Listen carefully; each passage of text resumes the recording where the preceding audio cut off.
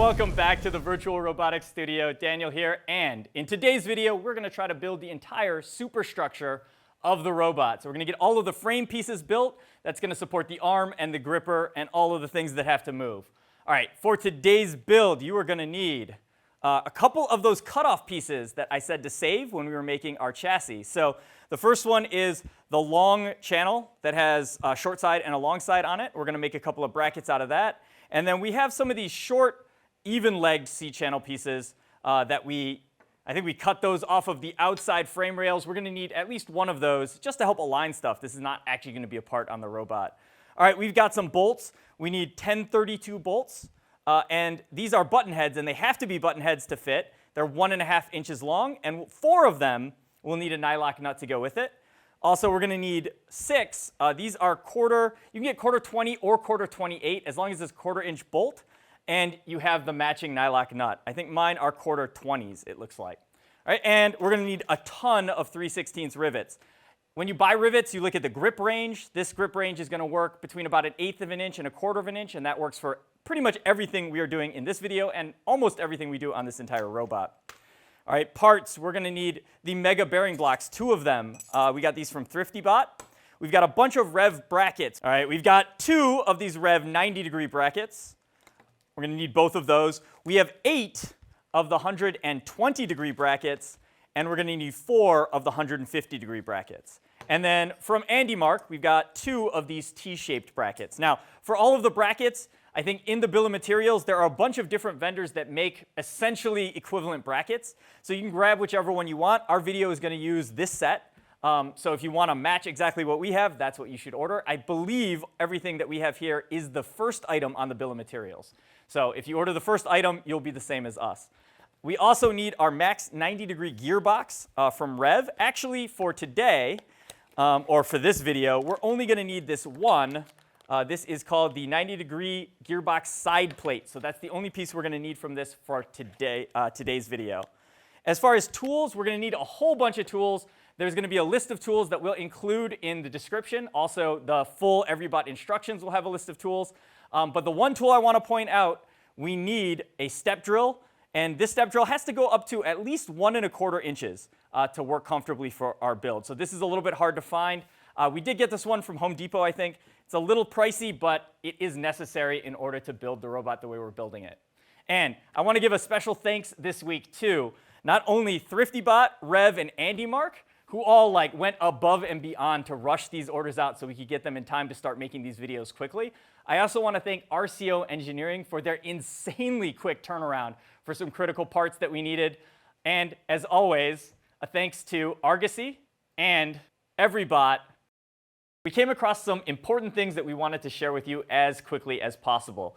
So the first thing is the EveryBot bill of materials has multiple vendors or multiple sources for similar parts. So for example, there are a couple different sprockets. We have one from AndyMark, but there's one from Rev. They're a little bit different in terms of how thick they are and where the hub is. I think the Rev has a hub on both sides. We also have a lot of these different brackets that we're going to be using, and there are several different bracket suppliers. So while it's really good that there are alternate suppliers so that if one goes out of stock, you can buy that. If you're in a rush to get something and somebody's closer to you, you can get it shipped out faster. For the video, of course, we're only going to be using one type of each part.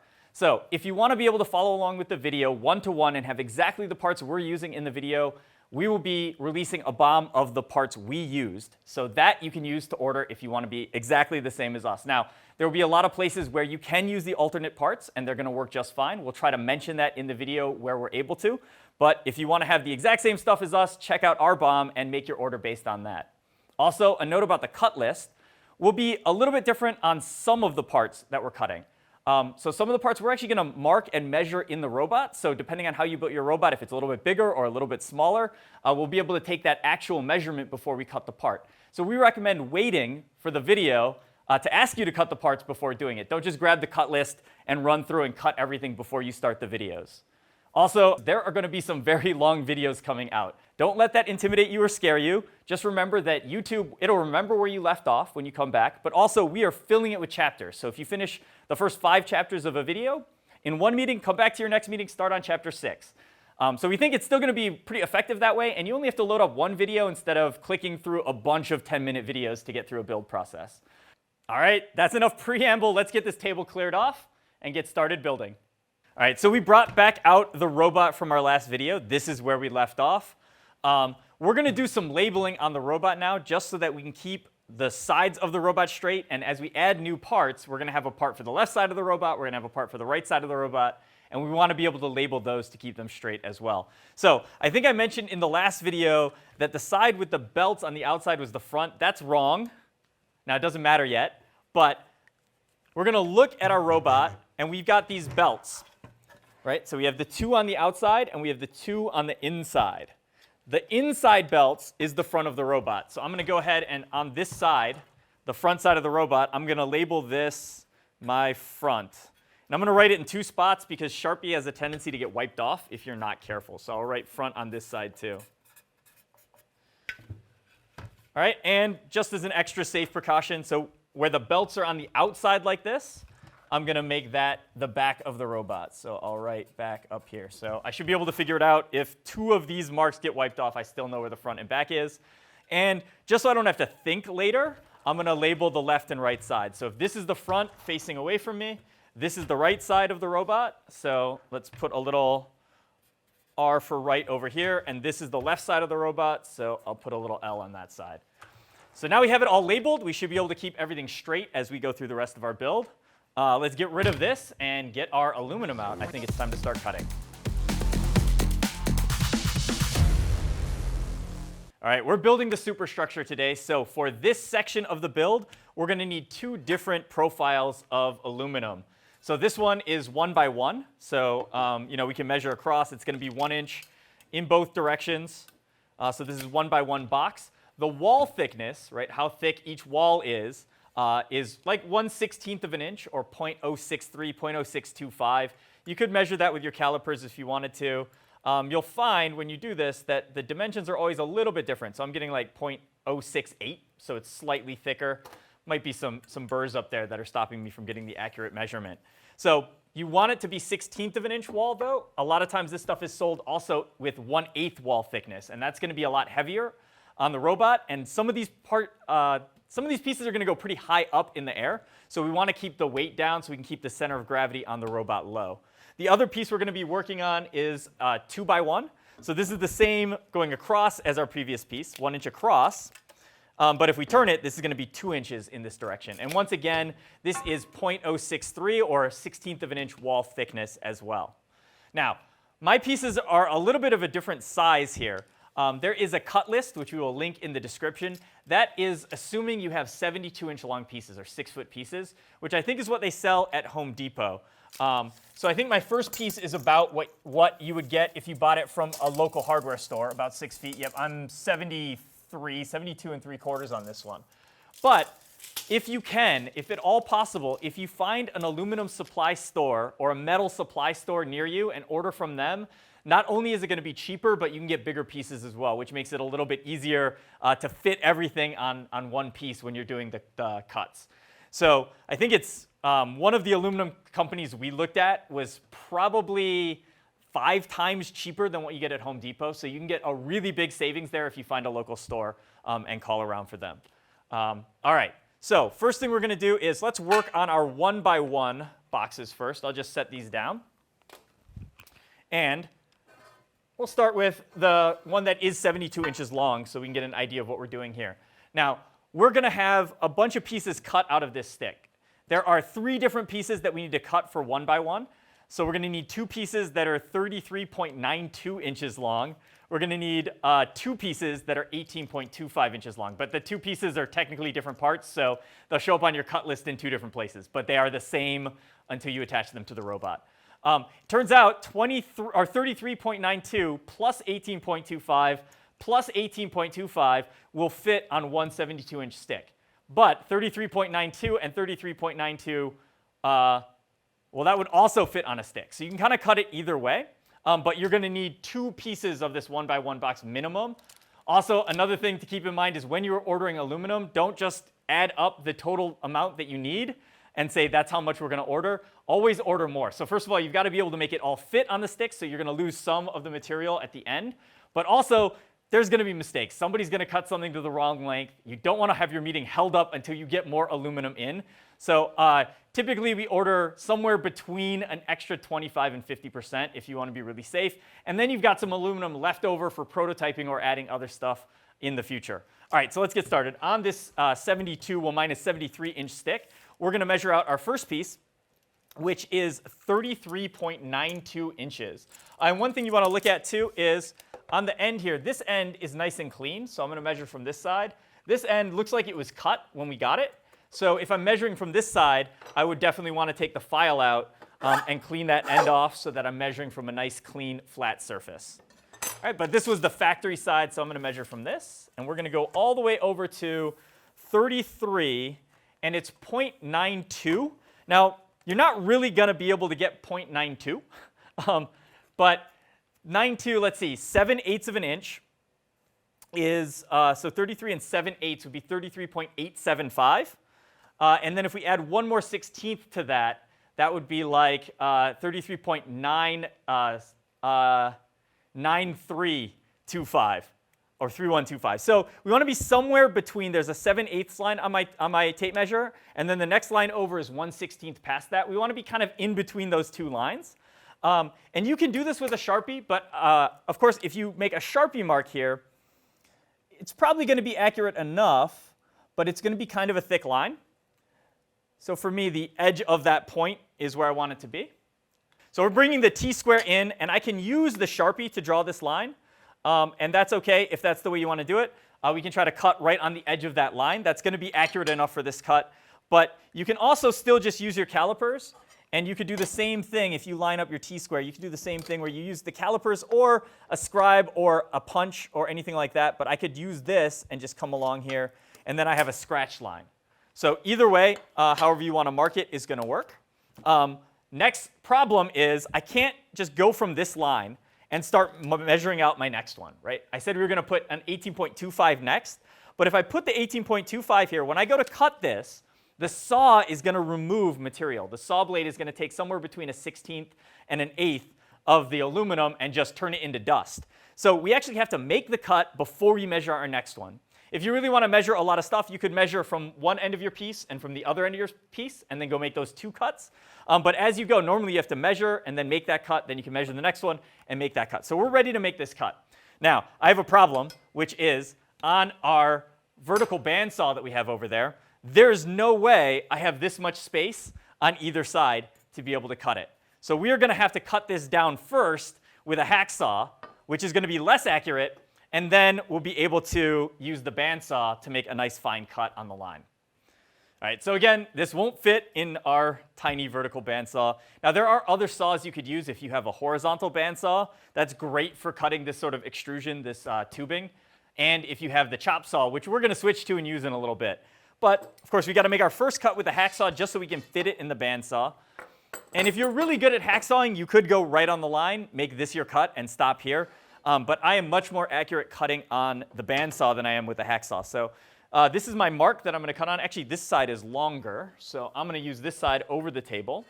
And I'm just going to bring it to the edge. I'm going to use a couple clamps to hold it in place. Even if you have some other people around, you could have other people help hold onto it, but the clamps really hold it better and make the hacksawing a little bit easier. So we got one clamp here. One thing to keep in mind, when you're clamping on this material, because the wall is pretty thin, it's only a 1/16 of an inch, if you really crank down on this clamp, you'll be able to dent the box. You'll be able to dent the aluminum.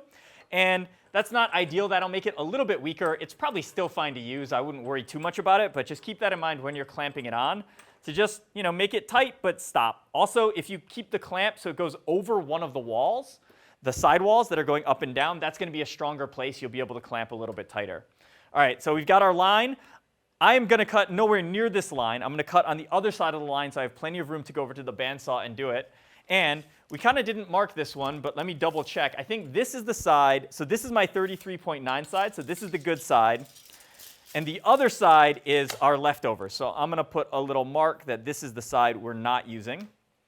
And let's get the safety glasses on. And here's the hacksaw. So really, just anywhere. You can leave yourself plenty of room next to the line. Obviously, you could cut it way over here if you wanted to. Well, no, it's got to be, you've got to cut at least so that it fits in the neck of the bandsaw. So I think mine is about 9 inches, so I could cut anywhere in this area. I'm going to cut pretty close to the line, though, because I don't want to waste aluminum, more aluminum than I have to. So I'm maybe going to be about 1 inch away. And with the hacksaw, what you want to do is if you kind of start it pulling back, depending on the direction you put the teeth in, you can sort of get a little groove started. And that groove is going to help keep the saw in place. And once you've done that a couple times, then we're going to look to go forward and backwards using as much of the saw as we can. That's going to be the fastest, easiest way to cut. And the other thing I'm doing is I'm kind of keeping it on this angle. So if I tried to cut perfectly flat like this, it's going to be harder for it not to move around. But also, we're going to be cutting a lot of metal at once. When I'm on an angle like this, I'm only cutting a little bit on this top wall and a little bit on the front wall. So it goes through a little bit easier.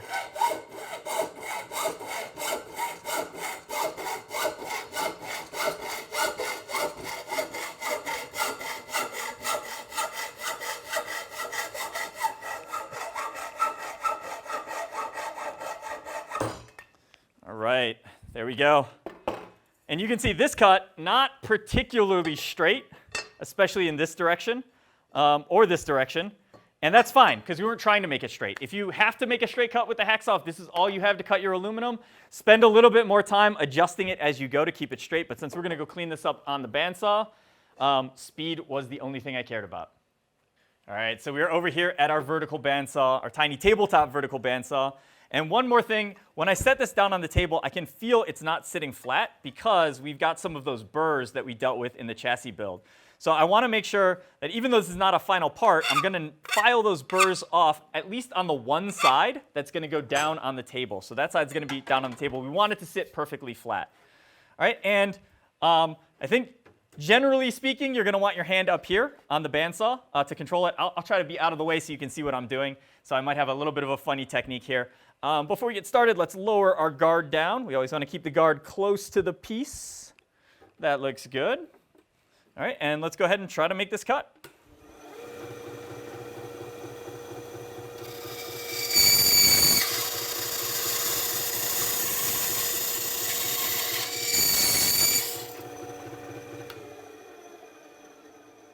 All right, and that one is much straighter than the previous cut that I did with the hacksaw. All right, so once you're done with your cut, we definitely want to file all the edges. Now it really matters. You want to get all the sides because those sharp edges, again, they're illegal to have on your robot. Somebody can cut themselves on them, and it's going to make it so that we can't assemble this as nicely as we want. So we're going to file all of the edges down so you don't feel any more burrs, and you can hit the top as well. If your cut is crooked and you do have a grinder or a sanding wheel, you could go over to that and try to clean it up a little bit. I think mine is actually flat enough that I'm not worried about that. If you don't have one of those and you need to clean it up, you can sit there with a file and try to do it. But it's also easy to make it crooked with the file, so sometimes you just leave well enough alone. So I don't have any burrs on there. Now I don't have any burrs on there, and that is looking good. One piece down. Okay, we're back over at our main work table, and here is the piece that we just cut and filed. So this piece is almost all ready to go. We have one more thing we have to do, and that is we're going to be cutting a lot of pieces and then going to assemble them. And I don't want to have to take out my tape measure and figure out which piece was this every time before I can grab the right piece or know that it's the right piece. So we're always going to label the parts with their part number. And on the cut list, you'll see each part has a name there. And we're going to kind of write most of that name on here. So the first thing is we're building the superstructure. That's the subsystem of the robot that we're working on today. And that is designated by O2. So O2 means superstructure on the cut list. So we'll do O2, and then I'm going to do a little dash. And this particular piece that we made, the 33.92-inch long piece, is called the support. So I'm going to write support on there. Now, once this dries, it'll be pretty good against being wiped off. But a lot of the oils and stuff in the shop can make this disappear. So be a little bit careful with that. If you see your Sharpie marks starting to wipe off, go ahead and relabel them. Another thing that can work is you can get little stickers. On my team, we used to use the little circular dot stickers, and we would write in pen on those. And the stickers wouldn't fall off as easily, and you couldn't wipe that writing off. So having some other labeling system can also work, but the Sharpie works if you're careful. So here's one support down. We actually need two supports, but on our piece that we have here on the cut list, it's saying that we can do our two 18.25 cross beams instead. We have our top cross beam and our mid cross beam. So once again, we'll take this piece out. This side is where I cut before, so I'm just going to kind of file that a little bit so it sits nice and flat for me. And remember, I cut this side with the hacksaw, so we know this side is a very uneven cut. That is not a straight cut. And we can even probably look at that if we compare it to the end of the square here. You can see that we got a whole lot of angle going on there. So I'm not going to measure from this side because I know this side is bad, but this side is pretty good. So I'm going to measure from this side for my next piece. And the next piece we said was 18.25 inches. We're making the top cross beam. Well, the top and the mid cross beam are the same size. So we're going to go over here to 18.25. Make our little mark. And then let's go ahead and line up our square on that mark. And we'll Sharpie. All right, and just double check. It's always good to double check before you go and cut it because you can only cut it once. And it looks like 18.25 is right on the middle of that line. All right. We're going to save some time for the rest of our cuts. It's also going to give us nice and straight cuts. Again, we're going back to the chop saw for this. Of course, if you only have hacksaws or your bandsaw, then those are what you would use. All right, so we'll line this one up here.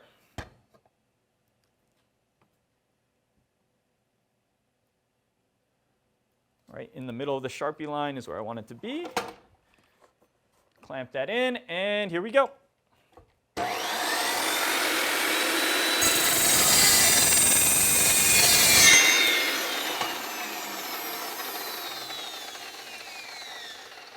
All right, and again, there will always be burrs, so when you get the part off, go ahead and clean it up a little bit with the file.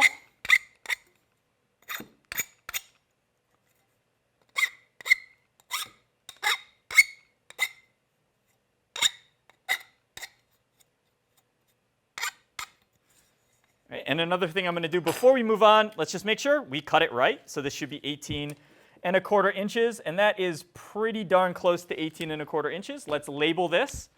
So once again, 02 because it is a superstructure part, dash. And then this one, this could be our top or our mid cross beam. They're the same, so I'm going to call this one the top cross beam.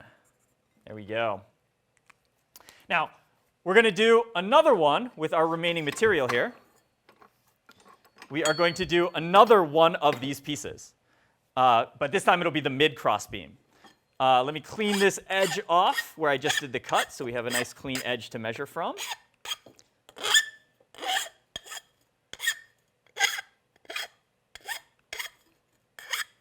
And we can, of course, do it just the way we did it before. Bring this out, measure it to 18 inches, and 18.25 inches, 18.25 inches. Do the T-square and move along from there. But actually, in this case, we want these two pieces to be the same length. And so what we can do is we can use the piece we already made to mark the piece that we're going to use. And you can do that in a few different ways. If you have a square or just another piece of metal, we can put that on the end here, right? And we can square both of these pieces up to that. And now they're together.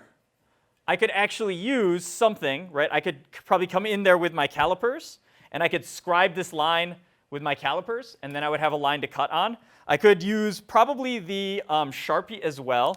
Just make sure it doesn't shift, right? If you think it might have moved, you can bring your T-square back in and just make sure it's nice and flat.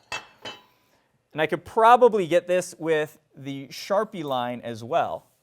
So now I know that that entire line should disappear, and we'll have two pieces that are exactly the same length.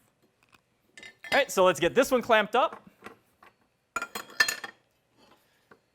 And you can also see why the suggestion was to do one support and the two crossbars here. After I make this cut, I'm going to have almost no material left on this piece, which means we got basically the full value from this 72-inch piece of aluminum.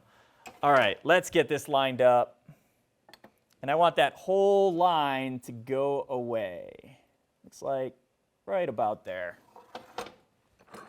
And just to be fair, try every step, right? We want to try to make it as accurate as possible. But the reality is this is a little bit longer and this one's a little bit shorter. It's still going to go together. The robot is still going to work. All right, let's make this cut.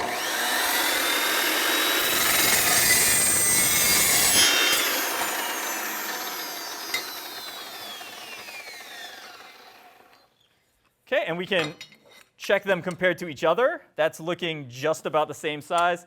We can check it with the tape measure as well. And that is 18 1/4, maybe just a hair under 1/4. So I might have gone just a little bit too short on this one. Let's hit it with the file. Again, it's totally going to be fine. If you're off by, certainly if you're off by like 1/2 inch or 3/8 of an inch, we might need to be very worried. But one of the things is the closer you can do, the more accurate you can do for all of the cuts and holes that we drill, the easier it's going to be when we go to put everything together. All right, so this one's ready to go. Let's label this one. So this one is still O2. We're still on our superstructure dash. And then this is the mid crossbeam.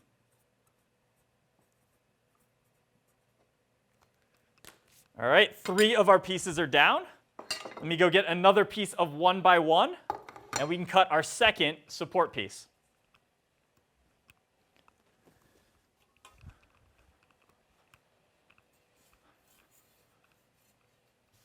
Okay, and this one, the same way as before. Remember, this piece was, I think it was 33.92 is what we were going for. Yep. So we can do this one the same way that we did these 2 pieces, because we want these 2 supports to be the same length. So what I can do is, if I line it up again on the end here,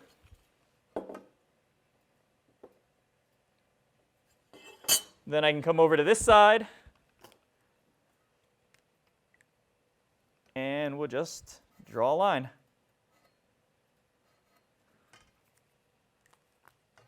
Okay, and I'm always a fan of double checking before we cut, so that line looks good. Yep. Okay, so let's get this clamped up. And we need to just leave a tiny bit of the line. Now, another thing you can do, if you do have a chop saw like this, what you can actually do is use the piece on top here. If you keep it flat on the back, you can actually slide this in or out until it's touching the saw blade. And usually you need to leave just a tiny bit of space after that, because the saw usually cuts a little bit wider. But you can see right now, I've got this lined up on the back, and it's right just about next to the saw blade, so I know I'm in a good spot. But you can sometimes do this to save time. But it never hurts to measure and mark everything out just so that you know for sure before you make the cut it's in the right spot. All right, let's go and cut this one.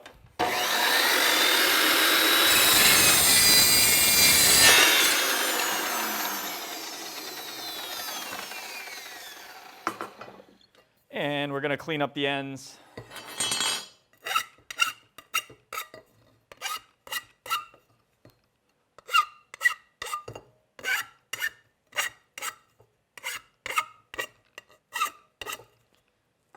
Feels good to me. We'll measure it against the other one. Those are, I can't tell. Those aren't the same length. I don't know. It's got me. We'll check it with the tape measure. And that looks just about perfect. So let's label this one. Now in this case, it's the same part number. We just need to use 2 of them. So I'm just going to label this one also O2-support. And that, I believe, is all of the 1 by 1 box pieces we need to cut. So let me get rid of these and bring in our 2 by 1 box. All right, we swapped it out. We now have a 2 by 1 piece of aluminum here that we're going to be able to make our cuts on. So again, on the cut list, this is in a separate section. So we have a 2 by 1 section on the cut list and a 1 by 1 section on the cut list. And again, it does tell you that, hey, there's an upright and a main beam, and you can fit both of those on one 72-inch piece of aluminum. And I think we do that twice, and then you'll need 1 more bit of aluminum for your last piece. Now, mine is 90 inches long, so I'm going to be able to fit that last little bit on my piece of aluminum here. So yours might be different, but again, depending on what you have, make sure you're measuring out and planning your cuts out so you don't waste any more material than you have to. All right, first piece we're doing is the upright. The upright is 24.31 inches long. And once again, remember, don't get your tape measure on an angle because that is going to throw your dimension off. So make sure you're going straight. And also with these tape measures, you want to pull, that end is always like, it always moves around a little bit. So with a tape measure, it's most accurate when you're measuring this way to have that actually be pulled out. So it's normal that that moves. And we're looking for 24.31. So 24¼ is 24.25. So we're talking about 6/100ths more than that, which is about a 32nd of an inch. So we're going to do just basically, I'm going to put my line just past the quarter line here. And let's transfer that all the way across so we have a good line to look at.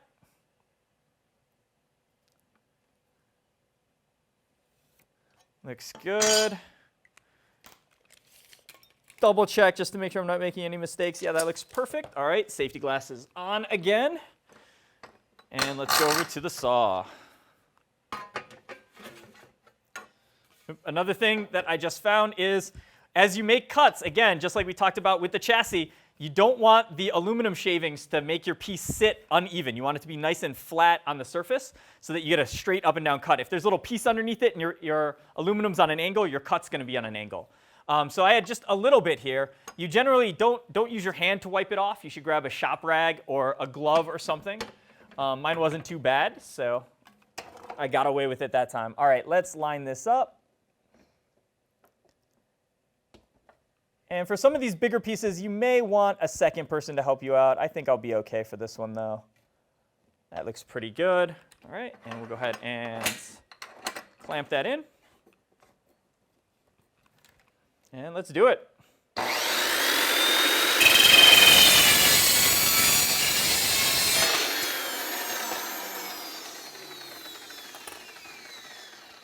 Right.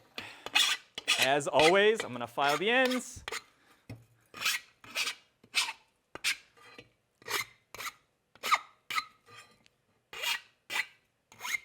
And just a general thing with your team, you could have one person that does the marking, the cutting, and the filing. You could have somebody that's doing the marking and the cutting and maybe pass it off to somebody else to do the filing. The one thing that I generally wouldn't advise is having one person mark the piece and a different person cut it, because they might not remember which side of the line you want to cut on. They might not know, which side of the piece we want to keep. And wow, that file sounded terrible. All right, but we're good. All right, let's label this piece. Oh, I got a little bit of a burr on the other side. Let's make sure the whole thing is cleaned up. All right, now let's label this one. So this one, it's still O2 because we're still working on our superstructure. So O2, and we called this one the upright. All right, that one's done. Then the other piece that we can fit on here is our main beam, and the main beam is the longest piece of the arm. So let's go ahead and measure that one out. The main beam is going to be 36.9 inches long. All right, so let's mark this. Okay, 36.9.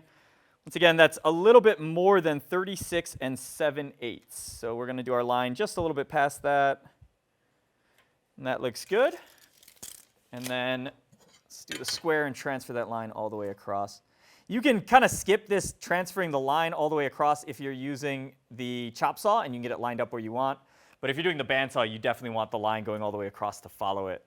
All right, and one more time, just to make sure we don't make a mistake, 36.9 looks good. All right, let's get this clamped up and we'll cut it.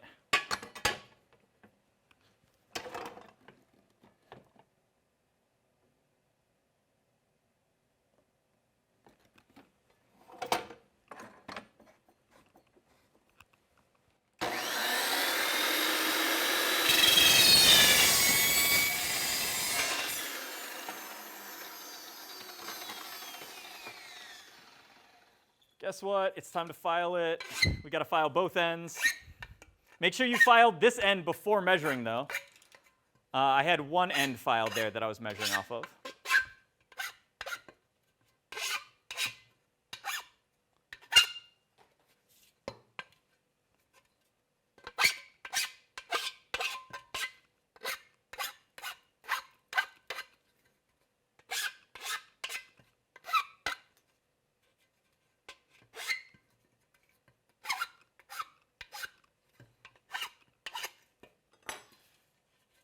Okay, and before I label this end, put it on our parts shelf, our metaphorical parts shelf. Let's make sure it's right. That looks good. And so this one is going to be labeled O2. And this one is our main beam. So we'll do main beam. All right. Then I've got just enough left on my piece again, because my piece was longer than 72 inches. I've got enough left on this piece here to be able to make that last cut for the bottom crossbeam, which we need one that is going to be 18.25 inches long. So let me clean this end up so I can measure from it. All right, and we're looking for 18 and a quarter, 18.25. And this is the same, all of the crossbeams. We did 1x1 crossbeams. They're also 18 and a quarter. Well, they're all going to go across the robot to help support the two sides of this superstructure assembly together. So they've got to all be the same size. So 18 and a quarter. And I could go and grab the 18 and a quarter piece that we did as our top and mid crossbar, and I could use those to mark this one as well, right? The same way that we transferred the line between the two crossbars. But I think I'm going to be close enough here that it is going to work out, so we'll just go ahead and make this cut. Oh, I got some more aluminum shavings down there, so let's get this cleaned off a little bit.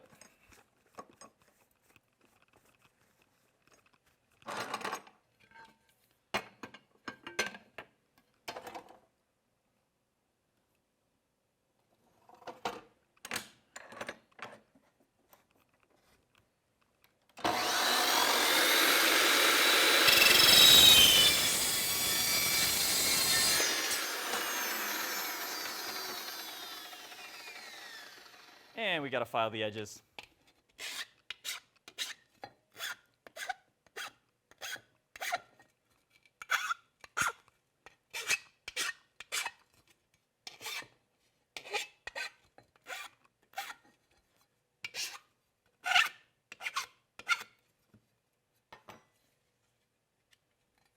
Oh, missed a spot. All right, let's label this one up. This is our bottom crossbeam. So still 02 or O2. And then this is our bottom crossbeam. All right. Now, on our cut list, right, we need 2 main beams and 2 uprights. I'm out of material from this piece of 2x1 stock, so I'm going to grab one more, and we'll make our last 2 cuts. And so once again, now we are going to have, let me get this end cleaned up. So we can use, again, the other pieces that we already made to help mark this piece so they end up the exact same length.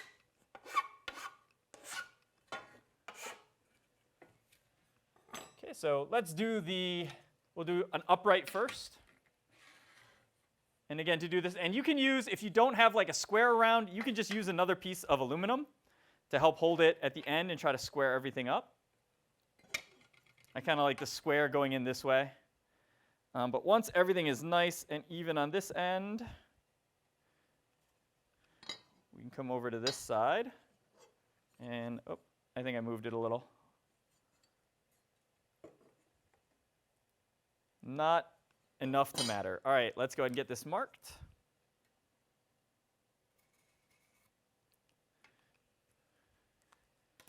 And I will double check the measurement. So the upright should be 24.31. Let's make sure our line is good. Yep, it's just past the 1/4 inch. So we should be just about perfect. It's probably not a bad idea to wipe off the surface before every cut, just to make sure there's no bits of aluminum or bits of metal that are hiding from you, making it uneven.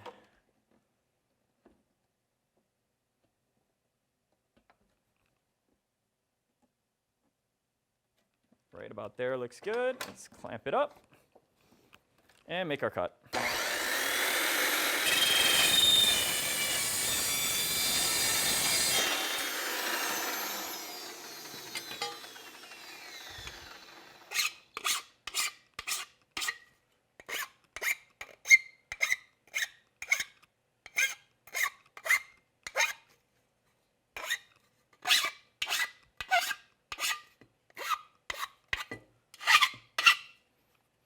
And if you see stuff kind of collecting on the inside like this, you can try to break that away with a file. If you have a small enough file, you can file on the inside as well. There is also this deburring tool that we're going to use a lot later for holes, but you can actually use that on the inside as well to try to cut away some of the burrs that are poking up there. All right, but that looks good. This side we already filed before we measured it. And this is another upright, right? So we're going to label this 02-upright. And put those together, and they are very, very close to the same length, so that's going to be perfect for us. All right, we've got one more to do. We have to do our second main beam, and then we are done cutting the 2x1 box. All right, so once again, I'm going to use this. Oh, we got to clean this end off, though. Got to clean this end so that we have a nice even end to measure off of.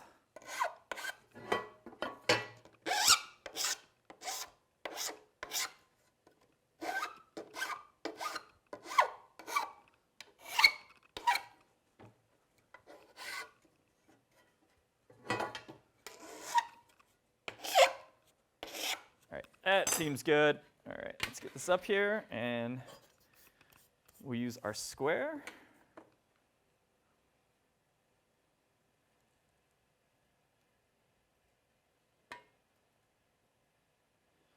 All right, that looks good. And we will mark it. And sometimes after I do that mark, I'll come back and just make sure nothing moved. They look good on that side.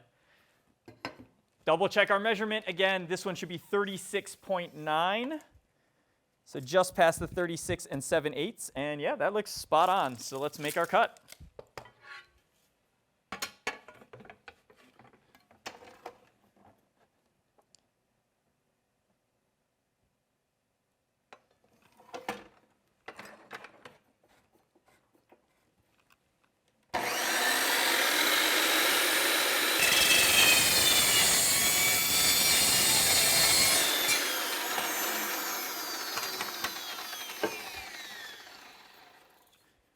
All right, let's file this one off.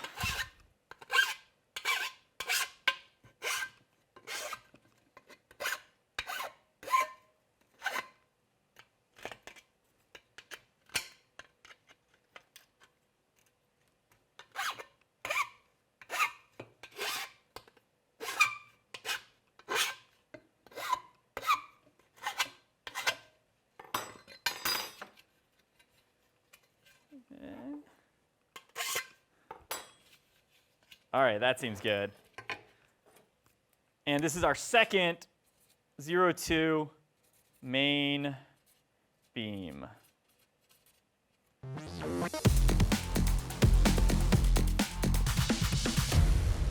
right, we brought the robot back, the robot chassis back. Our next step here, we're going to use these two uprights, and we are going to get holes in them that are going to allow us to attach them to the frame. But after we put the holes in them, we're actually going to take them out, build the whole superstructure, and then we'll drop it in. But since the holes will already be there for us, that step will be a lot easier. And it's going to be easier for us to put these in place and trace the holes without all of the other bits still hanging off of it.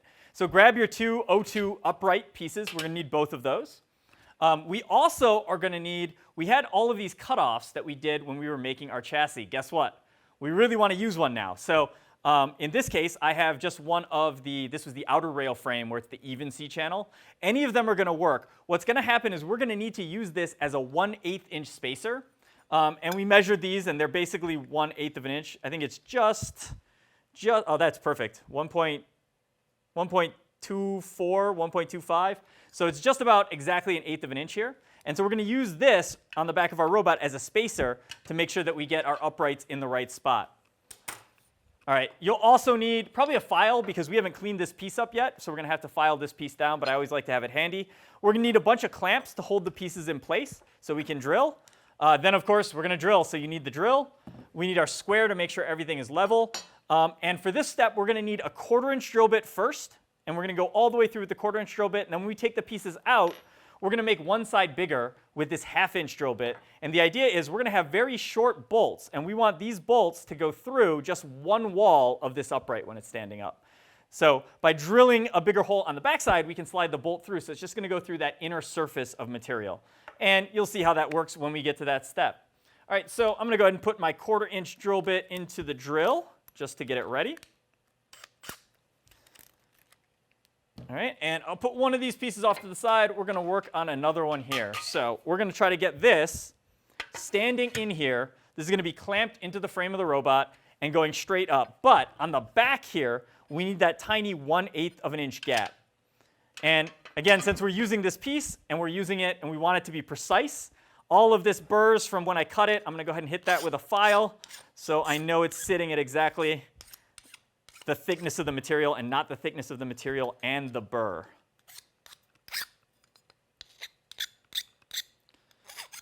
And once again, the burr is just that raised edge that happens when you cut or drill into something. All right, that looks pretty good. Okay, so this is going to sit down here. This is going to go against it. We need this piece to be going straight up in the air, so we're going to use our square. We're going to use our square here to make sure that it stays nice and square level. And this is basically it. This is where we want this clamped and attached so that we can drill. So I'm going to get some of the clamps started. I think if you have a really small clamp, I think you can come up under the bottom here and attach that. Also, really quick, before we go clamping, we need to know where we want to drill, because if you clamp over the hole that we want to drill into, you're not going to be able to drill the hole. So if we look at the side of the frame, and we have a diagram for this too, which I think will pop up. But if you go from the edge, this is the back of the robot that we're working on. So the back of the robot where the belts are on the outside that we labeled back. And if you go in from the edge here, from the back edge, you're going to see there's one big hole. And then after that, there are two smaller holes. These are actually 1/4-inch holes, and they are perfectly in a line straight up and down. And those are the two holes we are looking to drill through. All right, so once again, let's get this in place. I'm going to start this clamp, and I'm going to start it. I'm actually inside the box with this clamp, so I'm going from inside the box to the outside here. It's hard to get to the outside of the box because the wheel's in the way behind it. But this one is pretty good. I can make it pretty tight, and you can see I have room to drill that hole. Right, so that one's nice and tight. I'm flat on the back against this. Now, before we put the second clamp on, we want to make sure that we're square. And I think you can see just down here at the bottom, I can see some daylight poking through. And that means we need the top to go away from us a little bit. And really, I'm just going to tap it gently, and it should move a little bit for us. If it doesn't move, tap it a little harder. And if it really doesn't move, you can get a hammer. But because it's just the one clamp holding it, it should rotate pretty easily. And you can see now, I think we're just about there. Maybe a couple more taps here. That looks pretty much as good as I think we're going to get it. All right, so that's the position we want. So I'm going to take the second clamp now. This clamp is a little harder to attach. I think I'm going to try to attach it on this wall here and going around to the back of the box. It's going to be hard for me to do this screwing in because it's going to keep hitting the frame. But as long as I can get this one tightened a little bit, we're going to be in good shape. All right? So now this is in pretty securely. Before I drill, though, did it move when I put the second clamp on? Maybe a little bit. So I'm going to, again, just give it a couple taps. Oh. That was one too many taps. I'll tap it back in. All right, that looks pretty good to me. So now we are ready to drill. All right, so safety glasses, of course. And I've got the holes already marked. And because we have the hole in the frame to follow through, it's going to be easier for me to get started. It's going to kind of hold it in place. But as we're drilling through here, we do want to try to drill as straight as possible. If this hole ends up a little crooked, that's OK. It's still going to work fine, but you want to try to keep everything as straight as possible. And one of the tricks I like to do is, I can look at the drill and make sure it's straight. You can also look in the hole, and you can kind of see if you're wearing away, if you're drilling into the hole on the frame piece, it means you're on an angle. So tip it the other direction so it stops doing that. All right, so let's try to get our hole drilled here.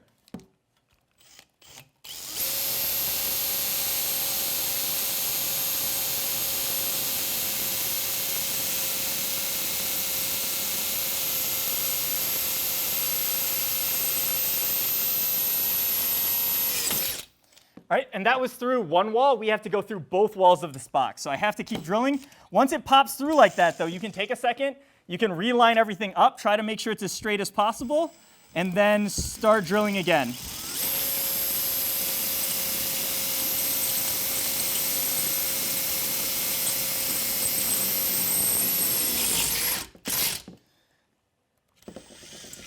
Okay, and if you drill straight, it's not going to hit the wheel on the way through. If you're worried about drilling straight, what you can do is take another piece of metal.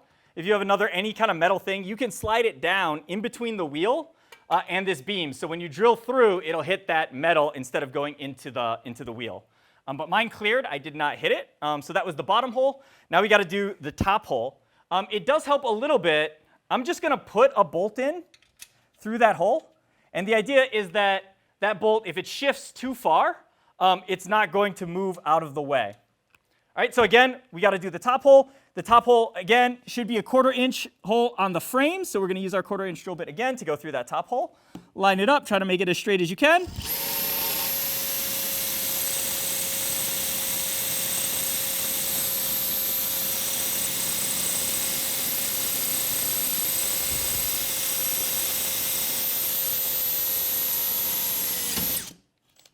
Okay, take a second, reline it up.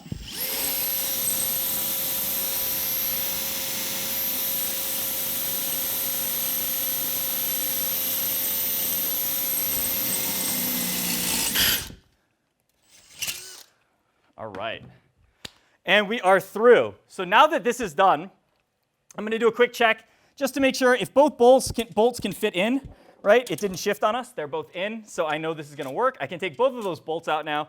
I just put the bottom one in just to try to prevent it from shifting and having the holes misalign. And now we're ready to take this piece out. That was actually all we're going to do. But before we take it out, I'm going to add another label. So as soon as I take this out and do the next step, this is officially the right side upright. And then we're going to have a left side upright. They are going to be different. So right now we have this on the right side. I'm going to add a little R on here so I know this is our right side one. Okay, once you've done that, go ahead and unclamp and unclamp.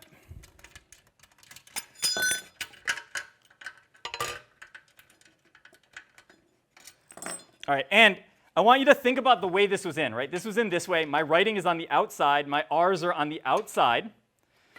We're going to take this piece out. We're going to flip it over. So now I'm on the other side, what would have been the inside of the robot. And we've got the two holes, and they're going to be the messier holes. So if you take it out and mix it up, the side you start drilling on is usually pretty clean. The other side is going to be a little bit gross, where the drill bit pops through. All right, these holes we need to open up to be a bigger size, because the idea is this bolt is going to come in through the outside frame, in through that hole, and we need the nut, our nylock nut, to be inside this channel. Actually, we're going to put the bolt in from the inside, because it's going to be hard to do it the other way. So the bolt we want to be able to drop in from the inside.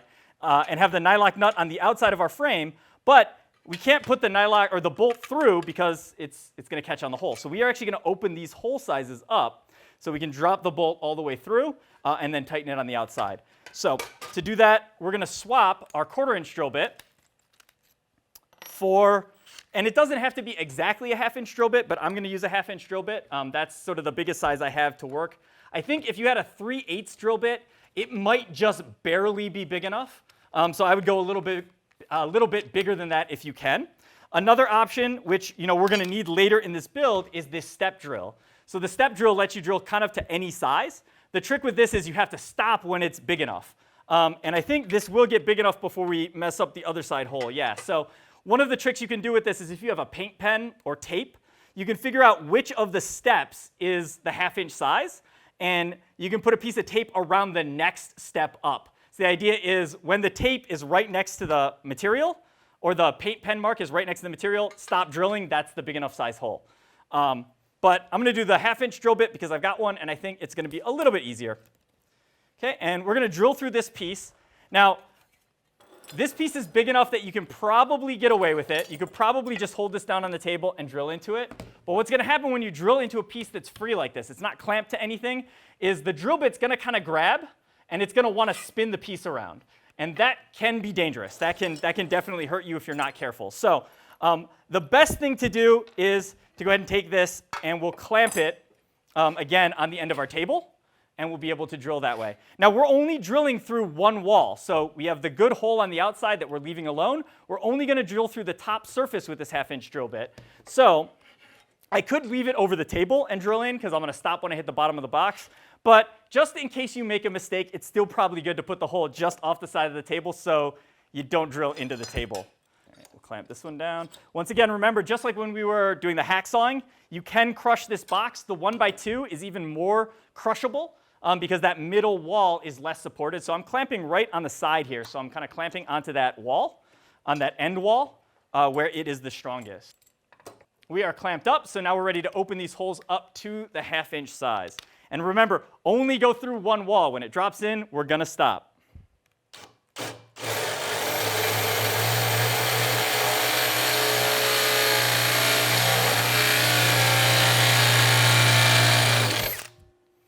Okay, and one more.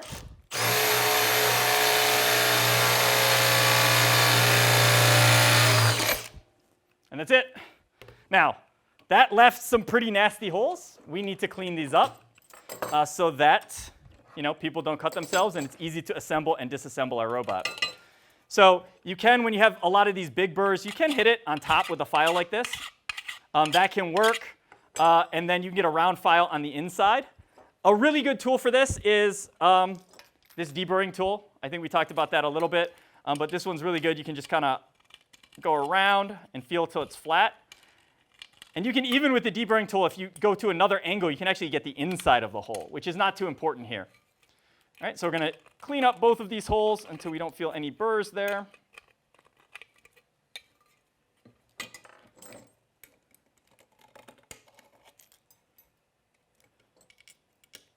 Got a little bit over here. There we go.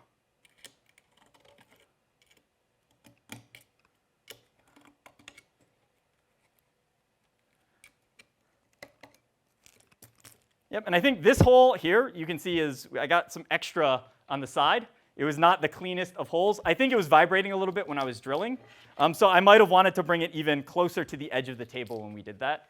Or clamp it down maybe a little bit tighter. And on this side, we have those holes too. These holes are actually going to be flat against the frame. So we really don't want any burrs on these holes. So I'm going to go ahead and hit that with the deburring tool too. Now, if you don't have a deburring tool, another way that you can clean these holes up is, well, there is a countersink bit that you can use to deburr them. You can, if you're very careful, you can actually use the step drill. But another thing that works really well is if you have a bigger size drill bit, like in this case, the 1/2-inch drill bit, I can just hold the drill bit in there and spin that around by hand. I'm not pushing down a lot. I'm just giving it kind of a gentle spin, and it does a nice job of knocking those edges off. If you do it that way, though, either wear gloves or make sure don't hold the flutes. So these edges here, the spiral pattern, those are the cutting edges, and they're called flutes. And obviously, if you hold onto those flutes, they will cut you. So if you're going to do that, make sure you're holding at the very top, or you put a piece of paper towel or something around it, or wear some gloves. But it is a really effective way. You can just gently kind of spin it in the holes, and it does a good job of knocking off the burrs when they're not too extreme. All right, so this is the first piece done.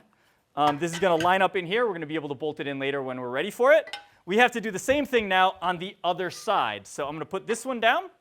I'm going to pick up my second one.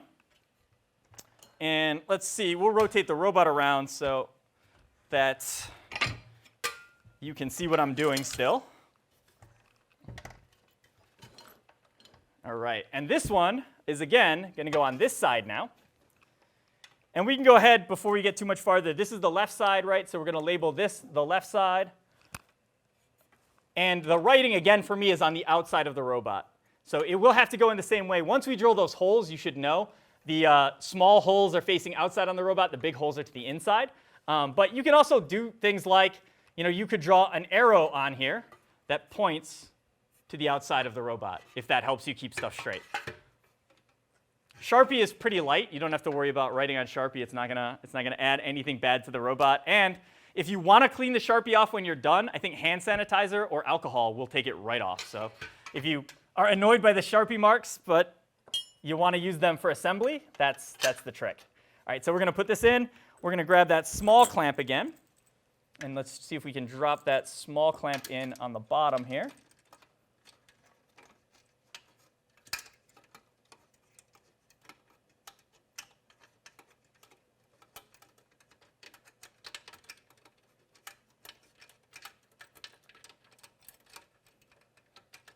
All right, and before I tighten this clamp all the way up, the question is, once again, which holes is it going to be? So if I come in from, this time it's the back of the robot, still the back of the robot, we're just looking at the other side. If we come in, we have the big hole, and then down here, there are the 2 holes straight in a line that are a little bit smaller, and those are our 1/4 inch holes that we are looking for. So I'm going to make sure this clamp is all the way over here, out of the way of that hole. I'm going to also be pushing back onto this bracket. Another thing about this bracket, by the way, is it is going to work fine if you let it sit all the way flat, but there is a little bit of a bend there, so it's a curved angle there. So if you want it to be a little bit more precise, you should have a small bit of space underneath it, so we're on just the wall, and that corner, the corners aren't hitting to potentially throw us off. If you did put it all the way down on the corner, it's going to throw you off, but it's not going to throw you off by enough that the robot's going to stop working or anything. All right, so we'll get that one clamped up. Then we're looking at our square. Are we square? I would say no, we are not square. That would be significantly not square. All right, that's so far not square that I'm going to loosen this clamp up first. All right, let's bring that back. That looks better. Lift that up a little bit. Okay.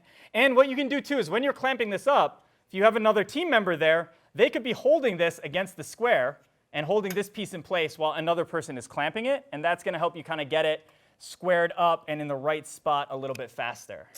And so we'll tighten that up. Let me come over here and check if there's any gaps. I would say that that is just fine. So now we're ready to attach our second clamp, right, which we are going to bring over this way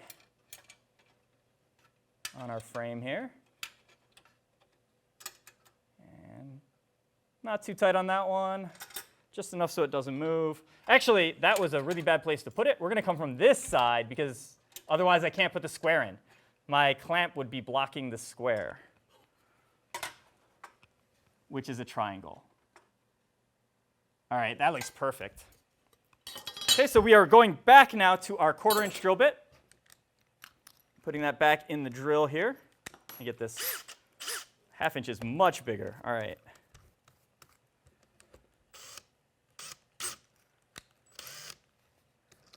Okay.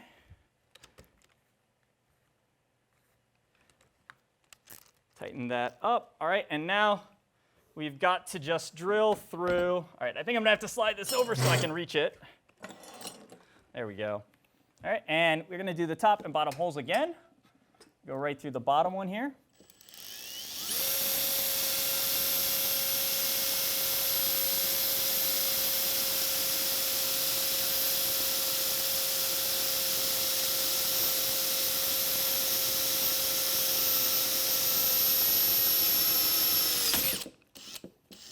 Okay, reset, make sure I'm as straight as I can be.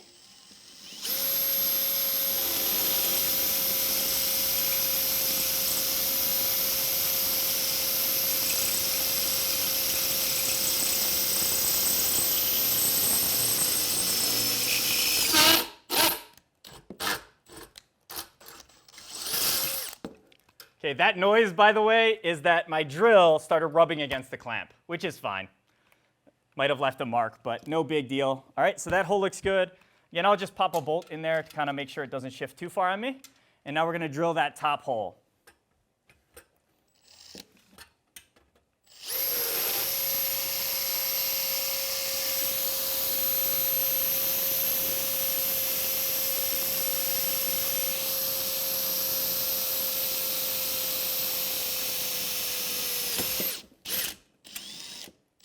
Through the first hole.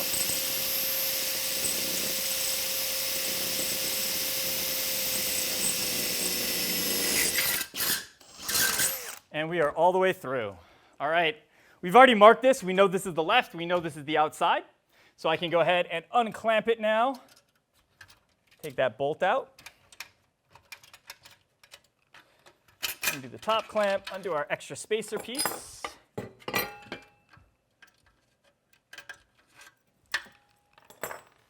We'll slide this over. And once again, we have our 2 inside holes, which we're going to leave alone. We'll clean those up. I can use the 1/2 inch drill bit again and just clean those up by spinning it. Or again, we can use the deburring tool to do the same. Those look good. Then the back side, we have to open these up again, right, to a 1/2 inch hole. So we're going to move back over here and get this piece clamped onto the table.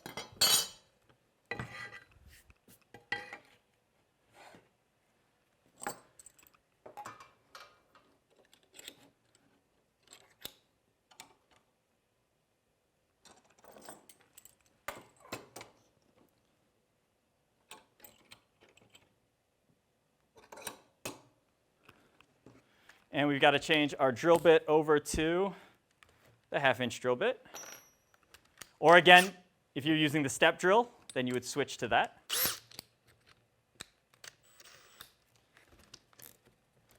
And let's just open up one side. We're only going through one wall here.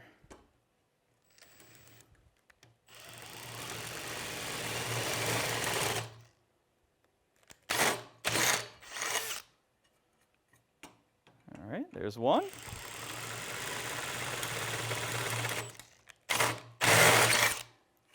And two. Okay, and then we're going to deburr these holes, clean them out.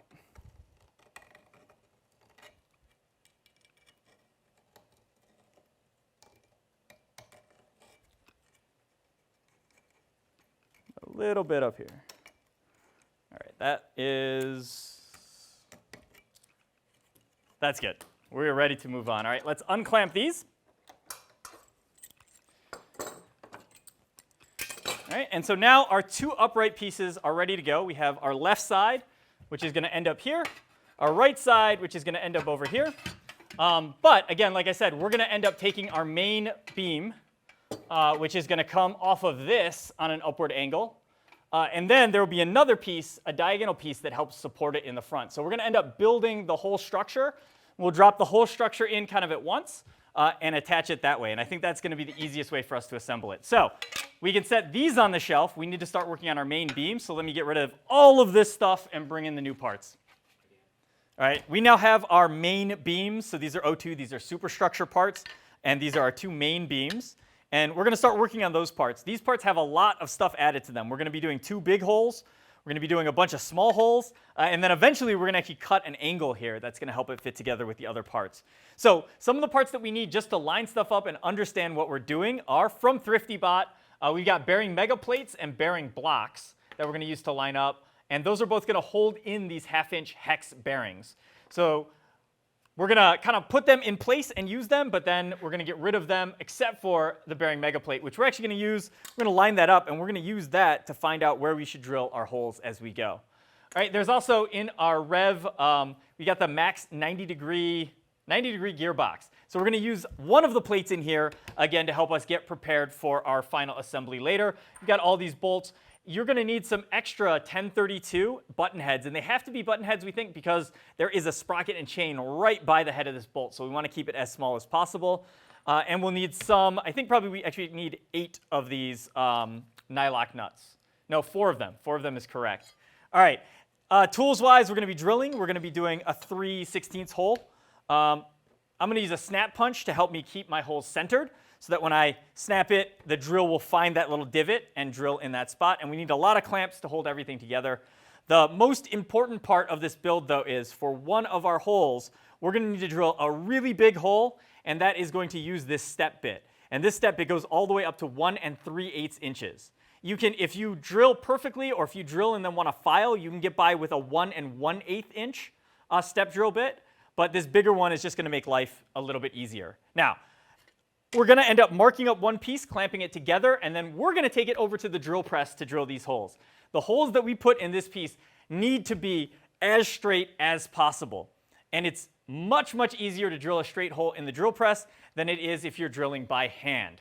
So I cannot recommend this enough. Find a drill press, borrow a drill press, visit somebody who has a drill press for this step. You're going to get much better results. Now, if you absolutely cannot use a drill press, here's the best way that we can think about doing it.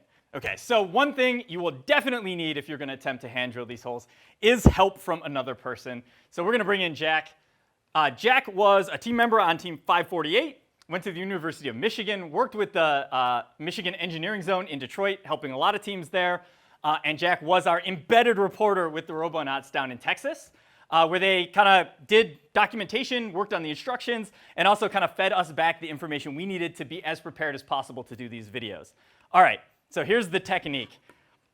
If I'm drilling this way, I can see if my drill is tipped in or out, but I can't see really well if it's tipped in this direction. So Jack can actually grab onto the drill, and while we're drilling, Jack can adjust that while I adjust this direction. And we just do our best to keep it straight. Another thing you can do is if you put your square nearby, it gives you sort of a point of reference to guide or to judge between the drill bit and what is vertical. Another thing that you can sometimes do is if you have a piece of box or a piece of angle, the idea is if you run the drill bit right along the corner of that, so it's going to follow that edge down, sometimes that can get you a straight hole. The problem is if the angle or the box is cut on a little bit of an angle, now your hole is on a little bit of an angle. So once again, if you have to do it this way, take your time, drill slowly, make it as straight as you possibly can, but we recommend the drill press, right? Oh yeah, you can't go wrong with the drill All right. press. All right, so we're good with Jack for now. Jack will be back with us later. We're going to need some more help when we have to assemble this whole thing to the robot. And if I ever forget how this robot goes together, well, that's our expert. All right, so let's go ahead and get these marked up. To mark them up, we're going to need a tape measure and calipers. And the idea is this. After we mark our top beam, our top main beam, we're going to clamp these two together perfectly. So they're flat on both ends and flat on the sides. Then we're going to drill our holes through everything. And then those holes we'll be able to open up to the right size afterwards. But by drilling through both of the pieces at once, we're going to ensure that when we take these two pieces and spread them out to the two sides of the robot, the holes are going to stay lined up. And that way, if we miss a hole a little bit on one piece, and we missed it a little bit the other way on the other piece, those two errors could add up to be bad. But by drilling them all together, it's going to be more accurate. Now, if you are hand drilling, the angle that you're drilling is probably a bigger error than the marking. So if you're going to hand drill these, I suggest marking both pieces the way that we're going to show you here and drilling them both separately. But if you have the drill press, doing them together is going to be easier and hopefully more accurate for us. All right, so the first thing we want to do is we're going to take one of our beams, doesn't matter which one, and we're going to make some marks on it. And when you do this, when you look at one of the drawings or you look at the model and you try to figure out how to build a part, we have to measure everything from one edge of the piece. And I'm going to say this is the edge that we're measuring from. This is our reference edge. This is also going to be the back of the piece that goes to the back of the robot that will attach to our uprights. So I'm going to put a little, I guess I'll put a little B here for the back of the piece. And then this side is the side that we have to measure everything from. I'll just kind of make a little mark there so we remember that. All right, and the way to think about it is if I need a hole that's like 5 inches in from this side, and I need a hole that's 5 inches in from this side, if my piece is exactly the right length, then it's fine to measure from the two ends. But the piece that we make is never going to be exactly the right length. So what matters most to us is the distance between these two holes, or the distance from this hole to the other upright piece. So everything gets measured from this side. Our hole-to-hole dimensions are going to be good, so the mechanism is going to work well. And if we have a little bit more or a little bit less material sticking out on the end here, it's going to be just fine. All right, so the first line we have to make is we're going to have two big holes. So eventually, this bearing block and this other bearing block, I think this one's a mega bearing block, are going to be attached on here.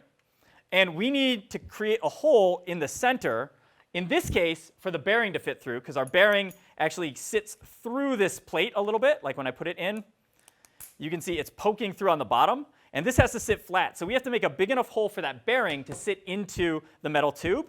And then on this side, we actually put the bearing in here, and it sits flat inside of here. So when this goes down on the tube, it's perfect. It's going to sit flat on the tube. But this axle, this half-inch hex shaft, has to be able to fit through here. So we need to drill a hole on this side that'll fit the half-inch hex shaft through, and we need to drill a hole on this side that will fit the back of the bearing through. And we want to make these holes bigger than exactly what we need. So if the hole's not perfectly aligned, that it's going to still be OK, right? And the pieces will still fit through with clearance. So our first mark, we're going to work on our first bearing hole from this edge. We can use calipers for this.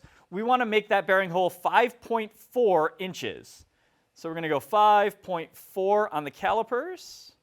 And once you get to 5.4, go ahead and lock it. All right, I'm 5.3995. I think that's going to be close enough. All right, once you have it locked, then what we can do is we just come down to the edge of the piece here, and we're just going to scribe that line. So you just gently drag it along the piece, riding along the edge. Let me do it this way. And that is, I think I caught a little bit of a burr there, but that's okay. That is the line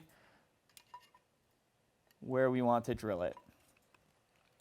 Okay, and again, if you have a hard time seeing that line, you can color that area in first with the Sharpie, so we know about where that's going to be. And then if I scribe it again, I will scratch away the Sharpie as well. So it'll be a little bit easier to see that line.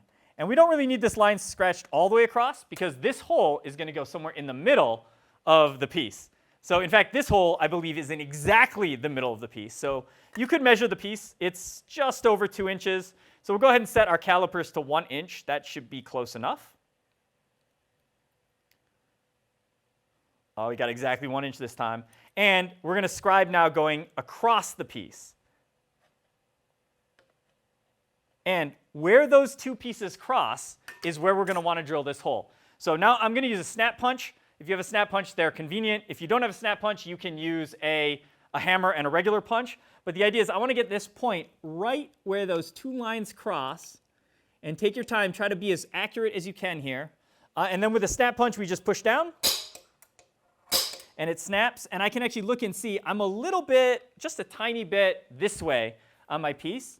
I can actually put the snap punch in on a little bit of an angle and snap it a couple times, and it walks back towards the middle. And that is just about perfect on that hole now. So we have our snap punch. That's where we're going to drill one of our holes.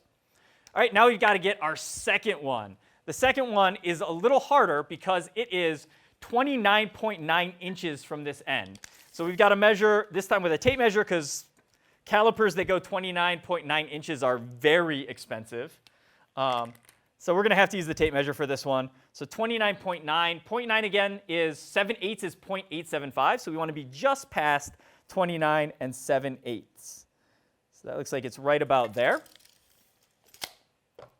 And I will go ahead and transfer that line just to make sure it covers the center.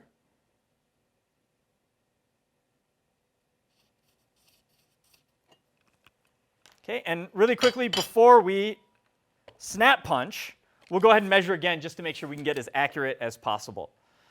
Now on this line, we're going to do another scribed hole for where we're going to drill on the side. But here's the difference on this one.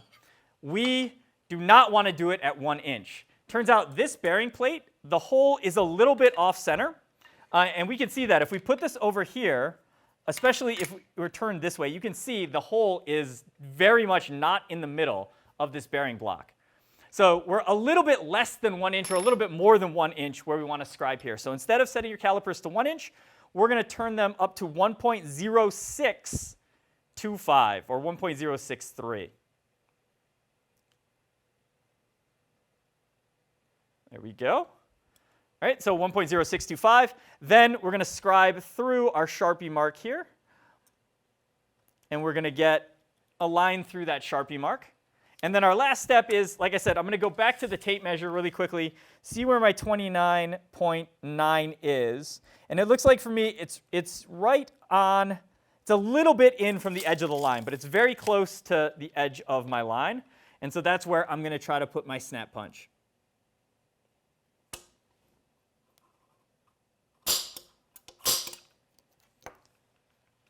Let's see how that looks. That looks pretty good. I like where that snap punch ended up. I'll do it. Whoop, that one skipped on me. Stay there. All right, I do it a couple more times just sometimes to make the divot a little bit deeper so the drill bit can sink in. All right, there are 2 of our holes marked. Now, we're also going to use this bearing plate in order to align the 4 holes that we're going to use to mount this plate on there. And so for this one, the easiest way that I can think of to do it is if I can scribe a line here that I line the edge of this up to, then we can clamp this on and we'll be able to use the holes to drill holes. So we can use this kind of as a template or a guide. But before I clamp that on, I want to get both of my pieces clamped together. So I'm going to take these two pieces, and I'm going to line up the edge. Now, if your pieces are slightly different lengths, the bottom of the pieces, this side right here, is the side we want to be nice and flat. Okay, because that's the base, that's where all of our measurements are coming from, so that's the side we care the most about. All right, and once we have this kind of lined up, there are a few things we want to do. So one thing we want to do is we want the pieces not to be able to rotate each other. So this seam, where the two pieces come together, I'm going to put a clamp across that seam to hold them in place. So let's see. And I want to do this gently because we just lined everything up.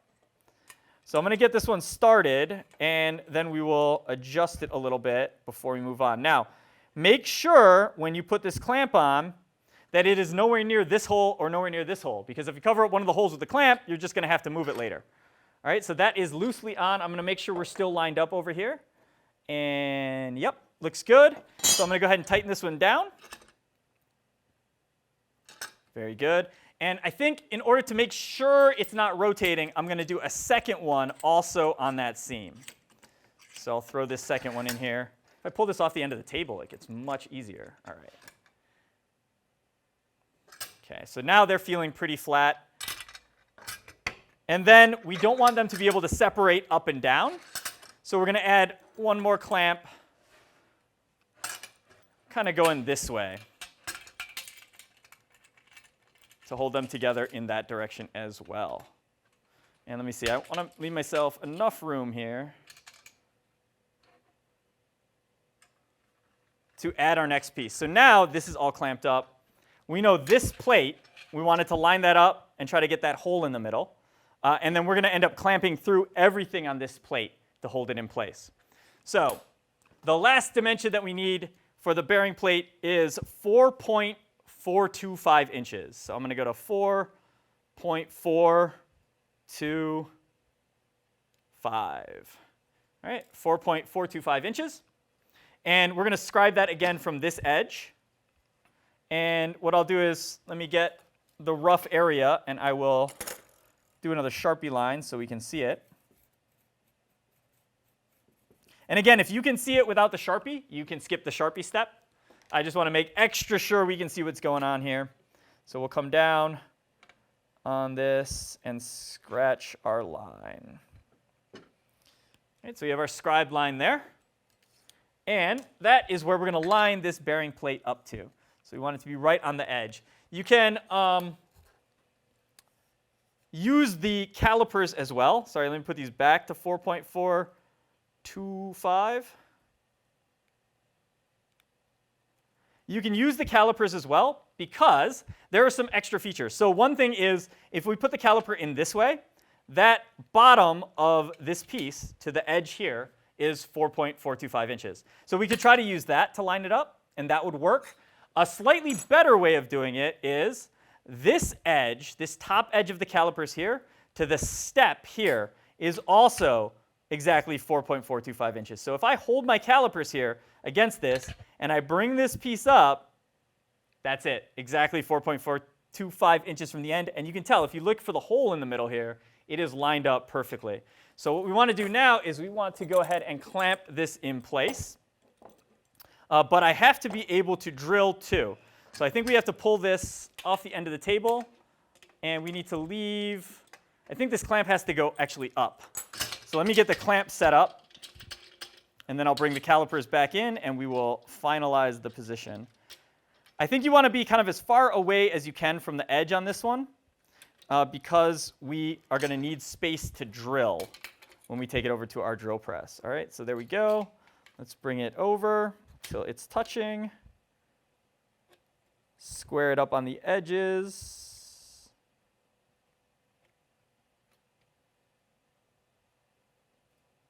All right, and this probably should have been something where I grabbed another set of hands, but I think we're good. All right, so that is good. We can measure it to make sure. Yep. So that one is set up. Now all of our holes are ready to go. We should probably actually get one more clamp and just make sure this stays flat on the side.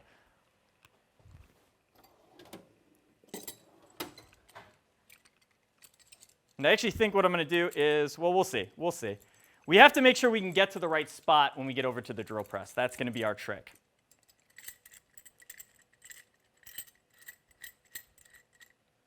All right, so I think what I'm going to do is I'm going to take this clamp because it's a little bit smaller, and I'm going to use that one there, and I'll replace it with this one to hold the two pieces together.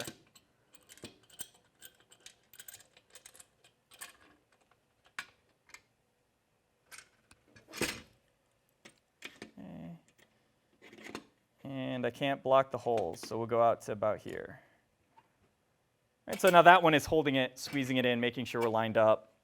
You can even, if you think it's not lined up, you can use the clamp to squeeze it flat first. That'll move it a little bit. And then you can move the clamp kind of out of the way where it's still holding it.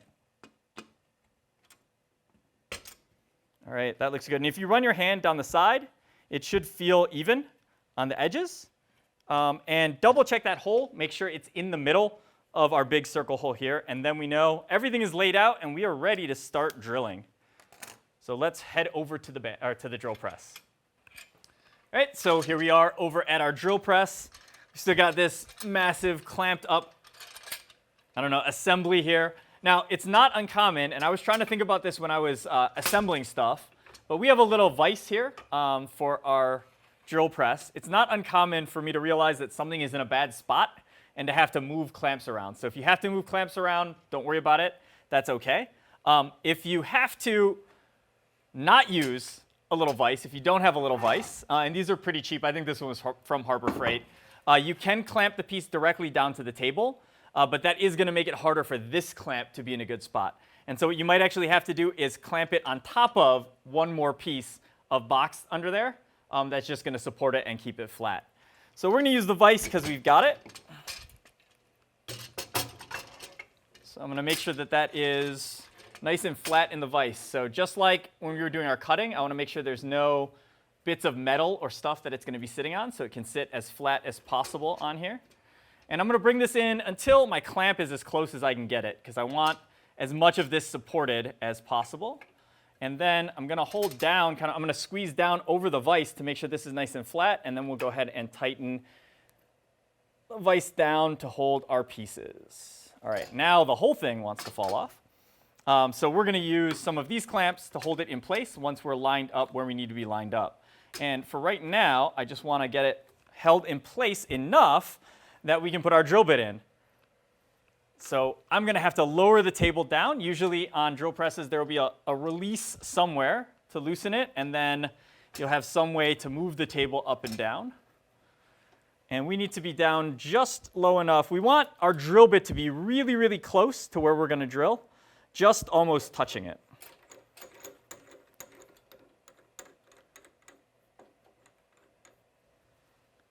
So let's see if we go around that clamp. Yeah, I'm just off the surface up in the air, so that's like a good spot for this to be. This one has a key, so make sure it's tight all the way if yours does. Don't want the drill bit falling out. Okay. There it is.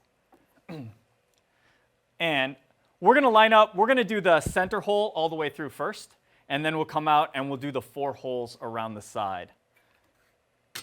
So for this center hole, what I'm just trying to do is I'm just trying to line, oh wait. Also, now that we're at a good height, I want to lock the table back in place so it doesn't move on us. That could cause some inaccuracies if it moved. All right, now the table's locked in. Now we just have to slide our vise until we are right over the hole that we want to be over. And this, with something heavy like this, you might, again, want another person who can come in and put the vices on for you once you get it in the right spot.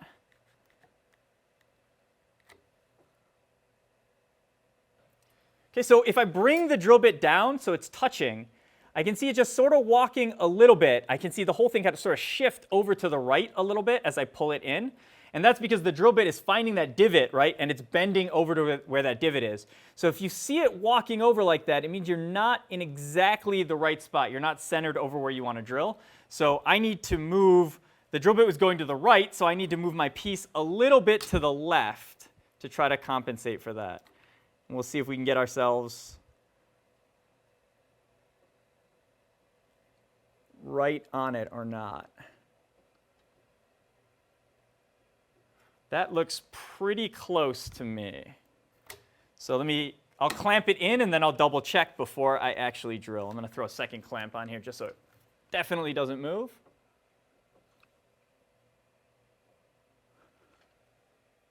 And sometimes you want to look from the side, because just like we were talking about before, I can see movement this direction, but when I'm in front, I can't see movement in that direction. So I'll peek from the side too. And that's looking pretty good. So I think we're ready to drill. All right, so pop it on, and we're going to go through everything. So we're going to go through both boxes all the way out the bottom end.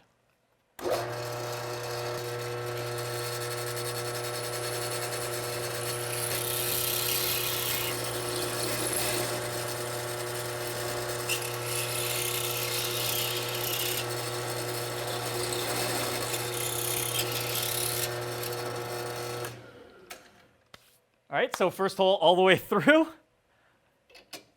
Let's go ahead and I'm going to pull this out if I can. I think I have to loosen this to sneak it out. There we go. Now I'm going to flip the whole thing over, and I'm going to try to pick up the hole on the other side.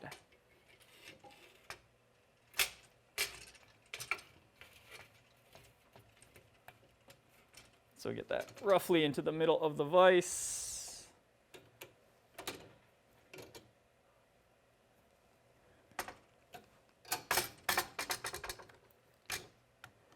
Now there's one more piece I want to add here. And that is, I'm going to take one more clamp. And I can see on this end, there's a bit of a gap coming up here. So I had the clamp over on the other side, and it was holding that side together. But this side is spreading a little bit. So before I drill, I'm just going to add one more clamp out here on this end to hold it together.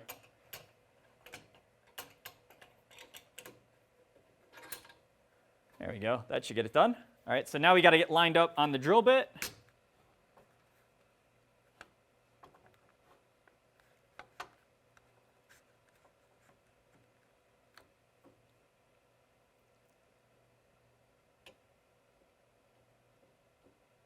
Ooh, I think that's it.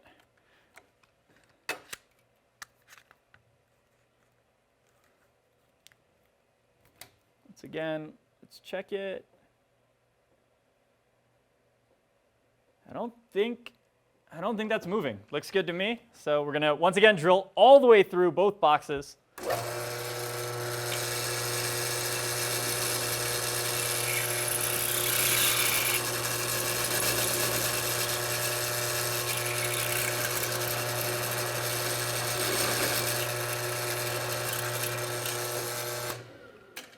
All right, second hole is good.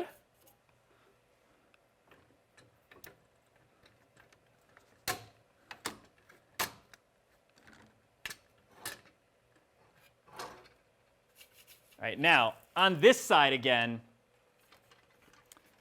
we're going to sort of do the 4 holes. So if you look at the middle big circle, right? We're going to do the 4 holes on the corners, not the 2 smaller holes on the sides. But you might notice that those 4 holes are 2 different sizes. We have 2 big holes and 2 small holes. So we're going to make all of those holes 3/16 of an inch. But we might have to get a different drill bit in here to line up for some of the holes. So let's get this in. Let's get it clamped into the vise again.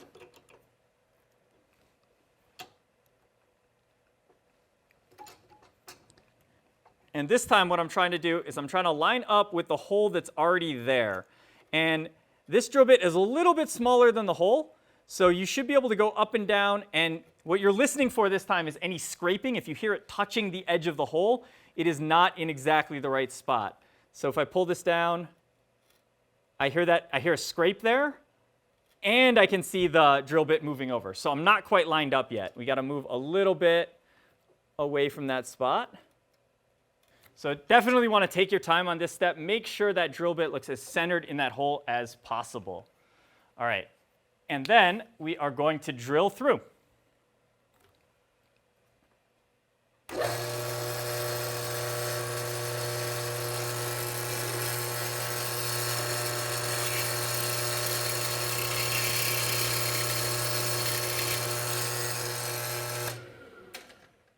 Timeout. So when I brought this down, it started hitting my clamp here.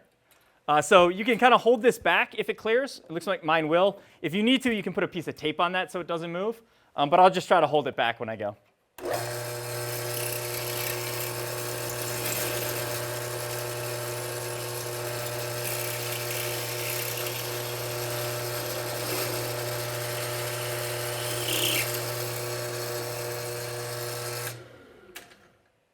All right, that one looks good.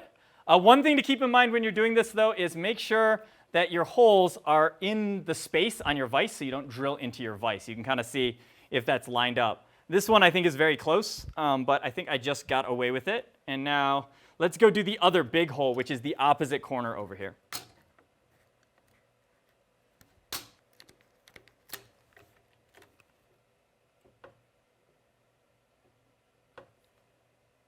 Yep, I think that'll work. Let's do the hole.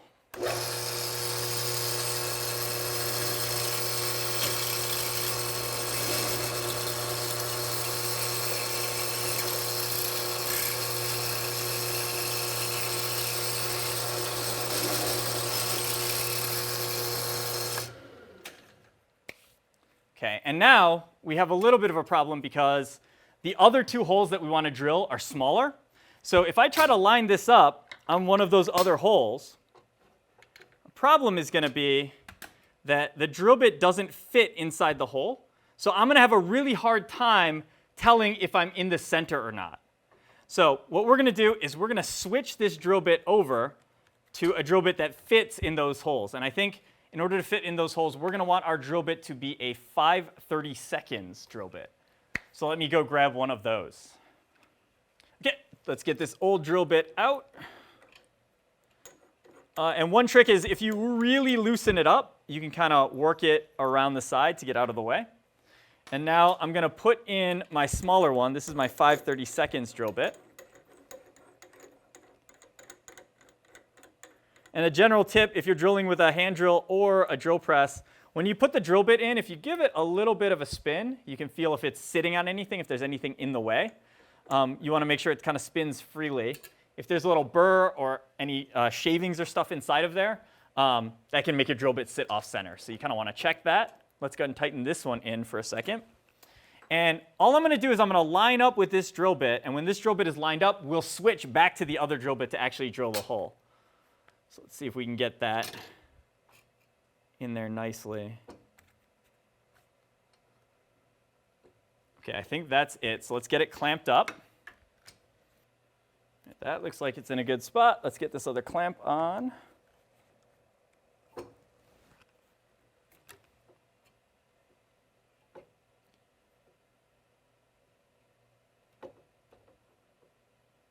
Okay, that looks good. And now we're lined up to drill the hole where we want to drill the hole, but we obviously have the wrong drill bit in. So we could drill this all the way through and then open them up later. But if we're careful and we don't move anything, I should be able to remove this drill bit. I got to spin it really wide so I can twist it around. Let's go back to our 3/16 drill bit. We need to be just up off the edge here.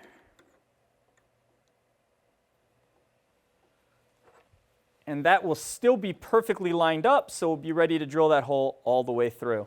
And we do need to drill the hole on this bracket bigger so that it is also 3/16 because the bolts that we're sending through are going to be number 10 bolts, and number 10 bolts need a 3/16 or a little bit bigger hole. All right, let's see. Double check, make sure it looks good. And here, yeah, I think that's still pretty good. Let's go for it.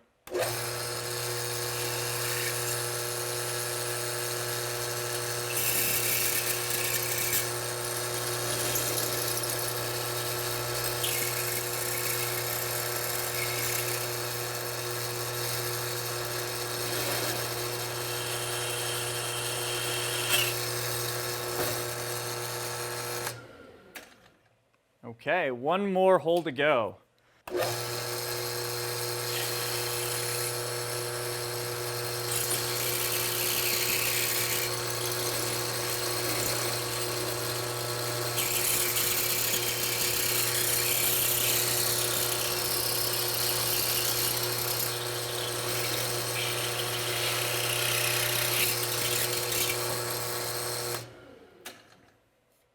All right, so now what we're going to do is we're going to disassemble this, but we have to make this hole bigger, and we have to make this hole bigger. But we're going to do that with one of the pieces of metal at a time. So I'll take some of these pieces off here. We can get rid of all of the clamps.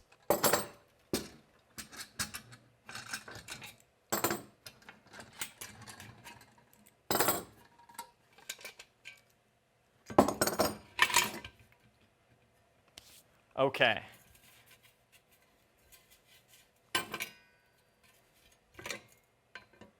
And I'm just checking. We can see that I've got all 5 holes all the way through on this side.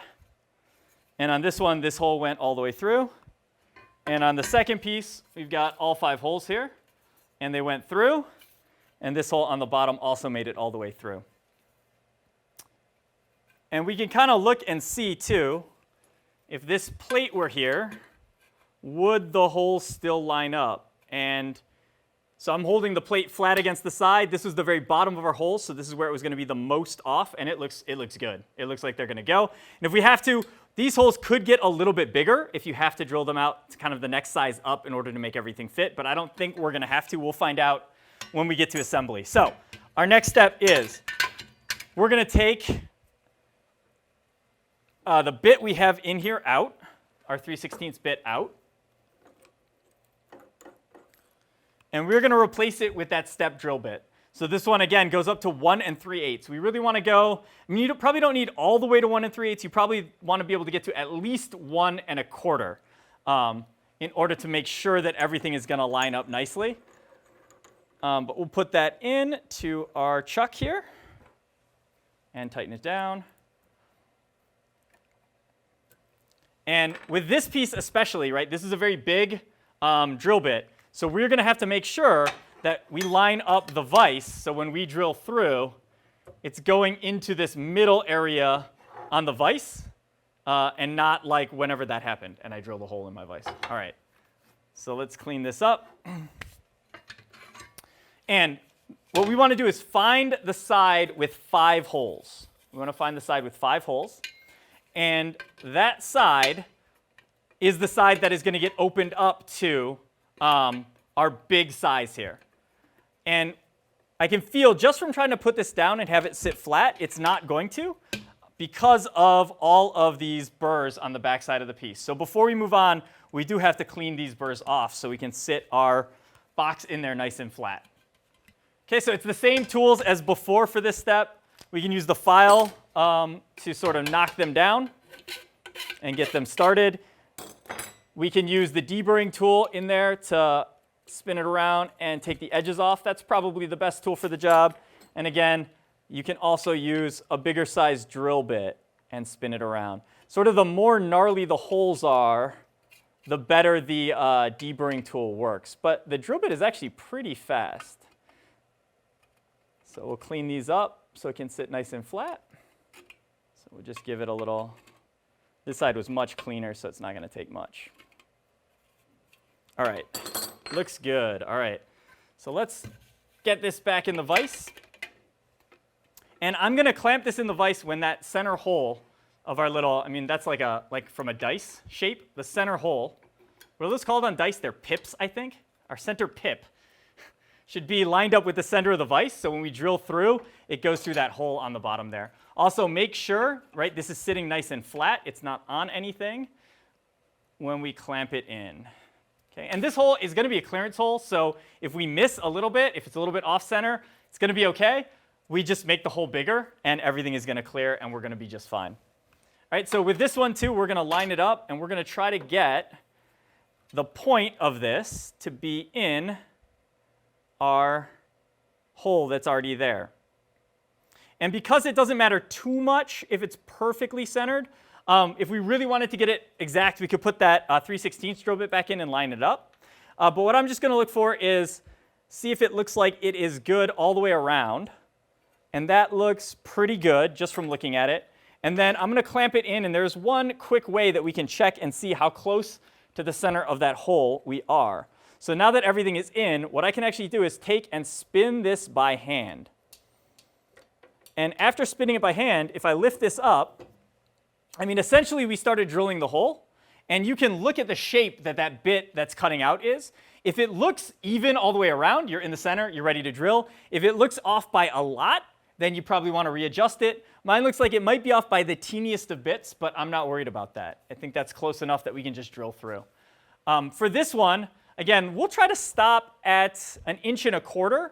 And on the step drill that I have, there are some white lines here. And so I know when there are 3 white lines in a row, that top white line right here, when that top white line goes into the material, that will be my 1.25 inch hole. So that's when I'll stop. I won't go all the way through. Unless we try to assemble it and it doesn't fit, in which case I would bring it back here and go to the next size up. All right, then for this step, this is a big drill bit. It's going to get up to a very big diameter. So if your drill has the ability to change speeds, you're going to want to slow it down a bit for this step. So mine has like this continuous belt thing, so I got to turn it on, and I'll adjust it down till it's much slower. I don't think my RPM readout is accurate on this, but I'm going to go down till it's around 500 because I think that's all the way. So essentially, make your drill press go basically as slowly as it can go would be the best speed for this. All right, let's do this. Oh, one more thing with this hole. It's going to be loud, it's going to make noise, and it's going to cut a lot better and a lot cleaner if we use some oil. So you can get some cutting oil. I have something that's Tap Magic, which we can use for this.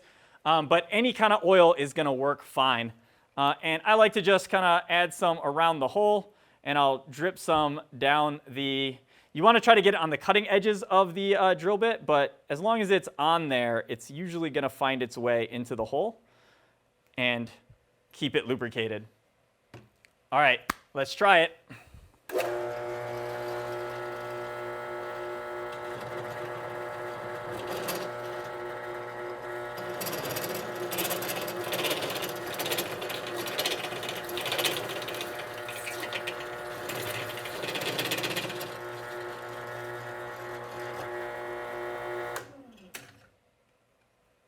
So we did not get quite low enough, and the reason is this is as far as my drill press will go down. So what I should have done before drilling this is raise the table to be nice and close.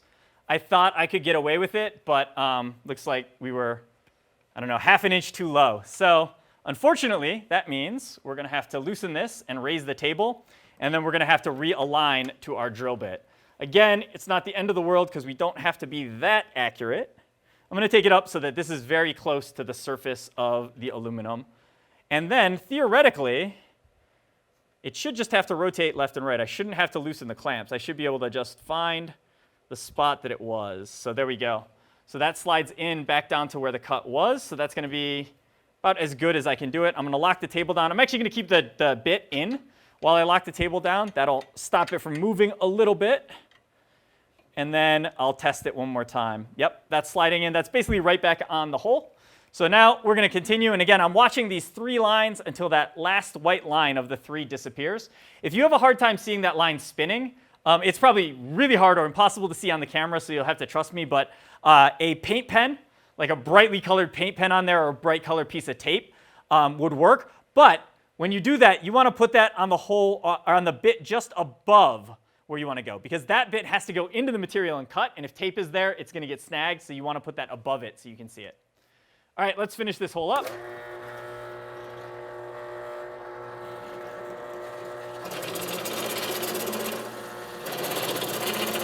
First white line, second white line, third white line. So that's where I'm going to stop. All right, so that was my 1 1/4, and you can double check me now so we see the white line. That should disappear into the hole and not the one above it. So, yep, we got our correct dimension on this side. Now, of course, since we don't want to plunge this all the way through, and I don't think I even can with my small drill press, we're going to have to flip the piece over and do the same thing from the other side. So let's clear this out. Now the good news for this one is I don't think I have to move the vise. It should line up because we put this hole in the center of our piece. But I think if I rotate it, so it was in this way, if I flip it over this way, I have a different edge on the fixed part of my vise. So it's slightly better for me to rotate it and flip it over. And now the same edge is on the vise, and that's going to help make sure it stays lined up. So let's slide that in. And I am checking for chips and stuff on there, so it's going to sit flat. And once again, this is going to be one of the holes on here, so we should be able to just kind of bring that in until we find the spot where it wants to be. And once we've done that, I can go ahead and tighten the vise down on it. Double check, that looks good. All right, let's get some oil.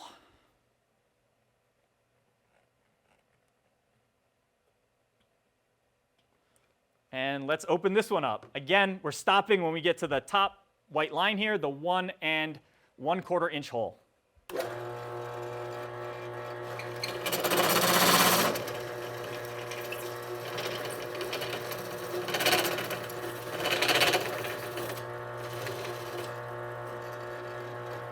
And I think that was it. We'll double check that I didn't go too far. Perfect. All right, so this side is done. Let's undo this. Pull it out. Can I tap some of the shavings out of the middle? And we can kind of check, again, just while we're here, before we go too much farther. Does that hole line up with all of the other holes? It does, and the important thing is it's just a little bit bigger. So if you line this up so that all of your bolt holes are lined up, if you see any of the aluminum box still peeking in to your center hole, that means the bearing is going to hit when you put the bearing in, so you're going to have to drill one more step. But mine is completely cleared, so I am good to go on this end. Now, let's do the same thing on the other side, or on our second piece.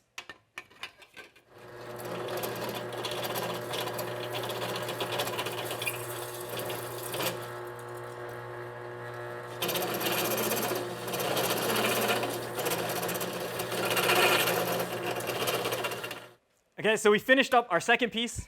They're now the same. We have inside of our 4 smaller holes, we now have one big hole going all the way through. I double checked my second one. It lines up just like the first one did, so we're good. Now we have the same thing to do on the other side. Couple of issues. Remember, this hole was in the center of the piece. This hole is not in exactly the center of the piece. And the other thing is, this hole needed to clear the back of the bearing. This hole only has to clear our hex shaft, which is 0.5 inches across. So this hole can be a lot smaller than what we did on this side. So first step, let's go ahead and get our new one in. Get it lined up on the hole. And you can see, just without changing stuff, that is not centered because, again, the hole was not in the center. So we're going to have to readjust our vise. This will be the last time we have to readjust our vise, though, so that's good. Get this down flat. We'll tighten it into the vise first, then we'll align this. Seems like a pretty good spot.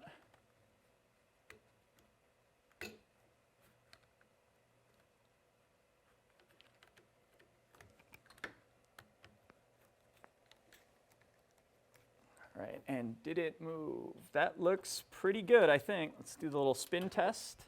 Oh yeah, that's good. We're there. Okay, so for this one, if the hole is in the right spot and it's centered, we just have to get above 1/2 inch.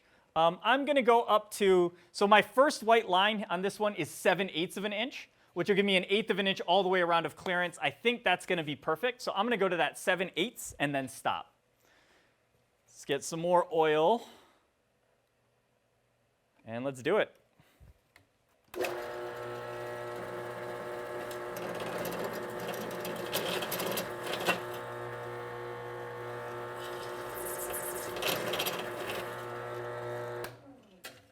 I am checking because it's kind of hard for me to see the white line. So I've got 3 more to go.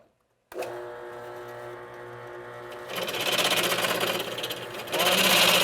2, and 3.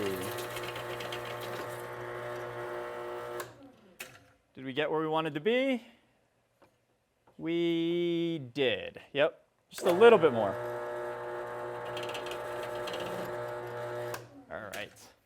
So that was 7/8. Again, if the hole just gets bigger, that's fine. We just have to make sure it's big enough to clear the hex, the half-inch hex axle or shaft that we're running across. But in this case, you can go too big. If you go bigger than the diameter of the bearing could potentially fall out. The diameter of the bearing, though, is 1.125. So it's 1 1/8 inches. So you got a lot of room. You can go all the way up to 1 inch and still probably be OK. But I think we're good on this side. Got to do the other side. So we'll unclamp it. And again, I'm going to do the helicopter and then flip it over so that this back wall is the same back wall against the back of the vise. And if you look at the vise, just to clarify on that a little bit more, the front jaw of the vise moves in and out, but the back jaw is fixed. So that's sort of like our reference point where we want to line everything up to. So now we just have to get this started. Looks good, and we'll tighten the vise. Add some oil. And go up to the 7/8 line again.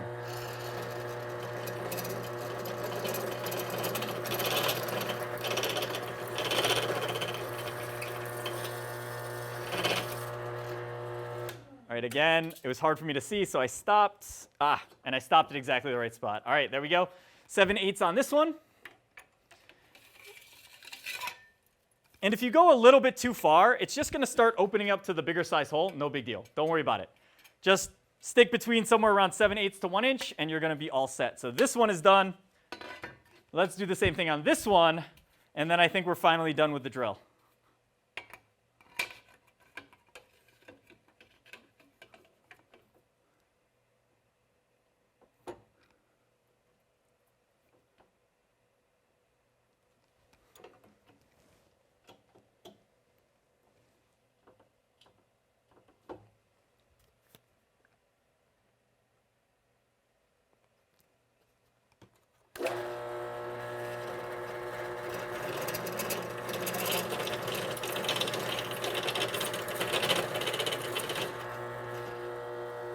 Was that it? Oh, one more.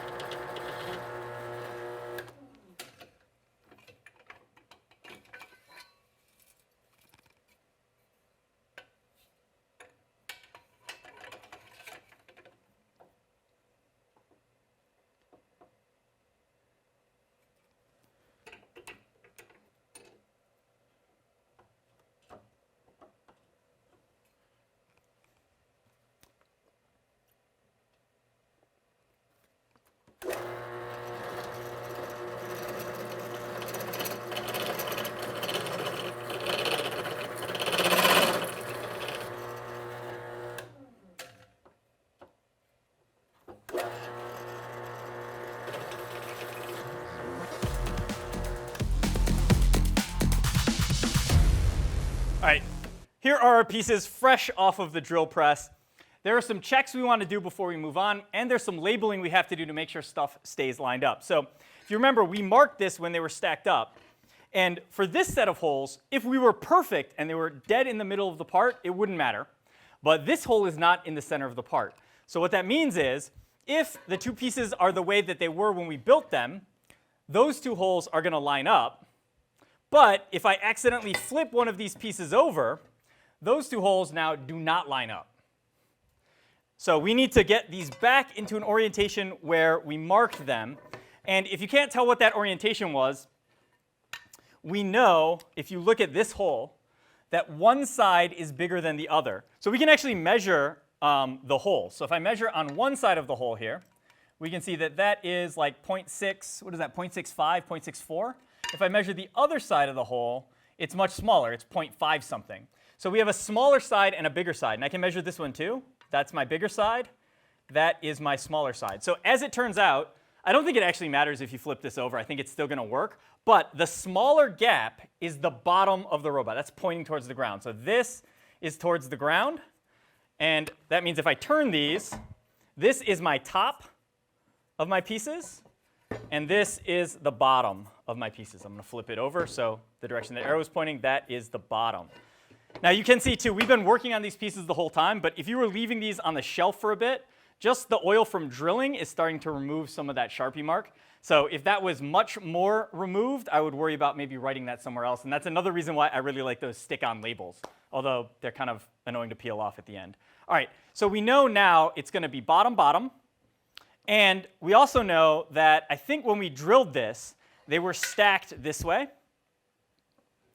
because I have all my markings on here, right? I have all the markings I did on here. So I know this was the way that they were stacked. So if we want the best possible way of keeping stuff lined up, I'm going to turn this so I'm looking at the tops. That means that this is the inside, and I'll do a couple arrows pointing towards the inside. And now we know when we go to assemble this on the frame of the robot, I'm just going to spread them out like this. The arrows are still pointing towards each other. My tops are tops, and the bottoms are bottoms. And yeah, that's going to keep our holes as lined up as possible. All right, now we have one more thing to do on this piece. This is probably I don't know, I think thus far this is the hardest piece that I've seen to manufacture on the whole robot, except a piece that we think you can buy from the vendors to save some time. So we have to cut a diagonal cut here. So we're going to start down here on the bottom of the robot corner, and we're going to cut up towards this top side. And we have to make this little cutoff so that when it comes in and mates to, not this piece, but our uprights, we're going to have a diagonal upward aim on our main beam. And I think it's supposed to be a 50-degree cut, but trying to measure 50 degrees from the right pivot point is not the best way to mark this out. Instead, what I know is we want to cut from this bottom corner up to a point that is 2.375 inches in from the side. So I'm going to set my caliper to 2.375, 2 1/8. 2.375, 378. No, 375. There it is. And if I scribe on the end here, let me go ahead and color it in so again it shows up a little bit better. We know our point is going to end up somewhere in this neighborhood. So we're going to go up to that edge. We're going to scribe this in. Okay, and that point, where that hits the edge of the piece, that is the point at which we are going to want to make our cut. Now, I need just any old straight edge, and I'm basically going to connect that line down to the bottom corner. And you can do that however you want. It's probably fine to do it with a Sharpie. Again, with a Sharpie, the line is kind of thick, so you just got to make sure you know whether you're dealing with the inside of your Sharpie line or the outside of your Sharpie line. You can also, if you kind of hold this lined up in the right spot, you could probably even use a razor blade, or you could use the snap punch that we were doing before, or you could use the edge of the calipers and try to scribe that line all the way down to the corner.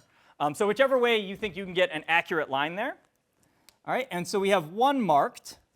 I'm going to go ahead and take my second one, and I'm going to do the same thing. Now remember, right, top, bottom. So this is the bottom here. This is the top here. We start on the bottom, and we go diagonally up to the top. And again, we'll get a little area colored in so we can see the scribe mark. It's going to be somewhere around here. And let's scribe that line in. Perfect. Okay, and then we are going to transfer that line all the way down to the bottom corner. I think for bandsawing, sometimes I prefer to have a scribed line instead of a Sharpie line. So that one looks pretty good. I can follow that one. Let me make sure my scribe line on this one looks good, and then, yeah, it looks good. All right. So these pieces are now marked up. We're going to check one more thing before we go cut them, and that is we have our bearing plates here. So if you drop your 1/2-inch hex bearing into, I think this is the mega bearing plate, you should be able to drop that on one of these holes, and you should be able to see all 4 of the holes lining up. And if you see a little bit of an error on one of the holes, we can always drill that hole out a little bit, but mine looks good on that one, and it looks good on this one. So I think that plate works. Let's check our other hole. For our other hole, we're going to take the bearing block. And this time, there's a small recessed area that the flange of the bearing will fit into. So I'm going to drop it in from that side. And when this works its way all the way in, it's going to be flat with the bearing block here. So then we can turn that over, set that down onto our box, our tube here.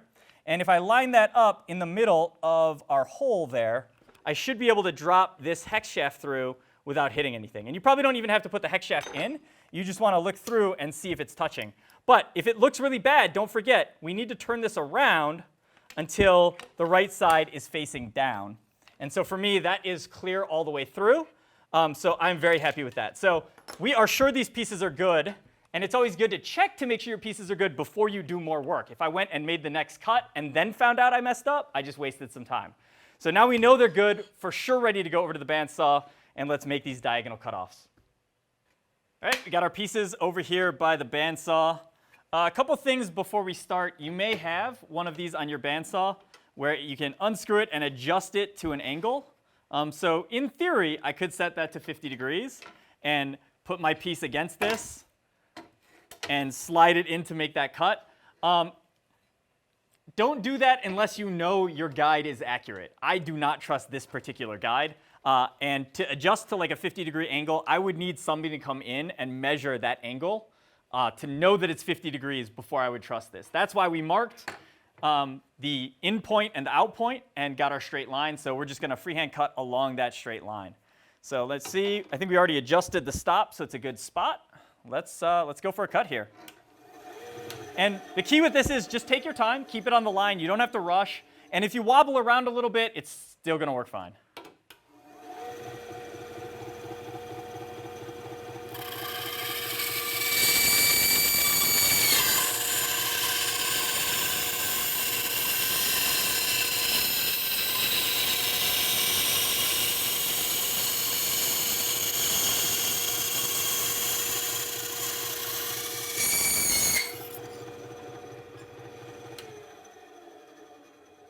All right, that's one. Let's get the other one ready.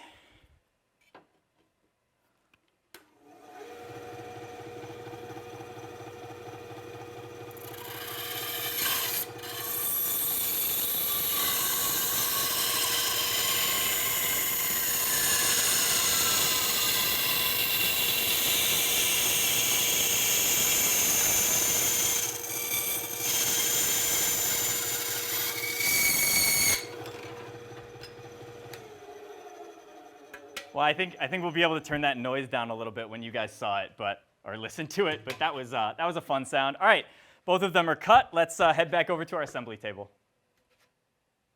All right, we're back with our cut pieces. Now, if your cut was really wobbly or you missed the line by a lot and you have a grinder or a disc sander, you can take it over to there and kind of work it into the line. Mine are pretty close, so I think I can just clean them up with a hand file. One thing to keep in mind with these pieces, when you make those diagonal cuts, this bottom edge here is very sharp, because we came right off that corner. So I'm actually going to file that bottom edge down just a little bit, kind of take some of the sting out of it, blunt it a little bit. And then we've got to take our burrs off the sides as usual.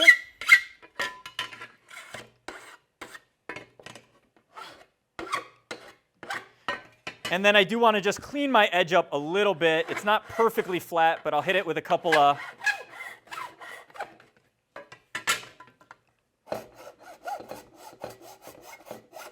And when this piece goes to attach to another piece, so when we come in here to attach this, look, if it's a little wavy and you see some gaps, that's okay, because we're going to have plates going on top of it to help hold it in place. So this one I think is good.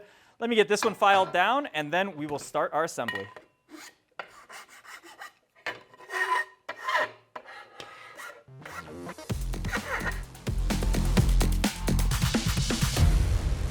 We have our piece, it's ready to go, it's filed, it's cleaned up. Now, in the robot, we have this upright, right, which is going to be sitting down in the robot, and then this piece is going to be coming up off of it like so. But in order to hold these together, we're going to have a bunch of brackets or gusset plates that are kind of in this area. Unfortunately, also in that area is our bearing plate. We have to make sure that our gussets don't hit our bearing plate, and if you can find your max 90-degree gearbox kit, we are looking for a side plate. So this is a max 90-degree gearbox side plate. This is going to be on the inside of this whole thing. And eventually, we will build our gearbox. So I think this faces this way. So this is eventually going to be on the inside like this. we'll build our whole gearbox onto here, but this is also an area that we cannot put a gusset plate. If we try to put a gusset plate where this gearbox plate goes, we're going to be in trouble. So we're going to actually assemble these together on here. Then we'll know where is safe and where is not safe when we go to attach these two pieces together, and that should hopefully save us some trouble. So the steps are as follows. We're going to take our bearing plate, this is the mega bearing plate, I believe, and drop a hex bearing, so half-inch hex bearing, into the hole. All right, and then that is going to drop down into our big hole here. The kind of pointed side of this plate should be pointing towards the point on our main beam piece here. Okay, and then when you've got that, we can try to drop these bolts through all 4 of the holes.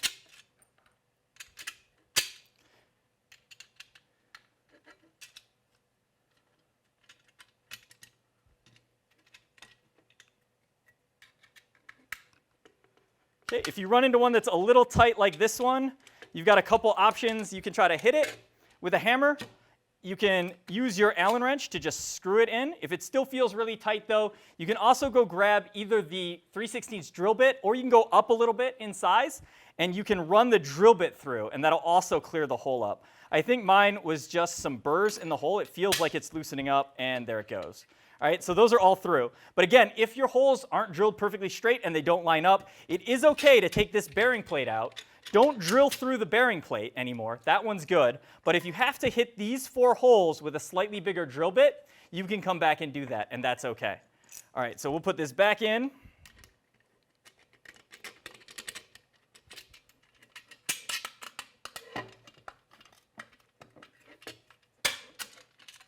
There we go. All right, now, on the other side of this, we're going to turn this plate so that our T's, our top, is up.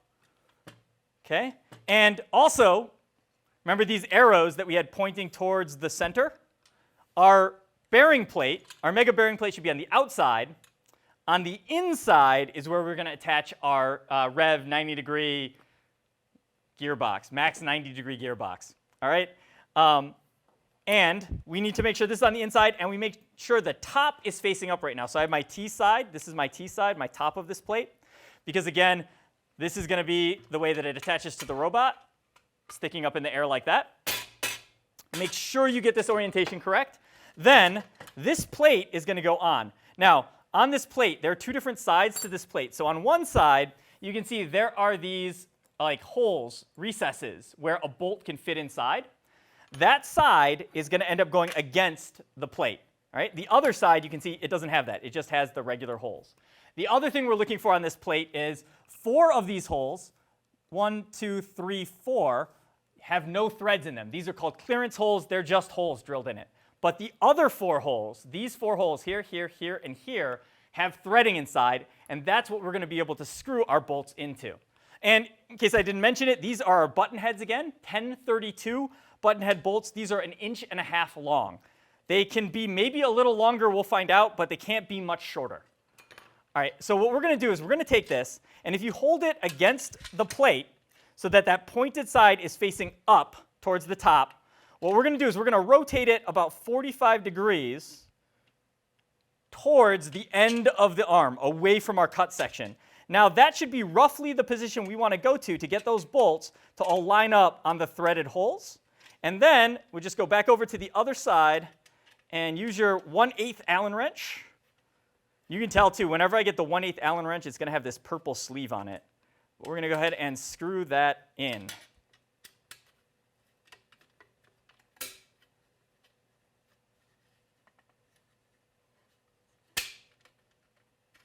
There we go.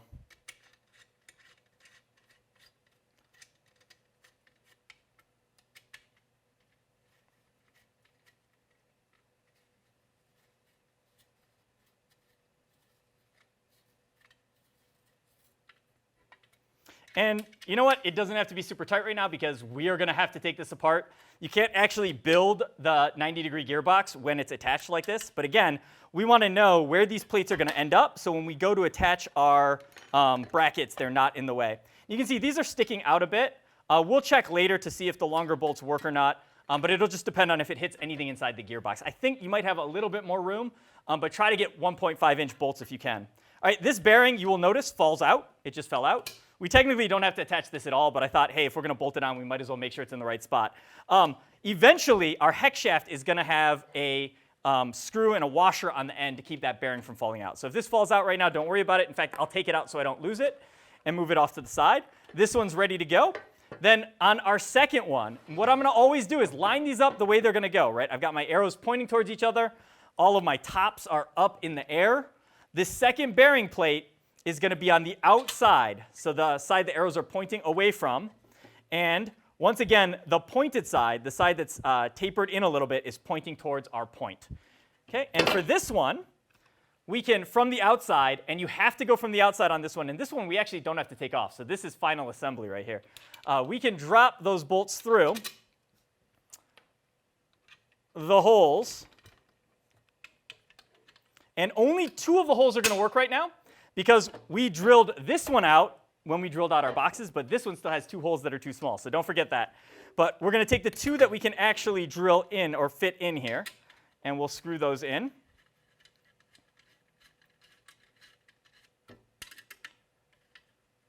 So a little tight. Oh, there it goes. There it slides through.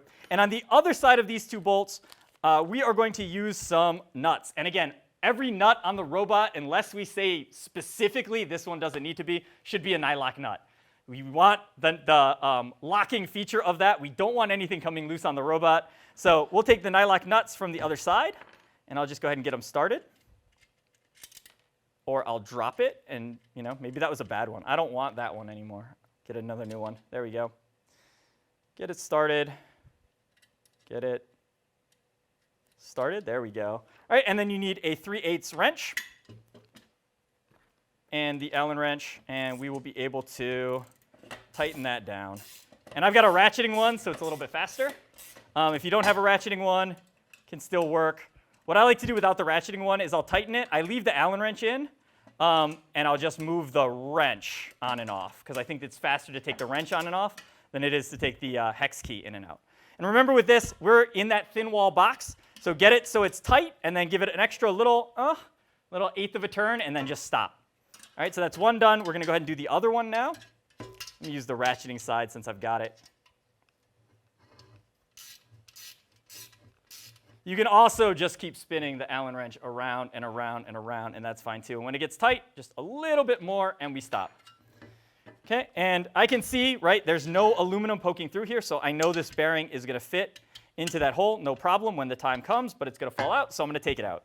All right, now we have our pieces almost assembled, but we really should, at this point, open up those last 2 holes so we can put 2 more bolts in. So let's grab a drill and a 3/16 drill bit, and we'll come back here and add those holes.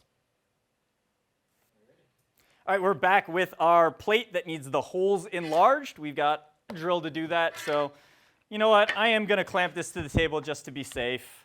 Probably this is big enough and the hole already exists, so we're not really drilling a lot of material. It probably is okay to have somebody hold this, but I will use a clamp. And safety glasses. And all I'm going to do is, remember, it was the 4 corner holes, not these 2 in the middle here. So I'm just going to drill through those 2 outside holes to open them up to 3/16, and they should fit the bolt afterwards.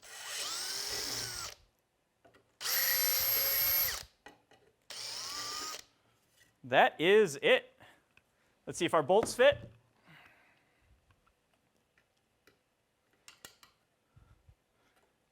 They're a little tight. And what you can do is, this is why probably, if you want the technical size to drill for a clearance hole for a number 10 bolt, it shouldn't be 3/16. It should be 0.19. So instead of 0.1875, it should be about 0.19 or 0.192, depending on how much clearance you want. But what you can do is, if you just run the drill in and out a couple times, you can see we're adding some more shavings. So that is opening those holes up a little bit. And that is one way to do it. Or if you have the 0.19 drill bit size, you can use that. You do have to usually get a numbered set or buy that drill bit separately. So that usually will not come in the standard set of drills. So now we should be closer to being able to fit these in. And I think they'll go now if I screw them in. They're very close. A lot of times, if you are really close on the hole size and there's just some burrs and stuff in there, maybe if I move this over the table, you can just usually tap it with a hammer, and they'll drop in. Oh, that one is going. This one's a little tight, so I'm actually going to take these out. I'm going to drill one more time just to make sure we're all the way there. Usually a couple taps and they drop in, but here it is not quite ready. So we'll unscrew these.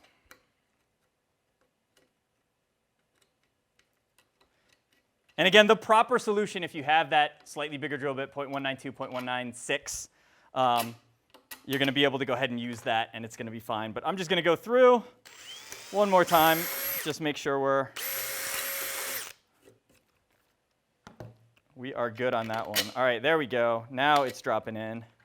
And this one is hitting the table, I think. Yeah, that will drop through. There we go. All right, so get that unclamped. And once again, on the other side, we're going to add our last two nylock nuts here.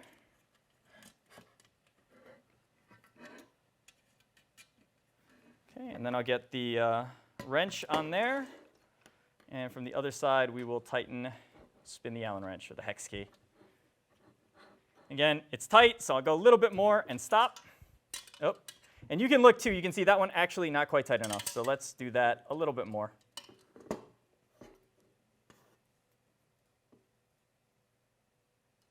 There, we are almost there. That looks good. All right, and then we got this other side here to do. So we'll get the wrench on that.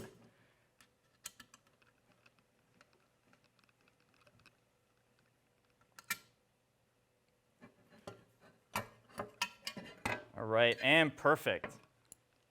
So our plates are now attached. The next thing we have to do is start assembling all of these pieces of metal together. All right, now that we have those plates attached, we can actually attach our main beam to our upright. So make sure you have your two O2 main beams and the two upright pieces that we labeled left and right. And for the first step, we're going to work on the left side. So the left side one is the one that has this extra plate on the back. If you remember, we did one with just the nylock nuts. That is the right side of the robot. The one with our plate is the left side, so that's the one we're going to start with. So move this one out of my way here. And then we need the left side upright to go with it. So grab your left side upright. And just in case you got your uprights mixed up, remember there are big holes on one side, small holes on the other side. Okay, and if you kind of put them together and you're looking down from the long end of the piece, the left side is going to have the small holes on the left side.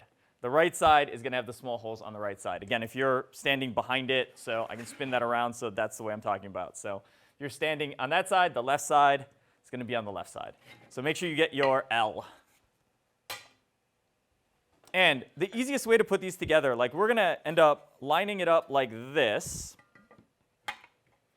And we're going to need to put some brackets on top to hold it. But because we have these plates, and because we want to be able to put clamps on it, and we need to drill and rivet, we need the area we're working on to be off the table. So I'm going to bring this back off the table here and try to line it up. And once again, we need to make sure that the right sides are facing up. The inside of the robot is facing up, and the outside of the robot is facing, well, sorry, the inside of the robot is facing down, and the outside of the robot is facing up. So on the main beam, the mega bearing plate should be here, and the plate for our 90-degree gearbox should be facing down towards the ground. And on our upright, the inside of the robot is the big holes, so that should be facing down towards the table, and the small holes should be facing up. And what we're going to do is you just want it kind of just barely off the edge of the table. Line up the sort of the two pieces so that the upright ends right at the end of that cut we made on our main beam. So I'm just lining it up right perfectly on this corner and just bringing them together as flat as possible. And again, if your cut was a little crooked, you might have some gaps here. Don't worry about it. Just try to line it up as best you can. Okay, and I don't want these pieces to move, especially when I put a clamp on here. It's going to want to tip and fall. So I'm going to go ahead and clamp these in place, and I'll use these kind of speed clamps here. Again, if you needed to use a C-clamp, you could do a C-clamp on there. These are a little bit faster. They probably don't hold quite as tightly as C-clamps, so I like the C-clamps where I'm actually working and doing the drilling. But just to kind of hold this piece in place, this is going to work just fine and be a little quicker. So we'll get that one clamped on. And then just make sure this one stays lined up when you go to clamp it on as well. So I'll get the clamp started, line it right back up so that corner is good. And then go ahead and clamp that one on as well. I think that's where I want to be. So now it's pretty good. They're not really moving much in regards to each other, relative to each other, but I can make them move a little bit. So once we get the plates on, we're still going to clamp it down just to make sure they don't shift. And the parts we need for this are, there are a couple of different brackets that you can use. I think the bill of materials lists a whole bunch of different kinds of brackets.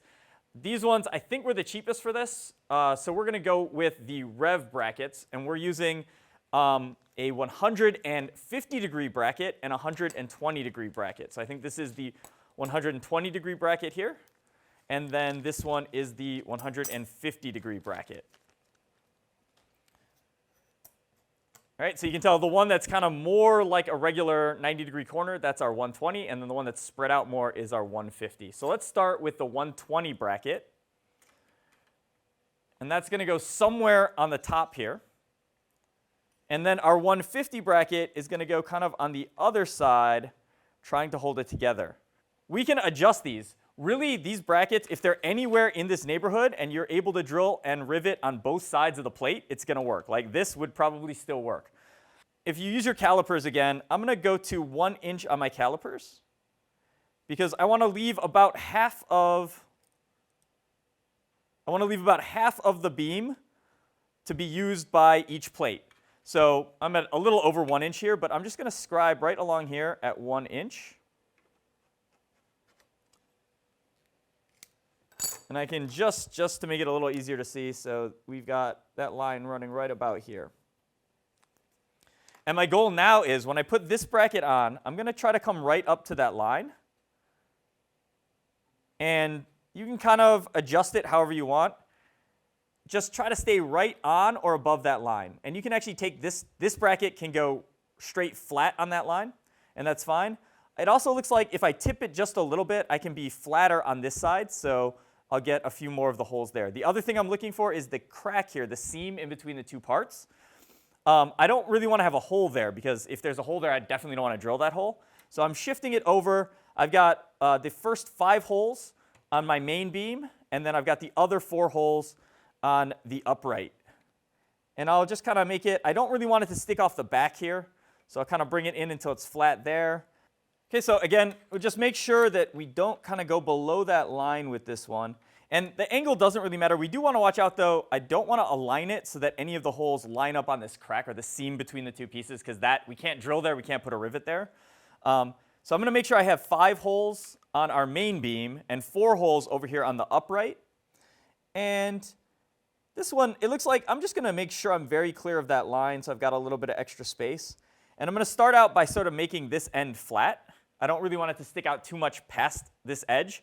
If it does and it's a problem, we can always cut it or file it down, but I think we can make this fit just about perfectly where it's flat here, and it's very close, but I don't really want it to be touching this bearing plate either. Because if you have to take the bearing plate off, which we're going to have to do, we don't want any extra stuff in the way of getting us or letting us take it apart to work on it. So I'll have a small gap on this side, and then I'll try to not stick out this side too much. I'll keep that, I'll minimize that. And that looks pretty good, so we're going to go ahead and try to clamp it in this position. Now, if you have other people around, a lot of times it's nice to have one person just hold this in place, and then the other person can come up and clamp it so it doesn't move on you. I'll try to get the clamping done one-handed here, so I can sort of replicate that.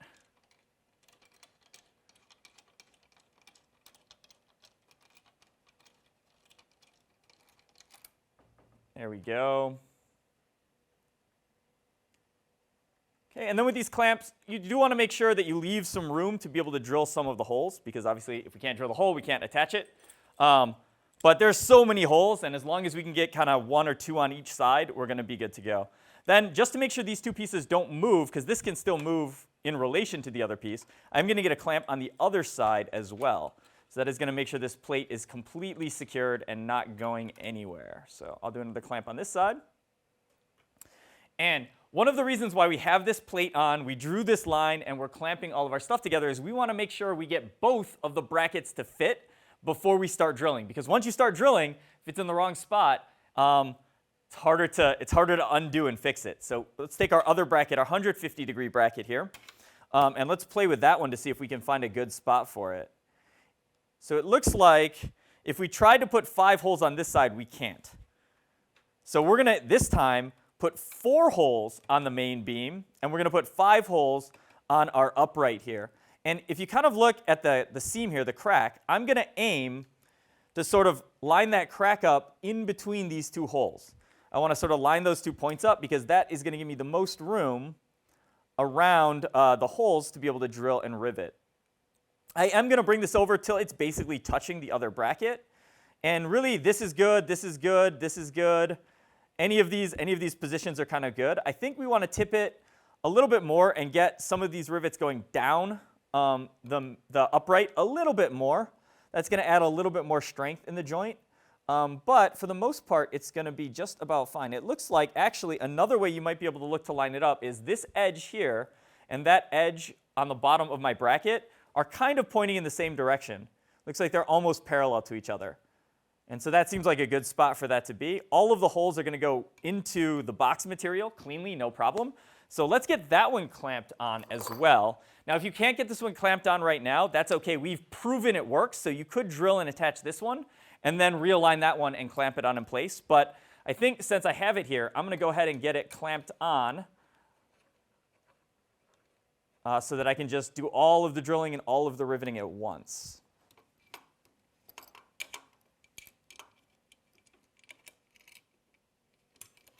Oop, I moved it a little bit. All right, we're going to have to reline it up.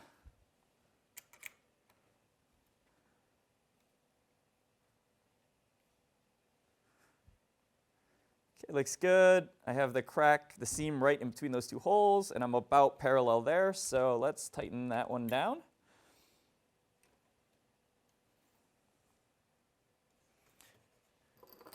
And one more. You always want to check after you clamp because it does try to move on you, so just make sure it didn't move too far to cause a problem.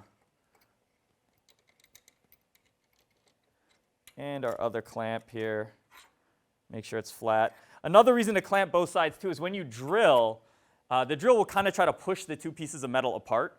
And so by having the clamp there, it keeps them nice and flat. You get a cleaner hole that way. All right, so we are clamped in place. We're ready to go. We're going to get a drill now. And you're going to need a 3/16 drill bit. And it is time for us to use our rivets. So I've got a box of these rivets here. And these are 3/16 rivets, which means they will fit in the 3/16 hole. And these plates are 3/16 holes, so that fits in there perfectly. That's what we're looking for. And the way that this works, I'll go ahead and grab the riveter. So this is the hand riveter that we have. If you have one of these, that's great. They will work. They're kind of tiring. There are a lot of rivets on this robot, so we also have a pneumatic riveter that we're going to bring out in a minute. But you do want to make sure that you change, if you have to, there are going to be extra kind of endpoints here. And you want to change it to be the one that fits the 3/16 rivets. Okay, and the way the rivet works is we will do an example on this plate with nothing else attached to it. So the rivet will go through the hole, and you can imagine there's going to be a second piece of metal there. So one piece of metal is like our bracket, the other piece of metal is our box. And when we start squeezing the riveter, what happens is this ball on the end is going to start getting pulled into the metal that's here. And it's going to crush that down and sort of squeeze on both of the pieces of metal around the hole and hold everything together. And at the right point, when it gets to the end, it's going to pop and break off. So I'll go ahead and do one where we can watch what's happening. So if I squeeze this, you see that ball is pulling down. And eventually, the pressure is going to reach a point where the rivet will break off. And so this is the stem of the rivet that now is broken off in the riveter. And we have like a clean edge, and the 2 pieces are riveted together. Now, if you need to remove a rivet, all you do is take the 3/16 drill bit. You can sometimes go a little bit smaller, but just drill in, and as soon as the head breaks out, then you should be able to take the 2 pieces apart. All All right, I'm going to drill this out I don't want to hold this because it's too small for me to hold and drill. So we'll undo this when I need the parts in a little bit. But let's focus on our actual robot back here. So the process is going to be drill a hole. And really, we have all of these holes. Everything's clamped up, so I can use whichever hole I want to start with. I'm going to start with this one. And we're just going to drill through one side of the box. So we're going to go through the first wall in the box and then stop. Don't go through the other side.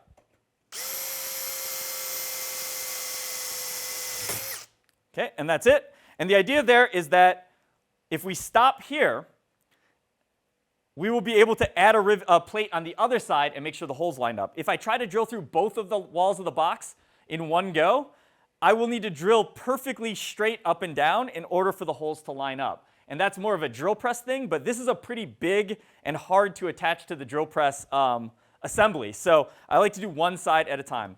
All right, and then we take a rivet, put it in the riveter, slide that into the hole, get it down nice and flat, and then basically squeeze it all the way. And depending on what size rivet you have, it may break already. If it doesn't break, a lot of these riveters, you have to open them up and then even pull them open farther. And make sure you slide the riveter all the way back down until it is touching the rivet. Then squeeze again. And this is the hard one where you have to squeeze hard to make sure it pops.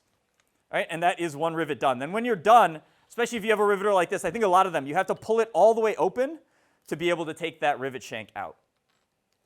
All right, so that's one done. And then we basically are going to repeat that process for every hole that's here. So let's do another one. I'm going to go to the other side of this plate. And the other thing is, it seems like you could just drill, drill, drill, drill, drill, and then rivet, rivet, rivet, rivet, rivet. That will work a lot of the time, but it won't work every time. If, when drilling one of the holes, one of your clamps slip, you can end up with all of your holes not lining up, and then it's going to be a problem. You might have to remake a part. The safest way to do it is if you always drill a hole and then put a rivet in, we know that hole is lined up, it can't move on us, and so the rivet is always going to fit and help hold it in place. Now, once you have a couple rivets in on each side, like if I do 2 and 2, the rest of the rivets, you could probably drill them all and then rivet them all, but make sure you've got a few rivets in and holding it in place before you move on. So I'm going to do, let's do one more hole on the first side. Okay, and then we rivet it.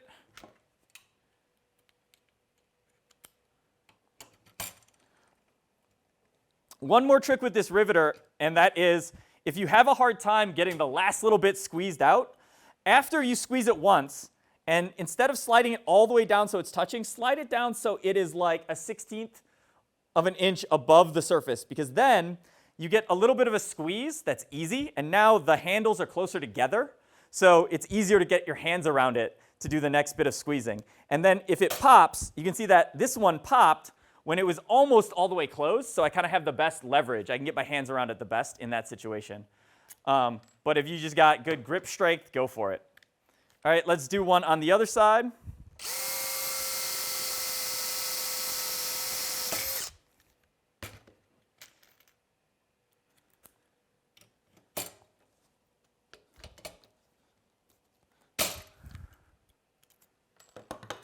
And one more.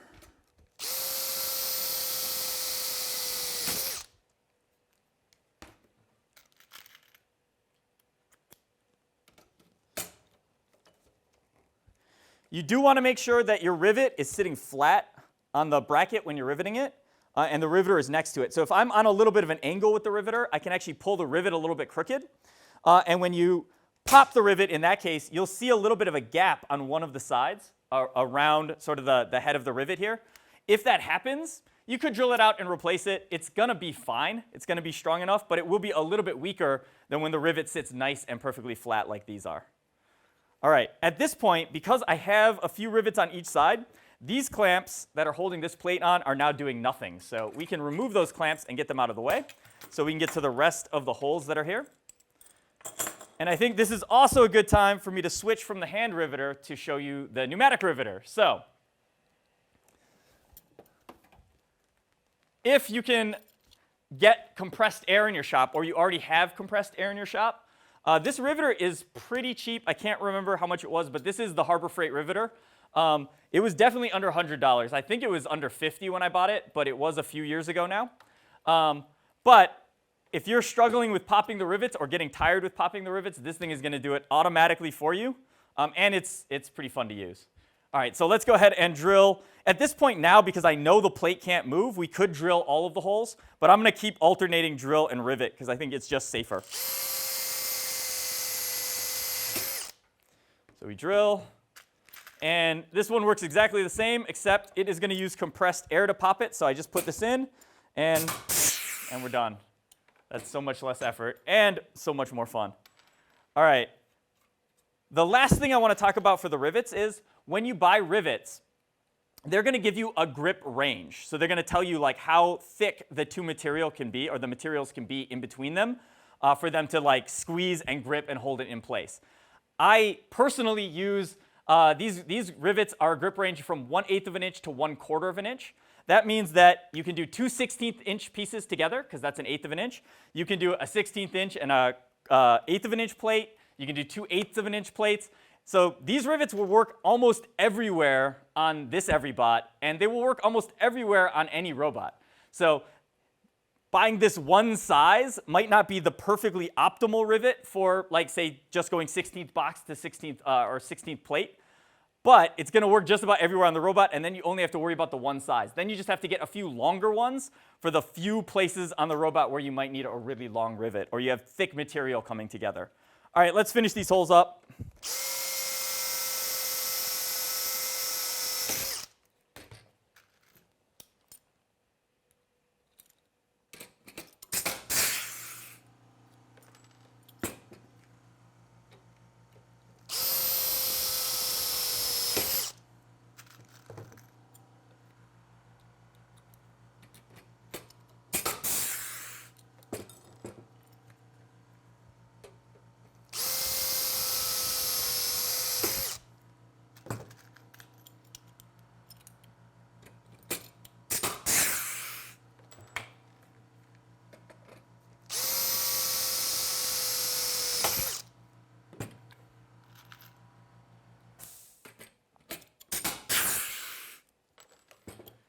Okay, first plate looks good. That is all the way attached. Now we're going to start on the second plate. Same thing, I'm going to get a few on each side, then I can take the clamps off, and then we'll finish them up.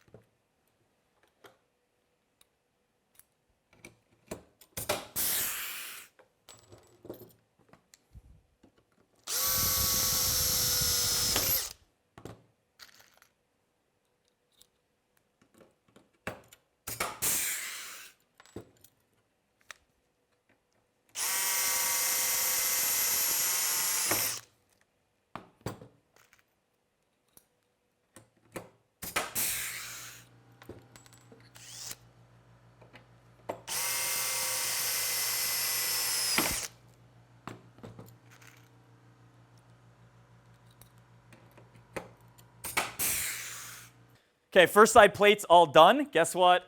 We're going to flip it over and do basically the same thing on the other side. So I'm going to unclamp it from the table and flip it over. Again, I'm going to try to put some clamps on this So I still probably want this to be hanging off the table. And again, once I start working, if I start drilling, it's going to move. So you could try to have people hold it, but I think it's better to just throw some clamps on there again. One on each side. These clamps probably are better the closer you can get to the edge of the table.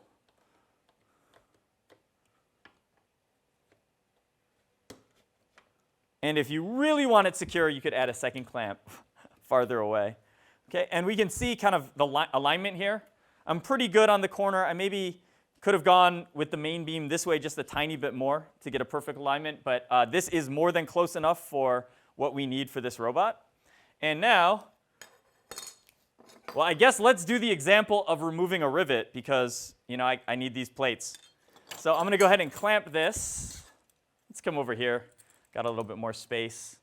I will clamp this to the table. Anytime you're drilling in small stuff, right, you do not want to be holding it by hand because it can spin, and if the drill bit catches, it can spin, and oh, I got to go here because there's not enough room there on the table. But if the piece starts spinning around, it can end up cutting you or something like that. All right, so we have our rivet that's here. And this might happen during the course of the season. If you feel the rivets and they're starting to get loose, you want to replace that rivet. One of the good things is we have a bunch of rivets. Right? We did, I think, 9 rivets and 9 rivets. So we've got 18 rivets on these 2 plates. So if one of the rivets just didn't exist, if it fell out, if it broke and fell out, the joint is still going to be strong. And it's still going to be fine for, for a competition match. But if you start to feel them getting loose, you want to replace them so that you keep that margin of safety or that factor of safety. So just drill it out. All you got to do is line your drill up in the middle and start drilling.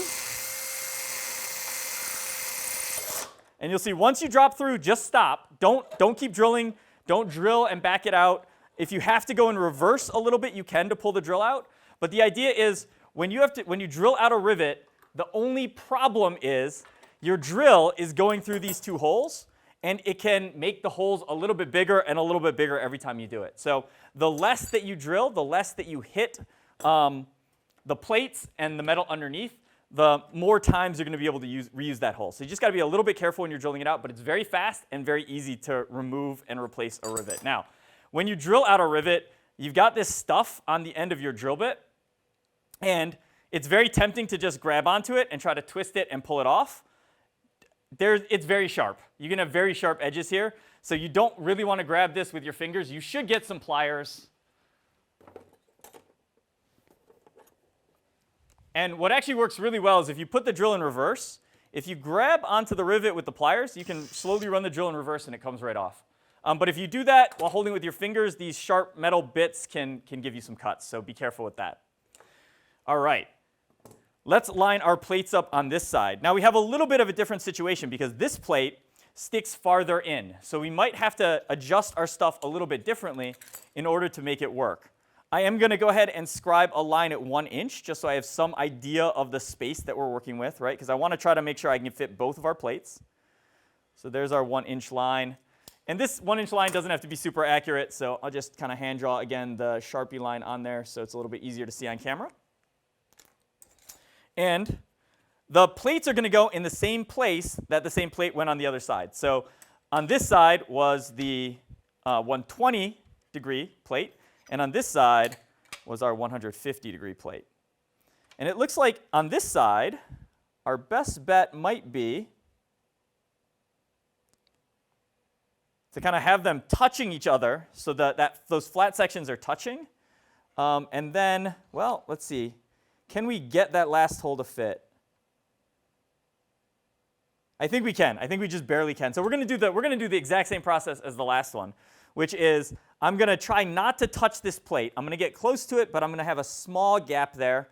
And then I'm going to adjust this side to be as close to the end as I can be. And it looks like I'm a little bit over, so I might just cheat past my, nah, it doesn't help me to cheat past my line. So it looks like that is basically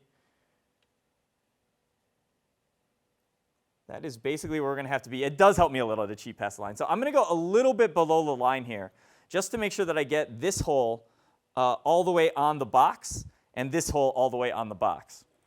So now that that's in place, I'm going to go ahead and clamp it in place And you do have to be a little careful here. You're going to be clamping probably on the rivets that we put in on the other side.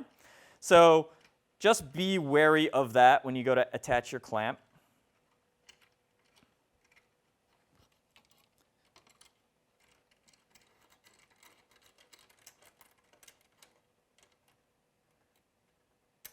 Okay, that looks good. And before I put my other one on, let's experiment with this one and see if we can still find a good place for it. And I think we can. We're going to be hanging off the edge on this one a little bit more than we were on the other one. But we had to shift this one over just to get clearance around this plate. But we're still going to get 4 rivets on this side and 5 rivets on this side. And for this one, we're going to get 5 rivets on this side and 4 on this side. So it's basically the same whole alignment. We just had to adjust them a little bit. And that's really the whole reason why we put this plate on. Because if we had tried to attach these rivets and then put the plate on afterwards, we wouldn't have known, where it was safe and where it wasn't safe. All right, so let's get another clamp on this one so it doesn't move on us.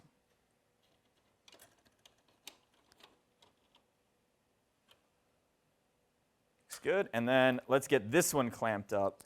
And again, I'm using this point in between those 2 holes. And I'm just trying to make sure that is more or less lined up with the seam. And then I'm rotating it sort of as far as I can. Well, let's see. As far as I can to try to get parallel with the main beam again, because that seemed like a good spot on the other side when it was parallel. And that looks good. I think that's workable. So let's try to get a clamp on there as well.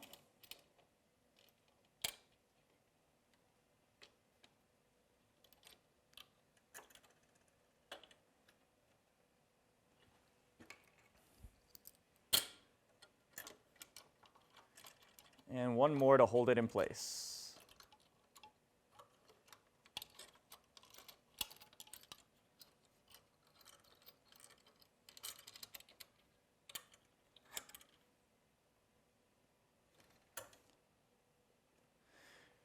Okay, and my last reminder is, remember, always drill and then put the rivet in until you're sure stuff isn't going to move, and then you can drill all the holes that you want.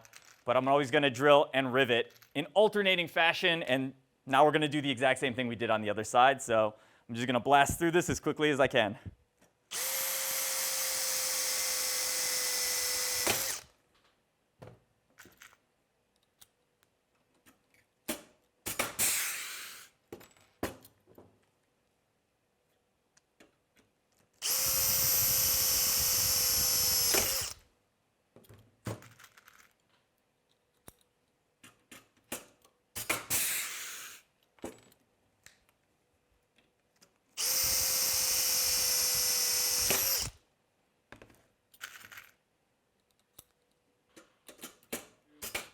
All right, so here is our first side all done. We've got a nice set of rivets on our plates on both sides.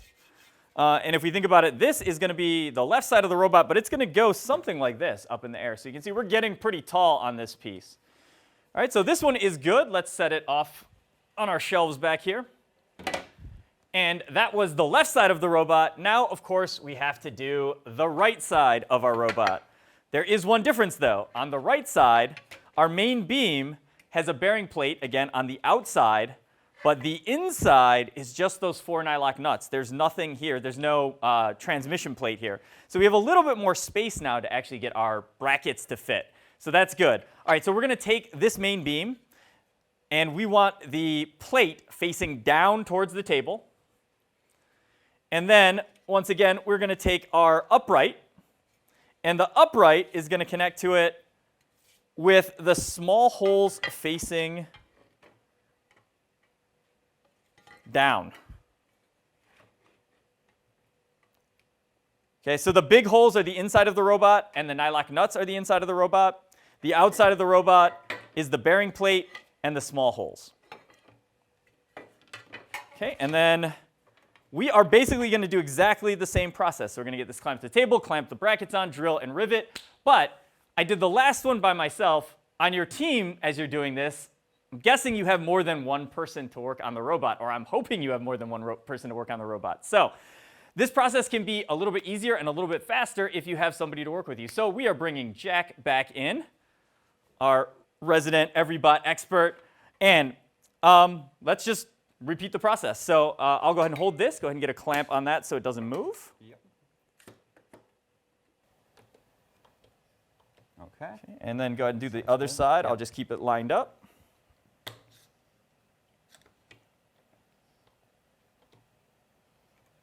All right, that looks pretty good. And let's get our plates going. Let's do one plate at a time. Okay. So we can look, I want to do this 1-inch thing again, because that really,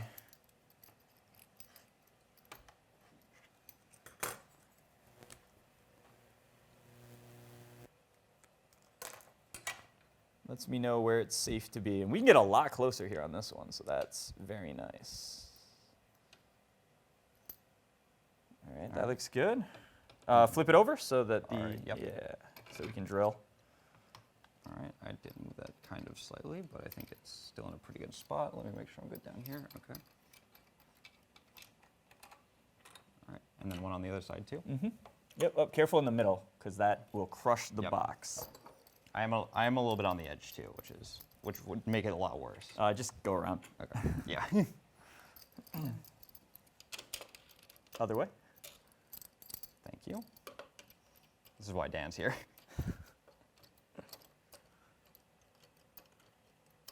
It's easy to think while I'm holding it. I don't have to do anything else. Yeah. All right. Okay. I And kind of want to slightly readjust this clamp. yeah, so bring it all the way. Do it on the first hole, on the Yeah. end of the box.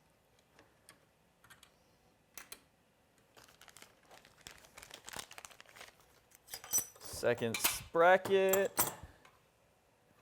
And what we like is parallel. Let's get that dot on, because it actually helps. Dot on the line. Turn it till it's parallel. Seems to be great. All right.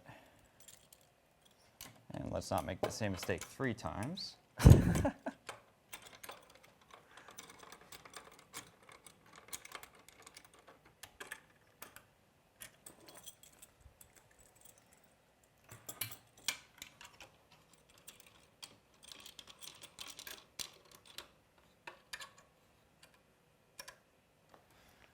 Cool. All right, I'll drill, you rivet. All right.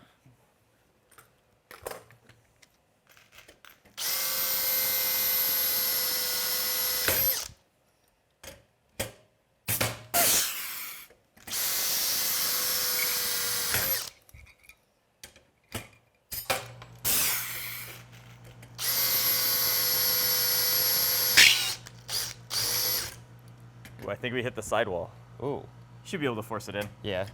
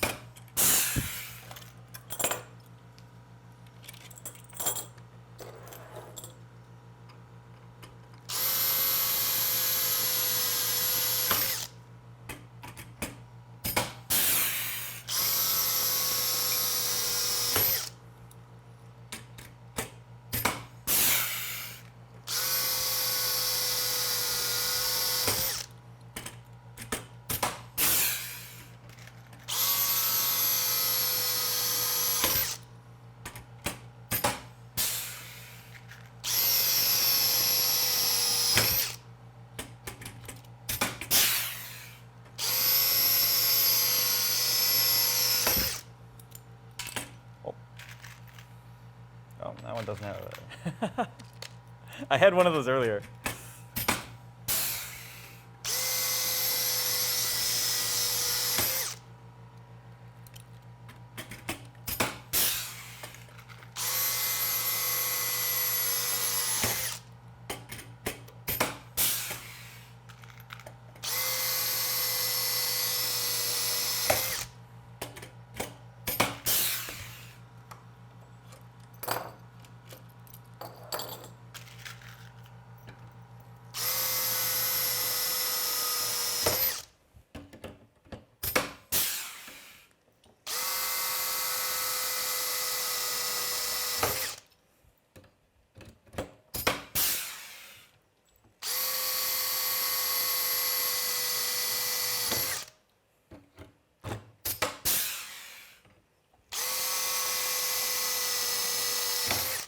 It's so funny, that rivet's different.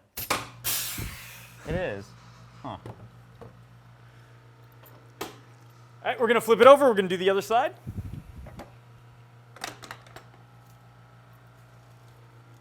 All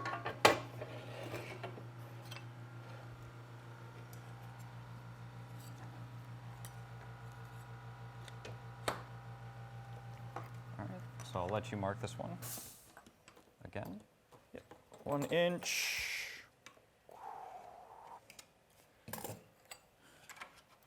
Well, make sure everybody can see.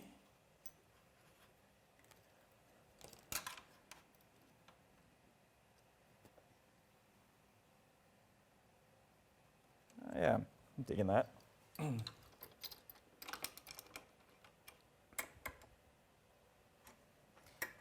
me shift that over.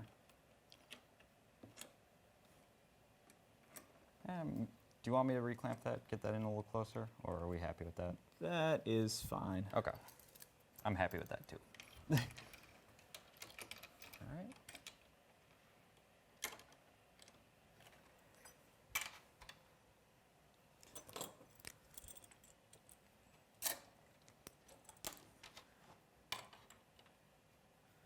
So we like parallel. Yeah.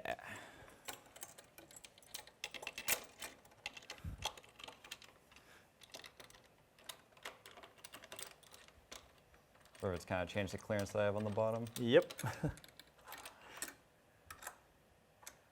Okay. Not try it one-handed, no. That would defeat the whole purpose of having 2 people. It would be a fun. It would be a fun video, but it would be a very different video than what we want to make here. Okay, let's go. I have a great idea for a fun YouTube video. You build a robot, one person is blindfolded. Ooh. But they're the only person who's allowed to use the tools. Probably not safe. Probably not safe.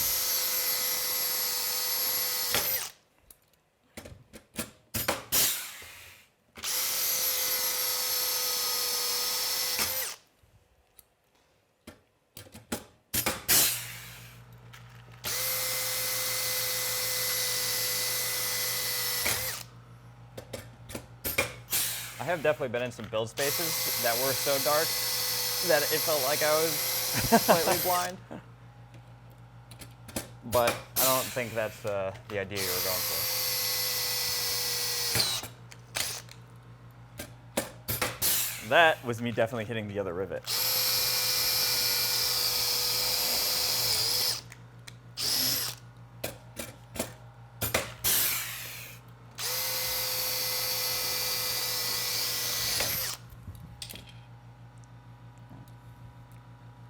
Small hiccup.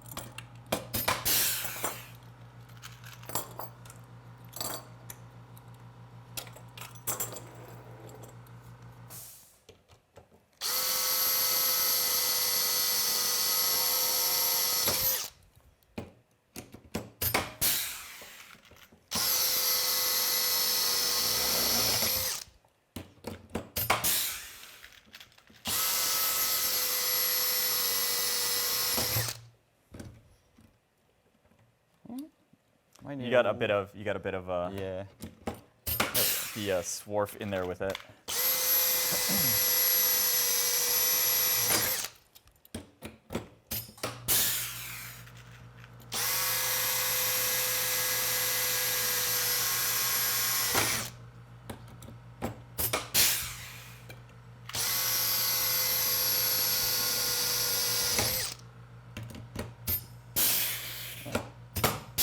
There we go.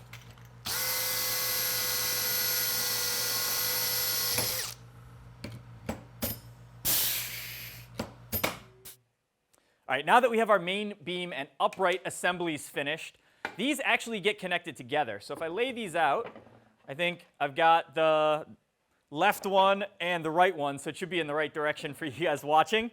And we've got these cross beams. So we have a top cross beam, we have a mid cross beam, and they are going to go in between these two, holding them together. So once again, just to picture it correctly, that motor plate for our gearbox is on the inside, and the 4 nylock nuts are on the inside, and then these bearing plates are on the outside for each of the pieces. And at the very end of this arm, we're going to take the top cross beam, and that's going to attach with one of these 90-degree angle brackets on both sides. And on the other side, well, not quite the other side, but somewhere we have to attach this mid cross beam. And for that, we're going to use one of these T-gussets somewhere around here. Now, depending on which gusset you have, I think right now these are the Andy Mark gussets. They've got the rounded corners. I think the Rev ones might have a 45-degree corner, but the positioning then that we get here is going to be a little bit different because we're going to adjust this bracket just to miss that motor plate, but there's a little bit of room to move farther out or farther in and still clear everything that we need to clear. So our first step is going to be, I'm going to take the non-motor side, the side with the 4 nylock nuts, and I'm going to put that out of the way for now. And we're going to work on the motor side first. And what we're going to do is we're going to attach these two brackets. We're going to attach these two brackets on this motor side main beam, and then we'll attach our cross beams to it. We want to have these brackets attached so they're flat on the end, and this one should be flat on the end. This one should be flat on the end, and then we want to kind of slide it in until, like, if I go too far, that curve is going to push it away. So we're going to go until it's close, but not quite hitting on that curve yet. And one of the easiest ways for us to make sure that these stay flat on the edge is if I take this whole thing and tip it this way, I can then take these brackets, and if I go right onto the table like this, then the table is holding it flat on the bottom of that. So that is going to be a little bit easier to assemble if we can do that. So let's go ahead and get this clamped up. There's obviously too much weight off the end of the table, so we've got to get this clamped up to be able to work on it like this. So we'll throw one clamp over here. Again, you want to be thinking about where your piece is going to be attached. So I'm going to clamp actually inside of the tube, so I have room here to drill. And then on this side, we know this piece is going to end up somewhere around here. So I think if I come in from this side and clamp, I should be just fine.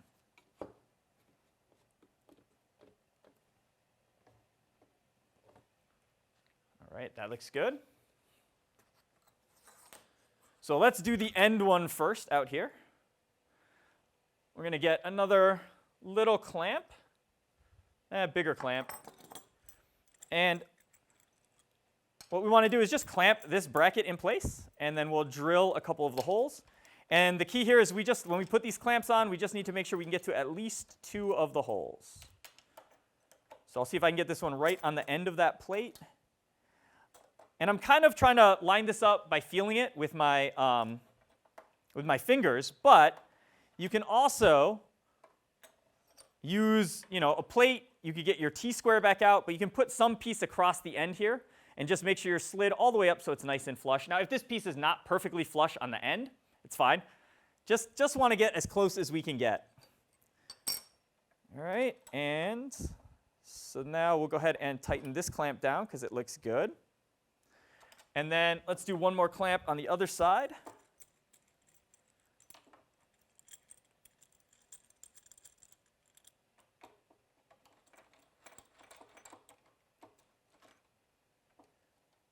And that looks good. All right, and I think we can get at least 2 rivets in, maybe a third one.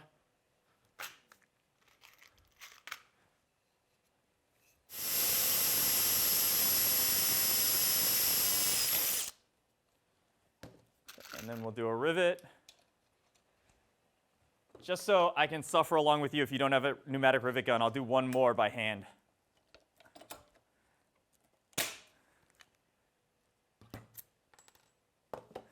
Let's get another rivet in.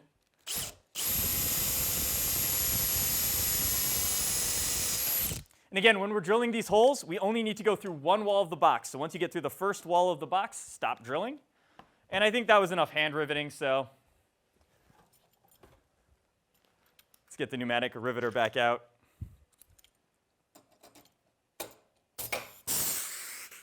Okay, and since we have 2 rivets in now, we can remove these clamps, and our plate isn't going to move anywhere. If we only had 1 rivet in, it would be able to still rotate, right? So you always need those 2 points of contact or 2 points of support. And let's go ahead and do the other holes.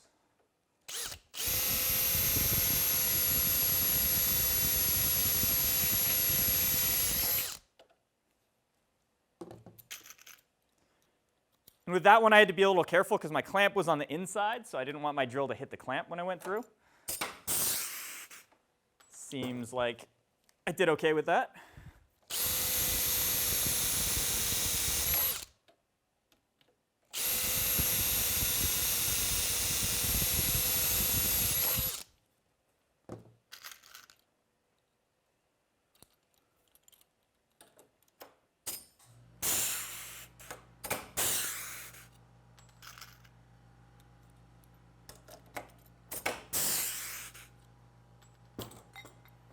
All right, and now let's set up the front one.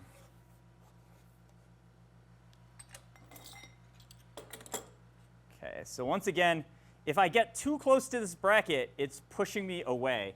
And I definitely want to stay flat on the table. And we want to get close, but not quite touching. Again, if you're touching stuff, when you go to reassemble it, it's a little bit harder to deal with. So I want to make sure that I haven't gone far enough to where it's actually touching this plate. So I'm going to bring it back just a touch from there, and that looks pretty good to me. There is a dimension if you want to go for the dimension, and that dimension is 4.5 inches. So I can kind of do my calipers to 4.5 inches, and it's 4.5 inches from the very edge of the piece. So it's a little bit hard to mark, and that is 4.5 inches to the edge of where that box is going to go. So you can kind of align that and see the box is going to be pretty close, but not quite touching this. And if I bring my plate in to that place where it is almost but not quite touching, yeah, we're pretty good. So we can leave a little bit more space than we thought, and that's fine. So with this bracket, just make sure you're well clear of that, and we're going to be just about in the perfect spot. All right, let's go ahead and clamp it up. Let me do this side first.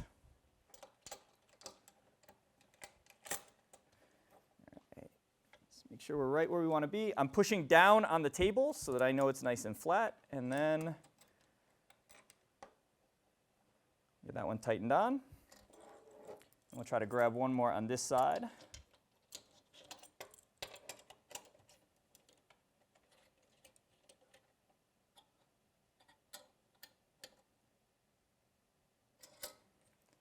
Perfect. And we can kind of check now if we want that dimension. So it looks like we want to get a little closer if we can. So let's try to get a little closer.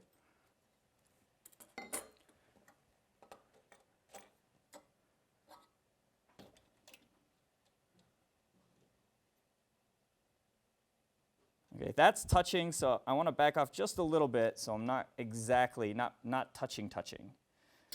And that's about as close as I think we can get with this bracket safely.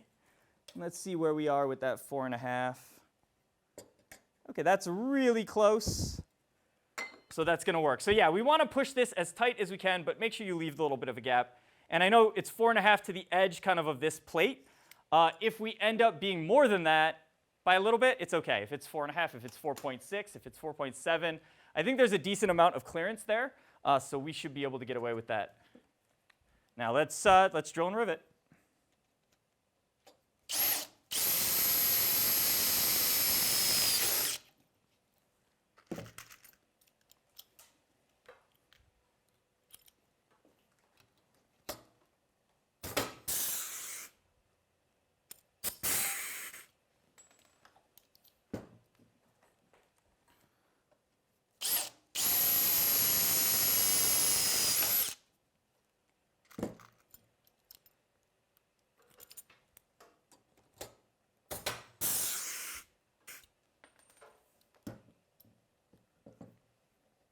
I think we take this clamp off.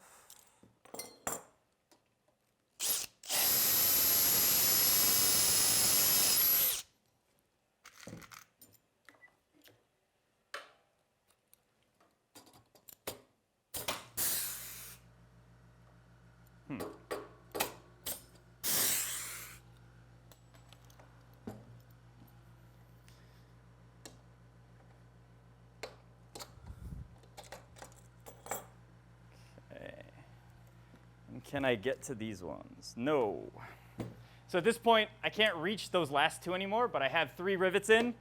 So it should be fine now to move this around because that plate, it is attached. It's not going anywhere. So I can bring this back over the table. If you want this to sit flat on the table, you could put another piece underneath it to support it. And I'm just going to do those last 2 holes.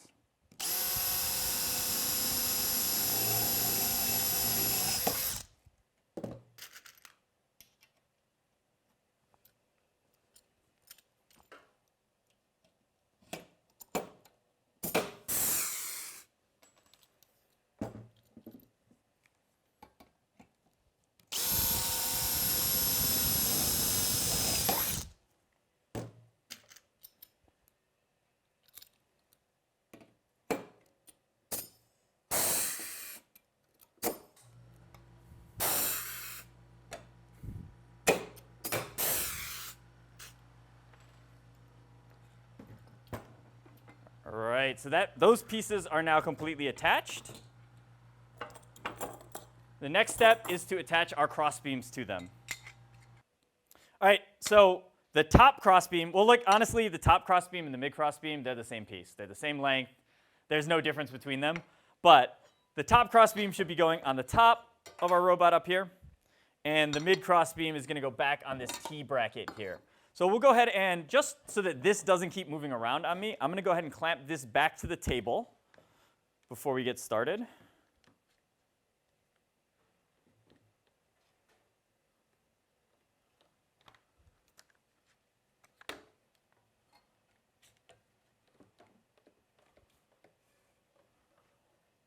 All right, that looks like it'll work. Okay, and we want to get this crossbeam attached here. The most important thing when aligning this is we want it flat on the front, but we also want it to be square to the rest of the frame. So we really want to make sure that when this is clamped up, we are nice and square. So you want to get your square, whatever, builder square, whatever square you have for this. And this is another situation. You could have somebody holding the square in the piece and somebody else coming in and clamping it. We'll see what we can get going here. Do I have enough room? I got to shift this a little bit more because I need to get off the edge of the table to be able to actually reach and work on it. So I think we're going to be going a little bit of a diagonal here.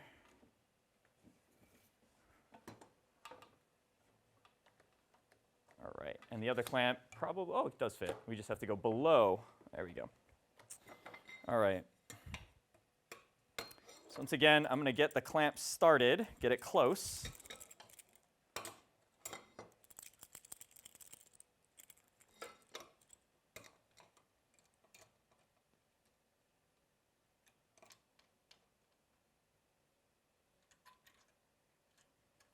Try to just get it started a little bit.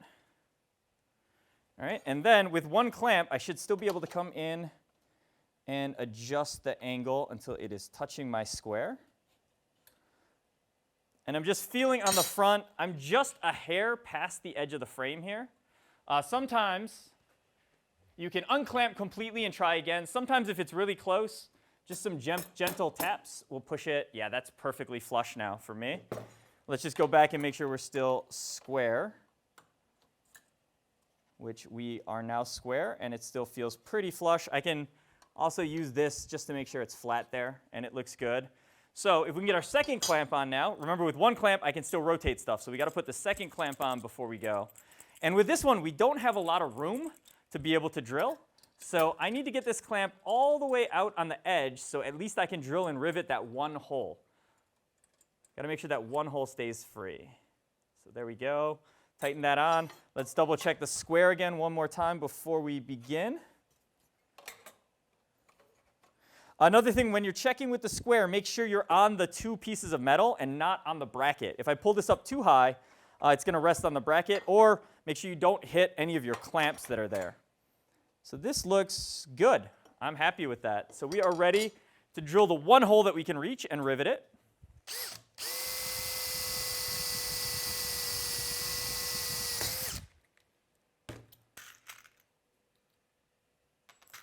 That was a used rivet.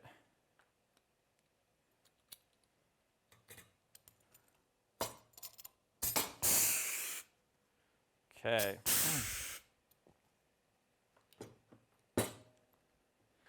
And then we can take off whichever clamp we want now.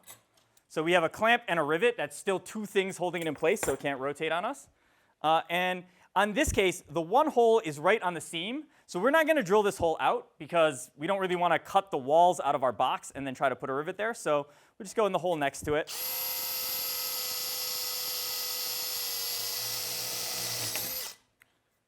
Okay. One more rivet. See if I can get this one unstuck. There we go.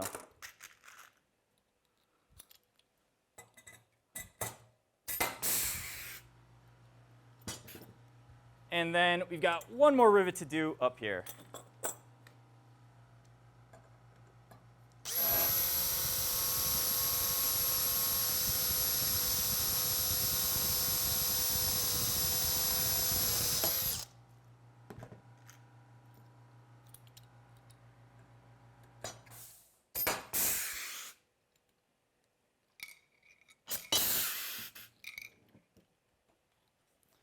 All right, this side looks good. After we're done, we can always check and see, how square did it end up being. And that's pretty good, maybe slightly off. What we're going to be able to do, too, on the other side is I can still bend this in and out a little bit. So we're going to be able to adjust that, too, when we attach the other side on. All right, and now we have to attach our box onto this side here. So let's see, we're going to have to get that off the edge of the table so we can work on it as well. So I guess we got to spin this around. And we'll bring it off the edge of the table here.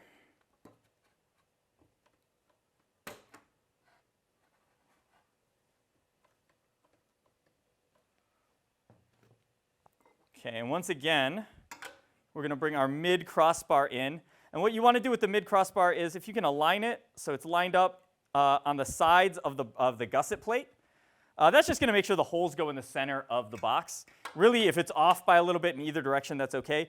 But the one thing you want to watch for is on the bottom here, where this motor mount is, our 90-degree gearbox plate, don't let it touch that plate. So if it looks like it's going to touch that plate, you might want to cheat out a little bit.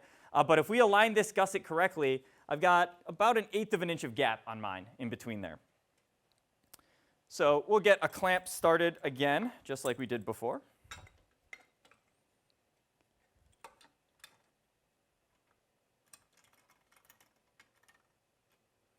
I'm not going to really tighten it down. I'm just going to get it started. Then we can try to align it. And a lot of times just feeling or squeezing with your fingers, you can kind of push it into alignment. And then we're going to do the square as well. So this needs to rotate a bit. All right, that looks pretty good. So we'll tighten the first clamp down here.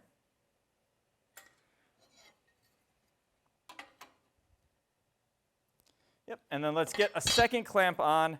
We only have 2 holes to drill here, so we can't cover that hole. We've got to find a way to get a second clamp on without covering that hole there. So I think I'm going to go like this.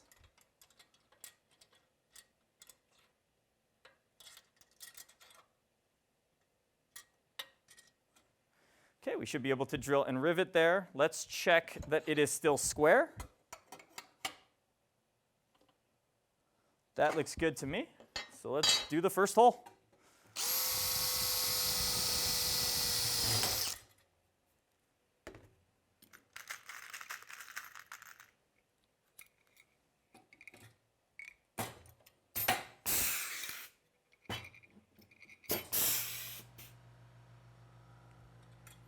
All right, now it gets a little tricky.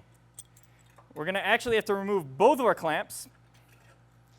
And if you're lucky and you're very careful, you can sometimes just drill and rivet the second one.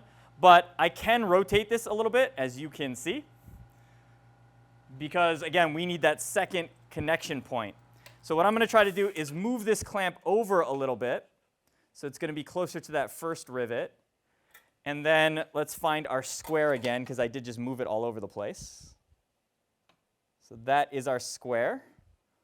And so then let's clamp it in that position. Always double check after you clamp. Looks good. So let's do that second rivet hole.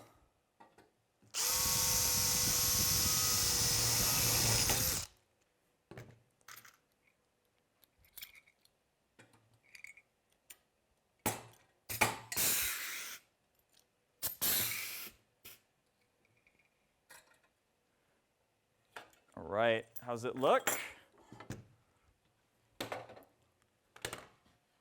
Yeah, that looks good. That's what we wanted. All right, so now these are connected. Now we're going to bring in our other main beam assembly, and we're going to connect that on the other side.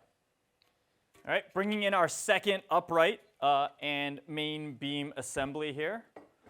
And so the ends, right, are going to line up. Our holes on this end are going to line up. We've got the arrows also telling us which way things should go. The nuts with the nylocks should be facing in towards the bearing plate, or towards the 90-degree gearbox plate. Our bearing plates should be on the outside. You definitely want to make sure you get that right before you attach this one. Now, I think what we want to do is we want to find some way to attach this so that we can get both of these ends here off the table, because that's going to give us room to clamp and attach both of the plates. And I want to clamp up all of the plates at once before we drill any holes, because then we know everything is lined up and it's going to work. So somewhere around here looks good. Let me see if I can get a clamp on this one to keep it from moving.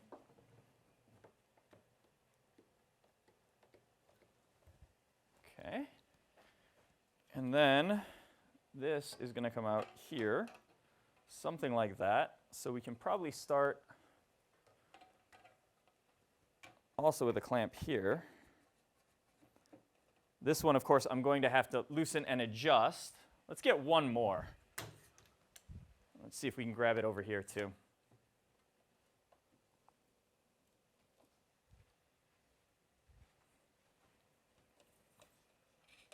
Okay.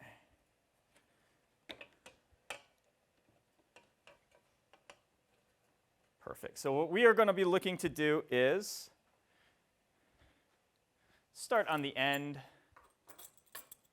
We'll take our 90-degree bracket.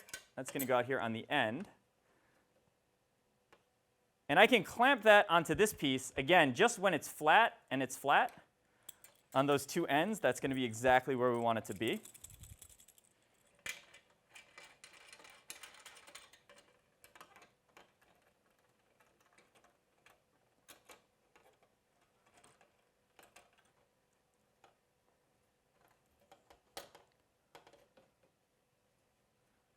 The one difference this time is we don't have the table to help us align it. So I'm going to use the end of the square just to push it up nice and flat that way. Push it up nice and flat that way. And that is a good spot for us to tighten the clamp down.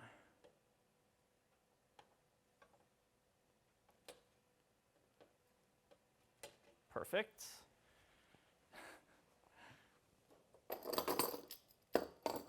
We're going to need a bunch more clamps, and this way I don't have to keep walking around our giant robot arm here. Okay. So I want to get another clamp on this way. That one is not long enough.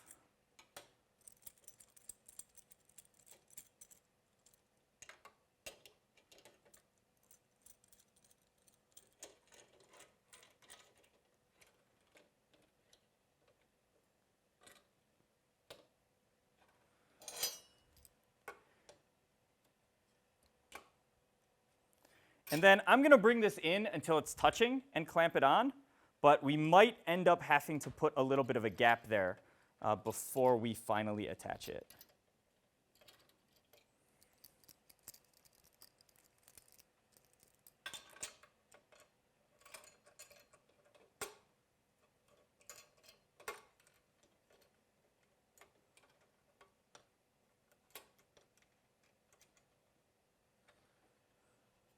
All right, and we need to make sure this is square.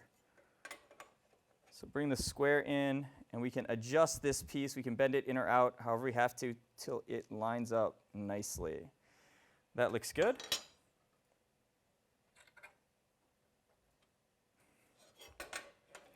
double check. Yep. Let's sneak one more clamp on here if we can.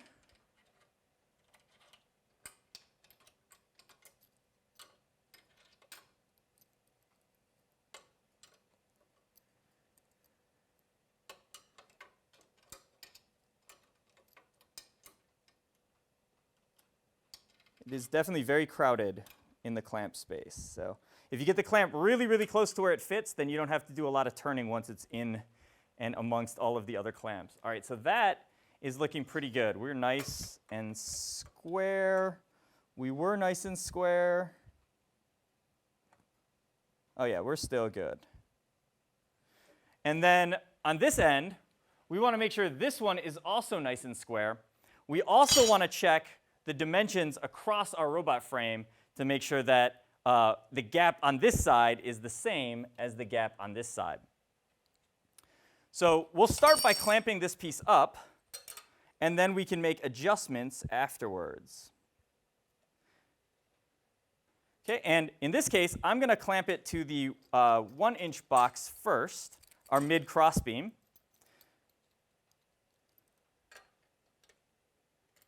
And then we'll be able to slide that forward or backwards as needed to line up on the other piece. So I'll bring this also flat on the back of the 1x2.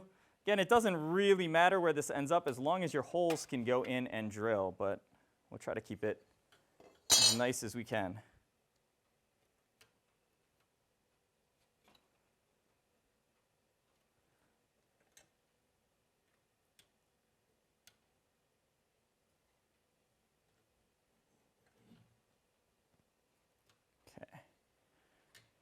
And let me grab a tape measure and some bigger clamps.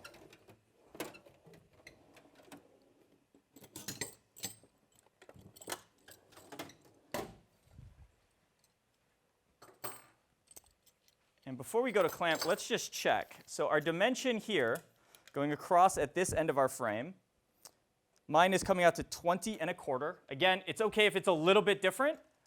The key is when we measure over here, we also want it to be 20 1/4. Mine is maybe just a hair under 20 1/4. So what I could do when I try to clamp this is instead of having these plates be, or these boxes be flush and touching, I could leave just a teeny gap there when I clamp it on. So let's go ahead and try to clamp it on with a small gap and see if we can make it exactly 20 1/4.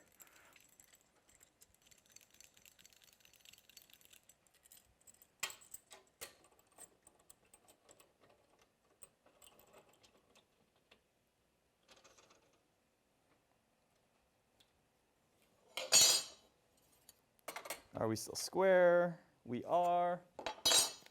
And what did we get for a dimension? That is pretty much exactly 20 1/4. So I'm going to go ahead and tighten that clamp all the way. I'm going to get one more clamp on this end. I'm doing one more check just to make sure that it's pretty close to lined up on the edges. I'm a little bit too far in, but not by enough that I'm going to worry about it. If you can see that it's way off, then you should be worried, and you should just unclamp it, readjust, and try again. We'll go ahead and get another clamp on here.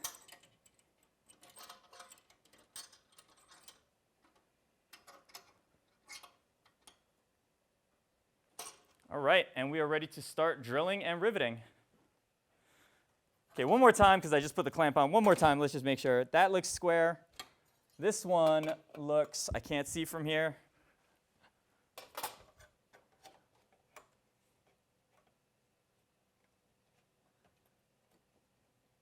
That one is looking square. And one more check on our dimensions. Just about 20 1/4 exactly. Just about 20 1/4 exactly. So nothing moved. We are ready to drill and rivet.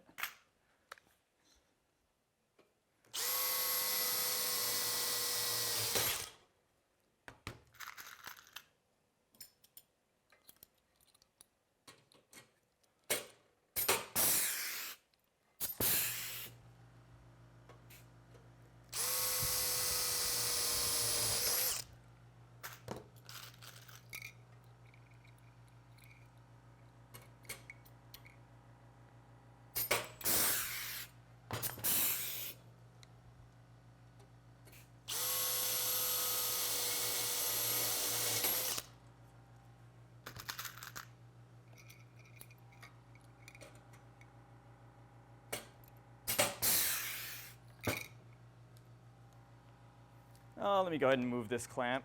It's a little close.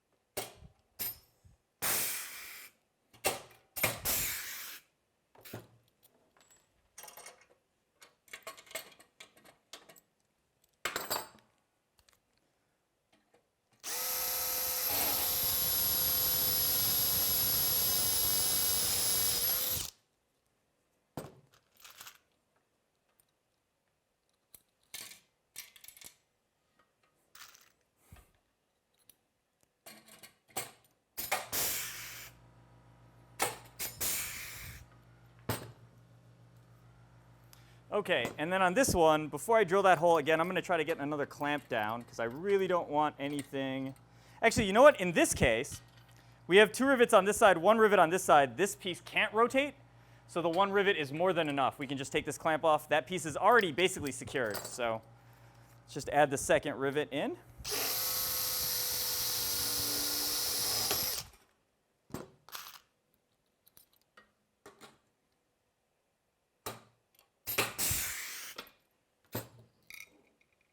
All right, and we're good on this side. Let's move to the end here and do that 90-degree corner bracket. So what can we get to? I think I can get to this hole.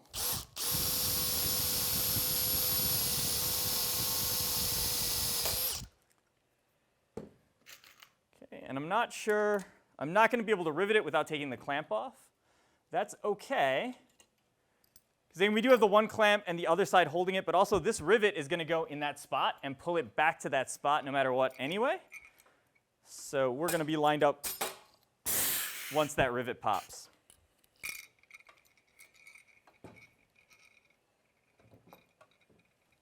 All right, let's get the end one.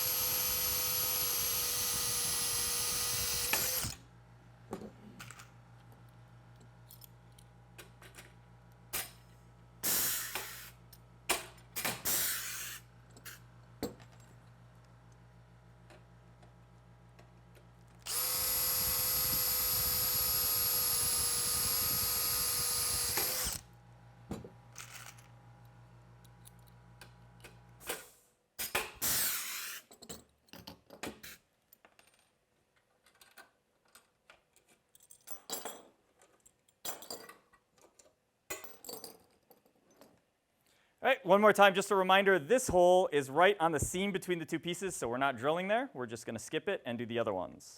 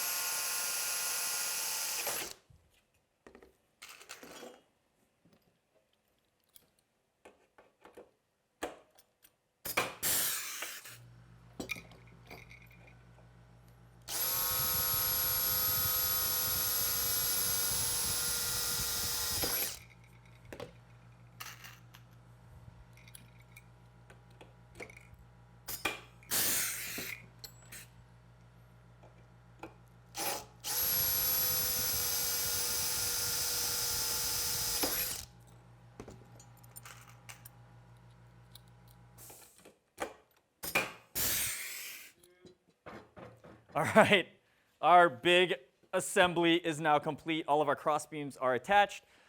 There is one more problem with this, and that is if you look at the end, because we only have the plate on the top, these can sort of bend in and out on the sides. And so we want one more piece that kind of wraps around on the front, holds everything together, and then also if this crashes into anything, we've got that extra plate on the front to help kind of take that hit. So we need to make a bracket that fits around there. We did not buy a bracket for this, and we're going to make that bracket from, if you remember, from such videos as chassis build, we had the front and back C-channels, the ones where it is uneven, so one side is big, one side is small. We're going to need that cutoff piece, and we're going to make our two brackets out of that piece. All right, and you can kind of picture how this is going to go on there. This is going to go on like this. So we're going to have on this side, we're going to have all of those holes that we can use to rivet this in place. And then on this side, this empty side, where there's no holes, is going to go against our 1-inch box, and we're going to be able to drill 2 or 3 holes, I think 3 holes, to attach that plate. But we will have to cut off this other side, so we can have an angle, just 2 sides, instead of a C-channel where there are 3 sides. So let's mark this up and cut it. So the first thing we want to do is we're going to cut a 2-inch section of this channel off, and we'll do 2 of those. And once those 2 channels are cut off, then we'll take each of the channels and we'll cut off this 1-inch side of the C-channel. And then there will be a diagonal cut that we do just to make things look prettier. I actually don't know if we need to make that cut or not for clearance, but we'll check that. We're going to do it, though, because it looks nice. All right, so the first step is we're going to go 2 inches on the calipers. That is our first cut. So we need 2-inch long sections of this. I will go ahead and I think I'll color in where I think that's going to end up. I think it's somewhere around here. So we'll make a nice Sharpie area so we can scratch away. And also on this piece, right, I'm starting on the clean edge, the factory edge. And if your cuts are nice and straight, then you can just cut and mark the next one and cut. If you're worried about it, if your cutoffs were not great, you could use both of these cutoffs, right, because we have 2 of these, and you could do it from the clean edge on both of them. So let's scribe a line through there. So that is where we want to make our first cut. And do I want to cut it this way? Yeah, I'll cut it this way on the, I'll cut it this way. So we're ready to go and make this cut.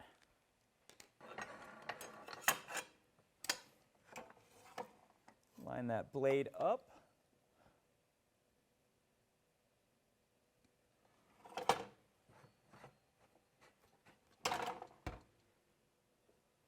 That looks good.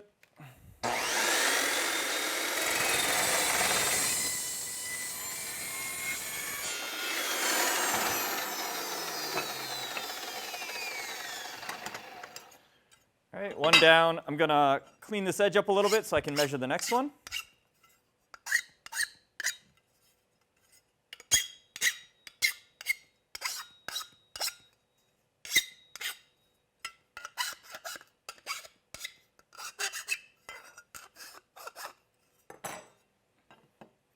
Okay, and once again, we're going to do 2 inches off that edge. Again, my cut is pretty straight, so I'm OK with kind of reusing that side. And even if the sides are crooked, it's not really going to be a big deal. So we're somewhere around here.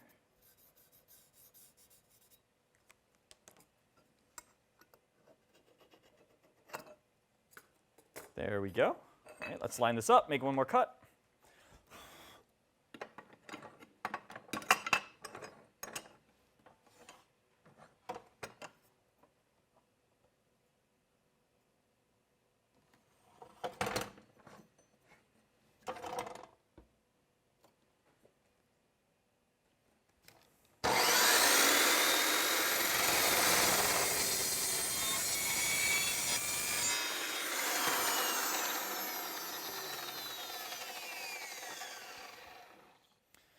All right, file both of these pieces.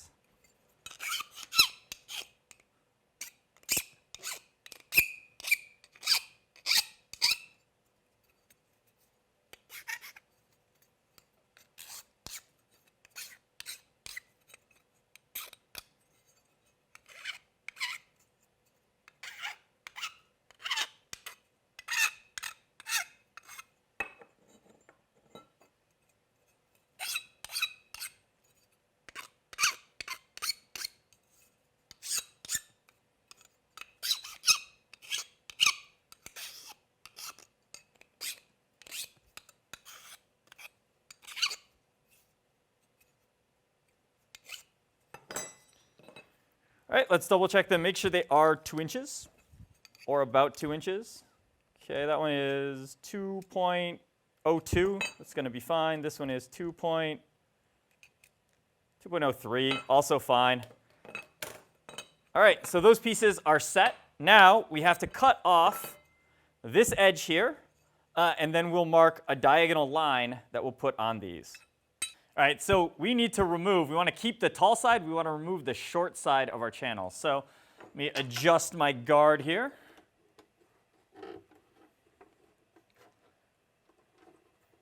And all I'm going to try to do is I'm going to just try to run the bandsaw as close to this wall as I can to take it off. If you end up cutting a little bit more or a little bit, well, don't cut less, make sure the whole wall goes away. But if you cut a little bit more, it's going to be just fine.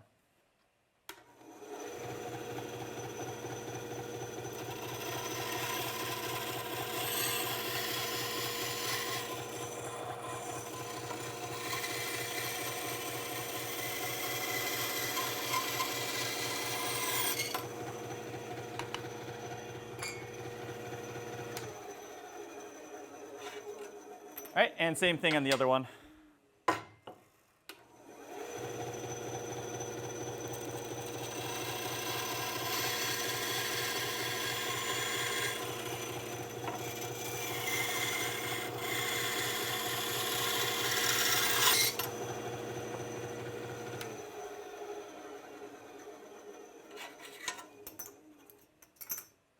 All right, looks good. Let me hit them with the file really quick.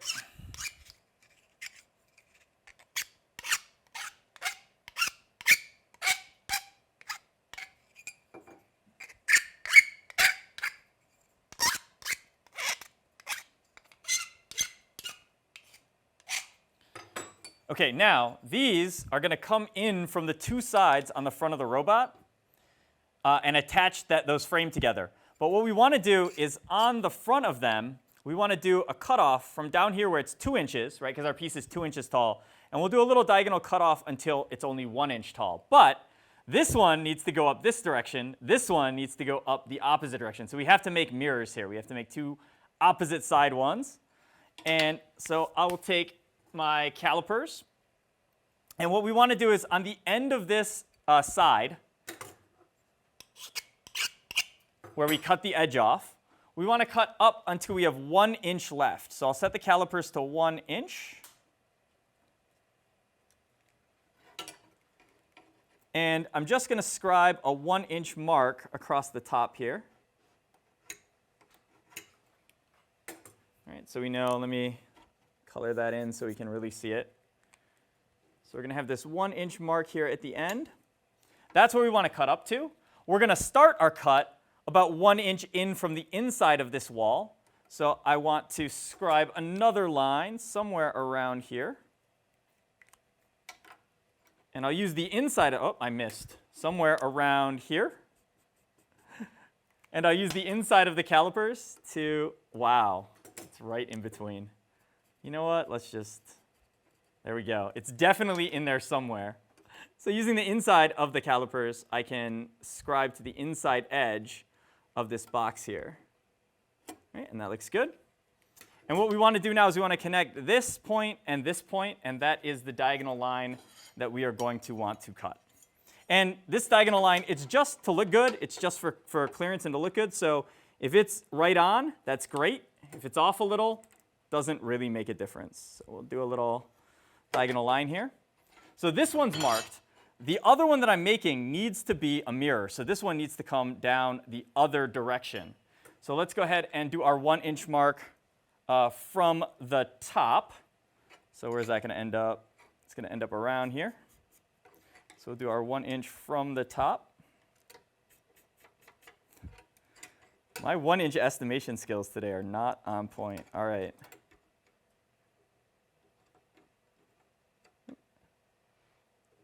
There we go. So there's our 1 inch that way. And then our 1 inch in from this side.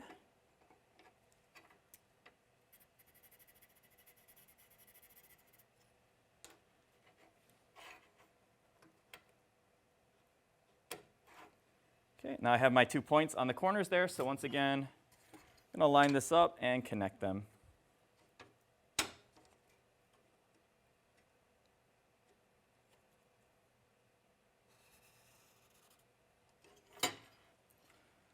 Looks good. Before you make this cut, I mean, we do have more material, but before you make this cut, if you put them together, right, you should have a continuous triangle. If you put them together and both of the cuts are on, you have cuts on the top and bottom, that is going to be a problem. They need to both be kind of on the bottom, or of course, if we flip it around, both be on the top. And that's how we know we're going to end up with mirrored cuts. Okay, so now we're just going to cut along that line. Can probably lower this a little bit. And then we're good to go.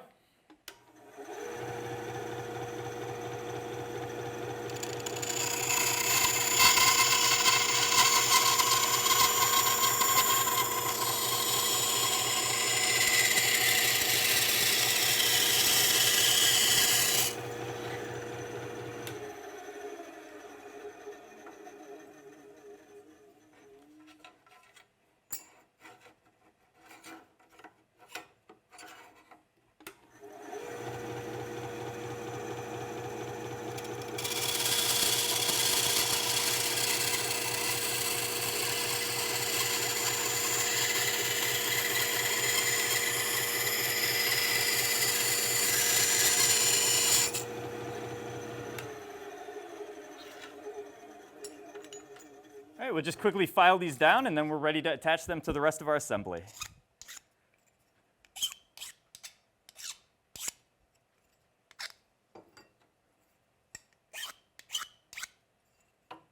All right, so we have our pieces cut, and we can kind of look at how they attach here.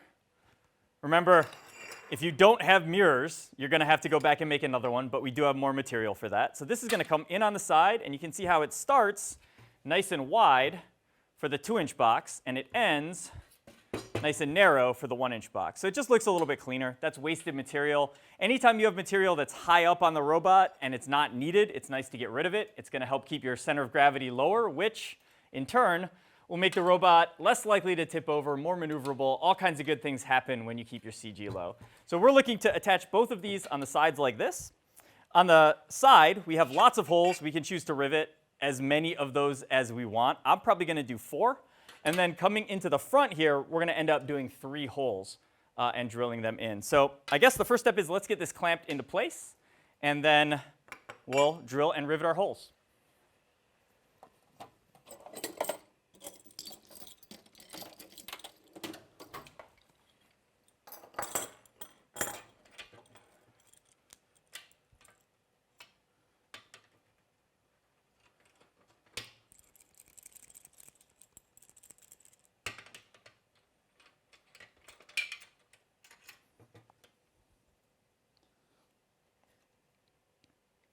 So we're going to try to line it up so it's flat with the top of the box, but if your bracket is sticking out a little bit, you can go up until you hit the bracket, which should also be lined up with the top of the box.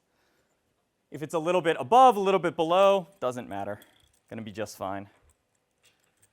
We'll do 1 clamp that way and 1 clamp. Come in this way.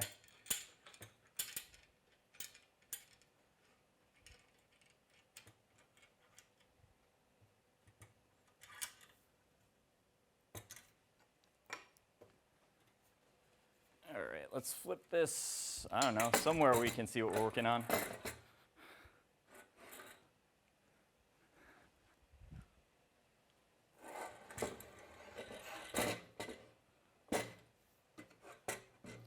Looks good, so we're going to look to drill some of these holes and then rivet them.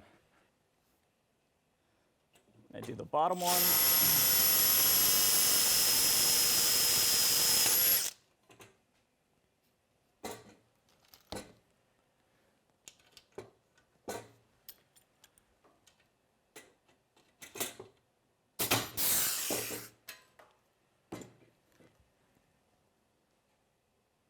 Let's go all the way to the other side.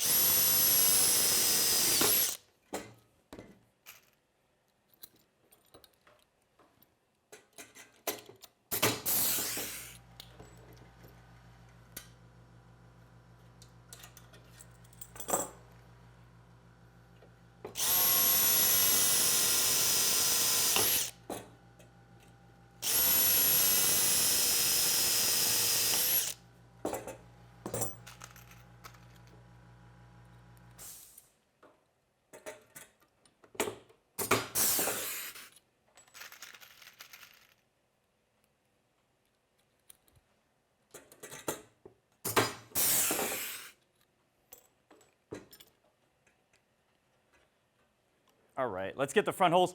If you want to, you can drill and you can rivet all of these holes in place. That's fine. Really, the outside 4 are going to do most of the work. So I'm going to stop at 4 for right now just so we can keep moving. But, you know, if you have extra time, feel free. Let's get that front going now. Let's see, maybe I'll flip this over. Now, on the front, we don't already have holes for us to drill through. So we have to kind of figure out where we want to put the holes ourselves. It's fine to just kind of eyeball it and drill where you want.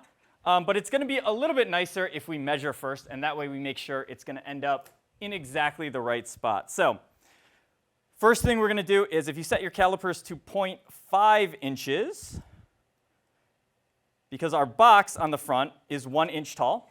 So if we scribe a line at 0.5 inches along here, you get a Sharpie on there just so everybody can see it.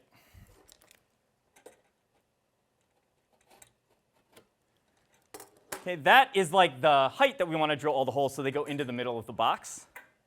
And let me move this clamp for a second. We'll clamp it back up before we drill. So I'll continue that all the way to the end. All right, then we've got about 2 inches of material here. So you can kind of eyeball it. Where is the seam going to be? It's somewhere around there. So it's about 2 inches of material. And I want to put 3 rivets. So if I'm going to put 3 rivets, that means I have a hole to the first rivet, a hole between the first and second rivet, a hole between the second and third rivet, and then a hole to the end of the plate. So if we can divide our 2 inches by 4, that will be an even amount of spacing between the holes and between the edges of the plate. So in this case, 2 divided by 4 is easy. It's 0.5. So I'm going to set my caliper to 0.5. And let's get a little bit more Sharpie in this area. So that's where it's going to end up.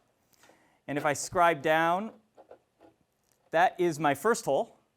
And then you can kind of, because it doesn't really matter, you could kind of try to work 0.5 to the next one, to the next one, to the next one. But the best way to do it, if you want to be accurate, is open your calipers up to 1 inch and lock them, and then do your next little scratch. And then open them up to 1.5 inches. We'll lock it, and we'll do our last scribe line there. Now, in this case, we don't have the holes from the gusset plates to sort of like guide our drill through. So just like before when we were drilling the holes on the sides of our main beams, we're going to want to snap punch first.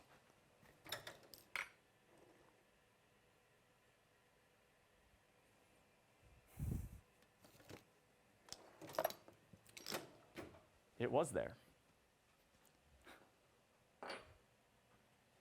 Okay, so I'm going to come in to each of the places where my lines cross and do a little snap punch.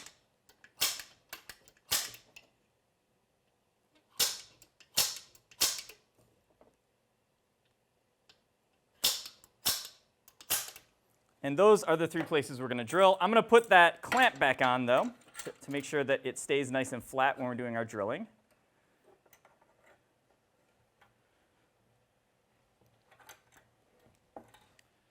Tighten that up. All right, so we are ready to drill our first hole here.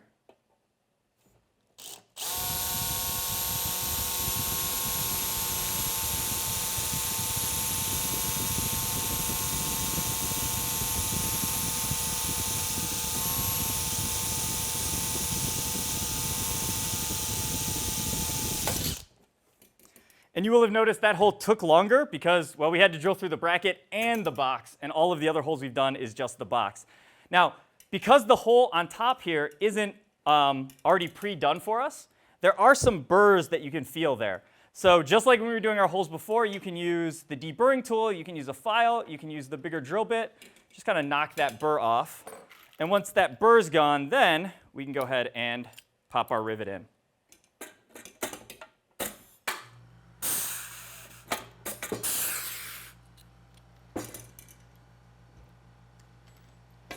Okay, let's do the other one that we can get to.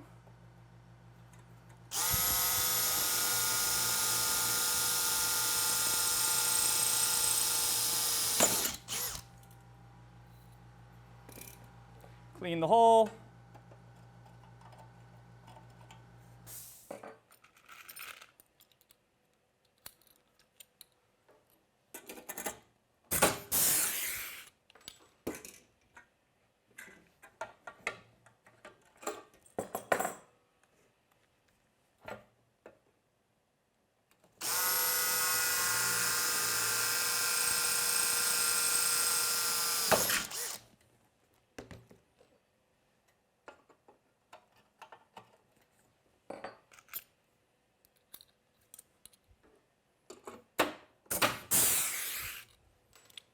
Okay, that's the first side done. We have to do the same thing on the other side.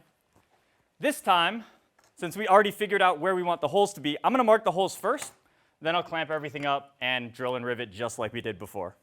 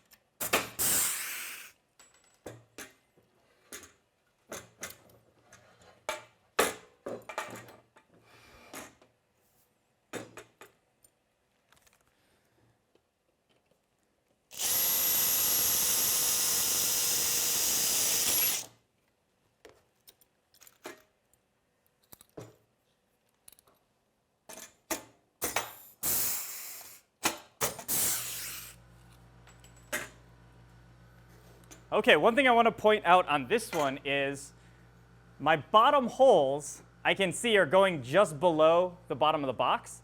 I definitely don't want to drill those bottom holes out, so I'm going to move up and do the next two. And so if your cutoffs end up like this or end up worse than this, again, as long as you get 4 rivets on here, you're going to be in good shape.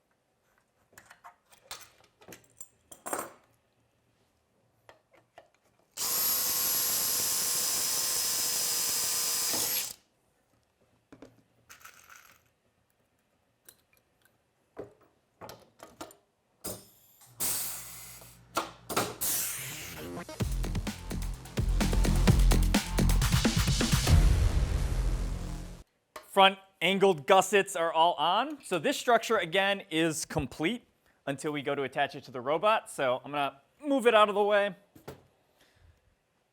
And now the parts that you need are your 02 supports. So these are the 1x1 boxes.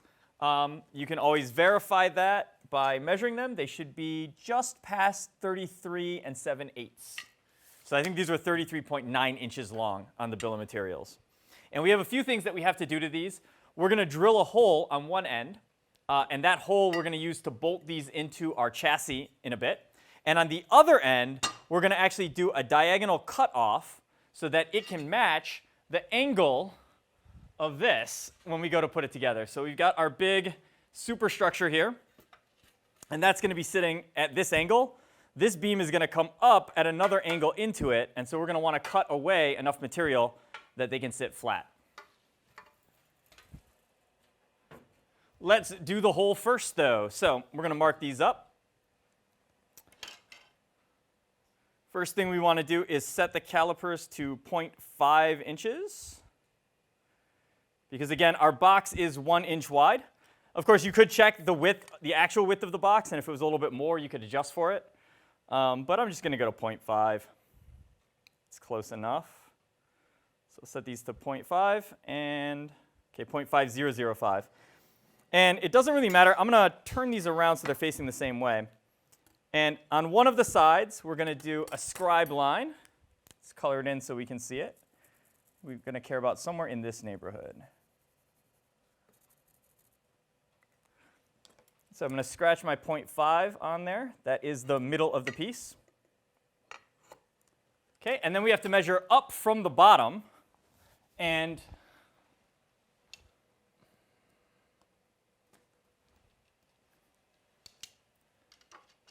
keep going, or we can cinch that up. Yeah, I think if you just we have to measure up from the bottom. Okay. As you come away from the, as if you just strike them. Yep. Be on one. Okay. And up from the bottom is going to be 0.375 inches. So let's set our calipers to 0.375. That's 3/8 of an inch.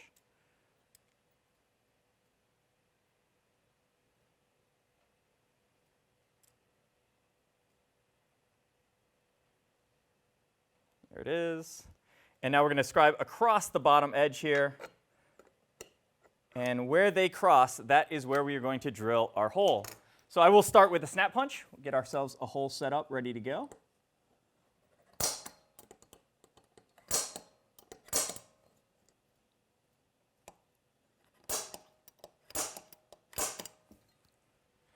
All right, and you could, if you needed to hand drill these.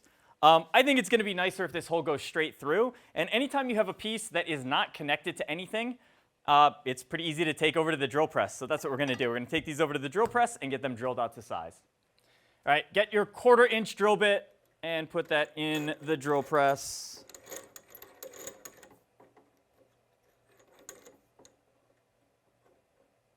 Let me get that key and tighten down my chuck here. All right, and then we will take the piece, and I'm going to clamp it.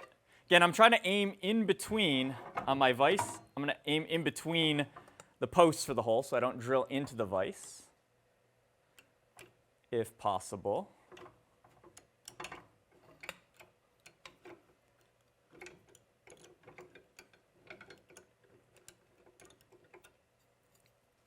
Sure that's sitting nice and flat.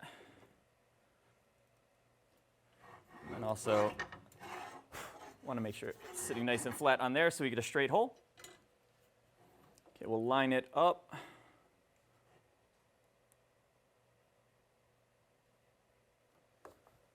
And clamp it down.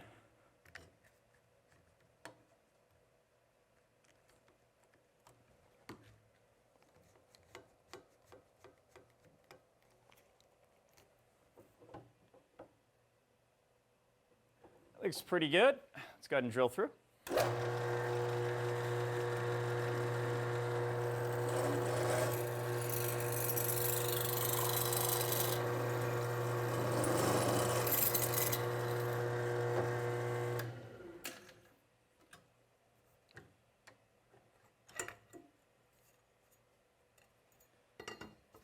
And I'm going to bring my second one up and do the exact same thing.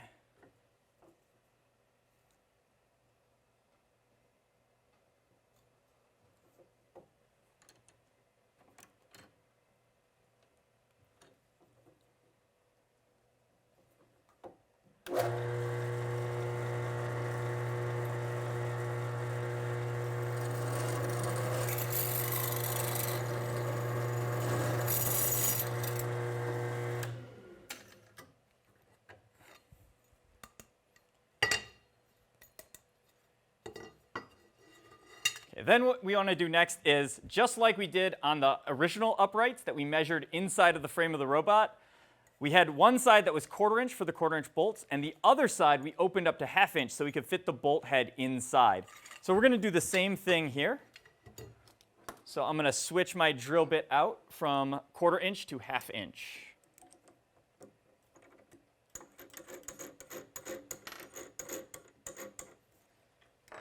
And then I'm going to have to lower the table.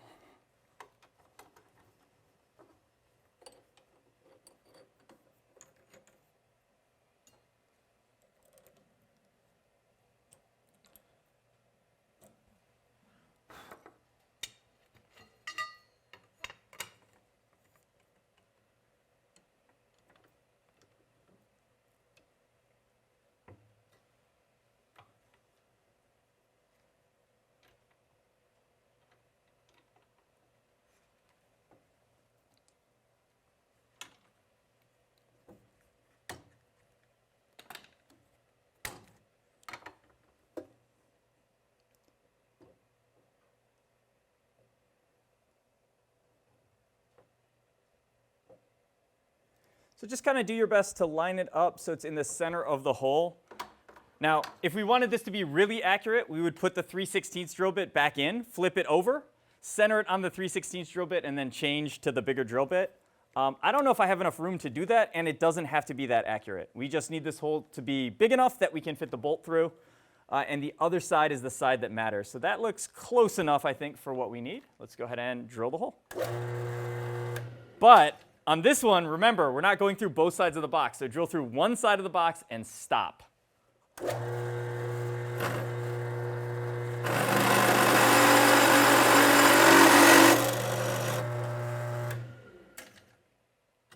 Perfect. And same thing on the other one.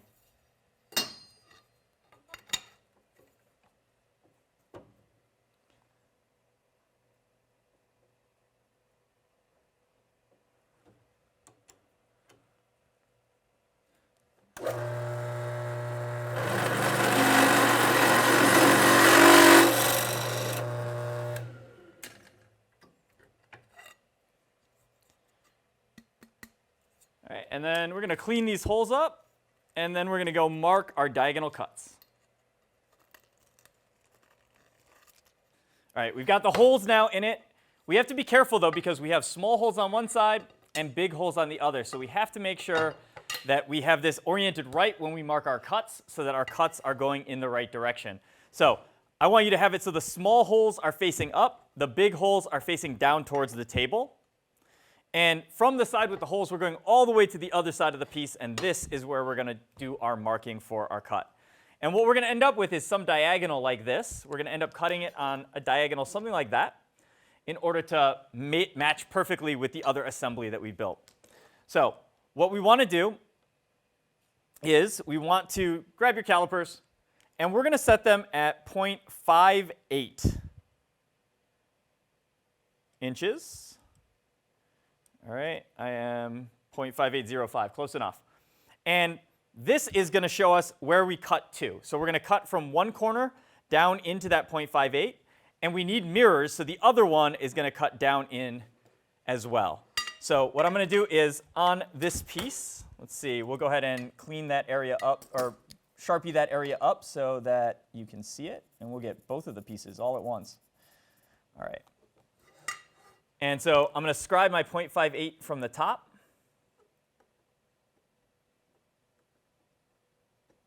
All right, so I'm cutting all the way to that edge. We'll do the same thing on the other piece. And when you're done scribing those lines, right, they should be on the inside. Those lines should basically be touching each other. Because we'll go ahead and draw our cut line now on here. I'll go ahead and do it with the Sharpie. We want to go from this corner to that line.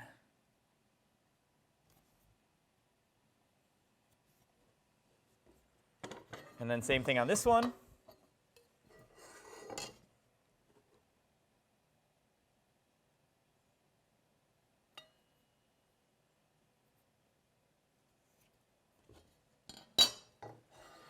And when they're together, we need to have this V, because again, when they go on the robot, they're going to be turned and on opposite sides, and we need that slope to be going the same direction on both of our pieces. All right, I think they're marked up. I think we're ready to take them over to the bandsaw and make some cuts. All right, let's take our pieces over. And I'm not sure how this is going to work out. Let's see. If I hold it like this, then I can cut the angle I want, and it looks like my guard is pretty good. All right, here we go.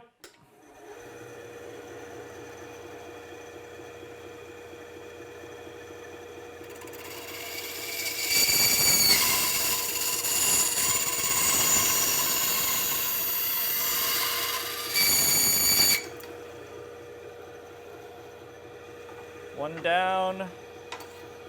The other one, I gotta cut the other direction. All right.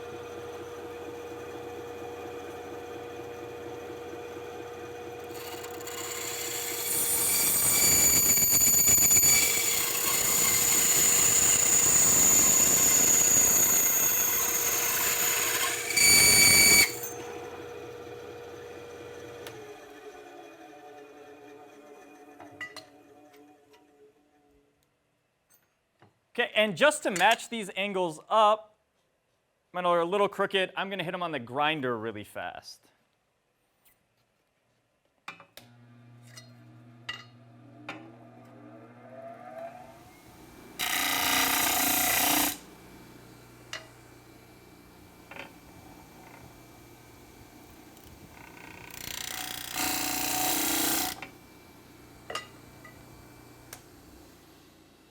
Okay, and I'll file these, and they'll be ready to go. All right, it is time now to take all of these parts that we've made and attach them to the robot frame. So if you remember, we measured and drilled the holes on the bottom of this section with the chassis in place, right? So we know those holes line up. And if you remember the back of the robot, we labeled it back, but also it's the side where the belts are on the outside of the robot. That's the side this piece is going to go into. And then on the front of the robot, we're going to find the hole, and we'll get these attached probably first, but these are going to go into a hole on the front of the robot, and they're going to come in until they meet up with this piece. And we're going to set this position, this final position, based on how far this sticks out the front of the robot. All right, so the first thing that I'm going to do before we attach this piece is I'm going to grab some 1/4-20 bolts and nuts.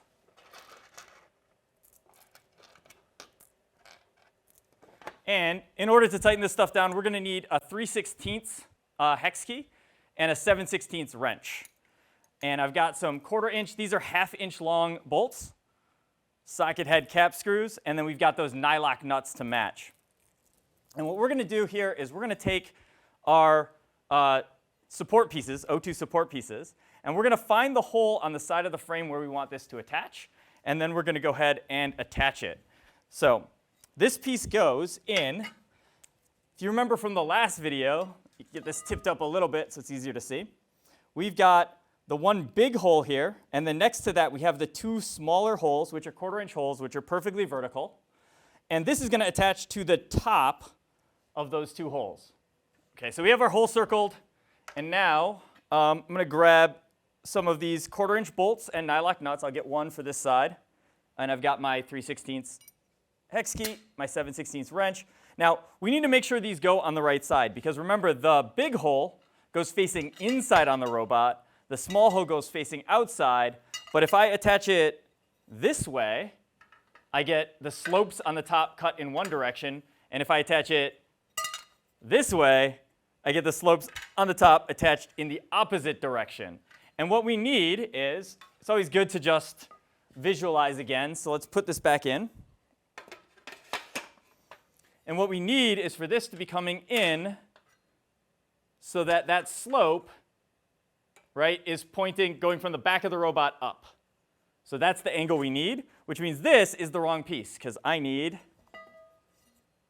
this one where the small hole is towards the outside of the robot. All right, and then that's going to work. So let me set this down. We're going to go ahead and get this bolted in for starters here. And one of the things that kind of helps is if you get the bolt started in the hole now, it's a little bit easier than when it's in this wheel well, and it's hard to get to. So I like to put the bolt on the hex key here and just feed it through there and get it through that other hole on the other side. And then I know when I put this in, my hex key is going to crash into this other beam, and I'm not going to be able to keep it there. So I'm going to go ahead and put the short side of my hex key in now while I can see everything. And I'm just going to hold all of that together. So this is in my bolt inside the box, and I'm just holding it so it's all one piece. It's not going to fall apart on me. And then I'm going to lower this in, and I'm going to line up the bolt with that hole that we had there. Pass it through. Okay, and then I will grab the nylock nut and get it started.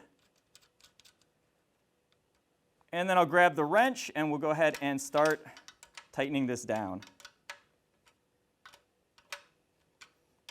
And in this case, the bolt is only going through metal. There's no gap in between. We're not going through the whole box. So if I tighten this down really, really tight, it's not going to crush the box. And I want it pretty tight here. If you over-tightened it, I'll let you know. After it's tight, and I think almost no matter how tight you try to make it, you should still be able to move this up and down. But I want a lot of friction there because I want this to stay in place without me touching it. That's going to help us align stuff later. All right, so we've bolted this side in. I'm going to flip it around, and I'm going to get the other side the same way. So another 1/4 inch bolt that is 1/2 inch long, and we'll feed that through the hole.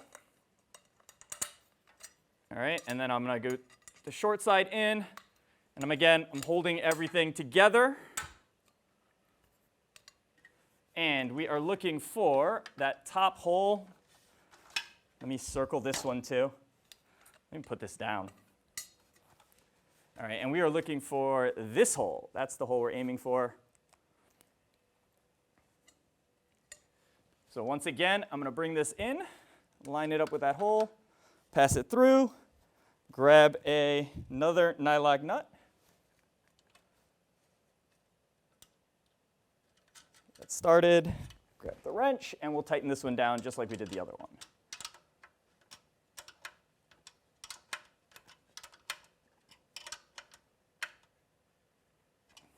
All right, perfect. Okay, let's see. Spin it back around so the front is facing the way it was when we started, so we keep our orientation here. All right, now our next step is to do the same thing by adding the bolts on this back one. Now this back one is a lot bigger and a lot harder to kind of hold in place. If I had to do this alone, I could kind of adjust these until they're about the right space. It'll hold everything up together. But Jack's here, so we're going to bring Jack in. He's going to help us out. All right, so I guess what you can do is we're going to have to adjust this right until the holes line up. Yep. So let me see. Also, I think we're going to want to, that bottom bolt is really hard to get. So that's going to be a trick. All right, so what we want to do is we want to get the bolt from the inside to the outside. And it's pretty hard for me to reach inside here and get that bolt to go. So I'm going to pass the Allen wrench through, or the hex key through, the inside of the robot, put the bolt onto it. And you can, while you're doing this, you can add some tape or something on the end of your hex key. If the bolt keeps falling off, you can add a little bit of something on there and have it pushed on so it's stuck. I think they also make some hex keys that have like a little retaining ring that you can use. But I'm going to have to just gently pass it through the hole. And now what we have to do is we have to find that hole on the outside. And so I'm just really sliding it around and hoping at this point.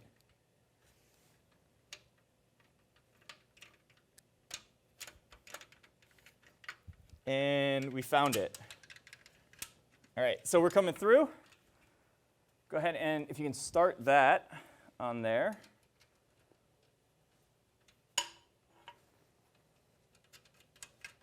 Okay, and then we'll go ahead and, now on this one, you know, we're gonna make it pretty tight, but we're not gonna tighten it all the way.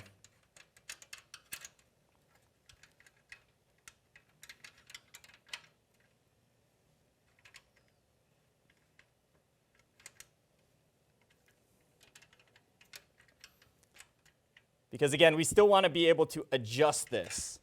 So our goal is to be able to still tip this whole thing, like forward or backwards. And so if we over tighten that bolt, we're not going to get that ability to adjust it. Looks like we're actually pretty close with whatever random spot that those got put in. All right, so we've got the top one on this side done. I think what we want to do is the top one on this side next, because it's a little bit easier to get in. So let's do it from the other angle this time. So we'll switch you over to that side. All right, so once again, I'm going to slide the Allen wrench through, get the bolt on top, and we're going to go carefully through the hole. And now I just sort of wiggle this around and hope it eventually pops through on the other side. And there it went.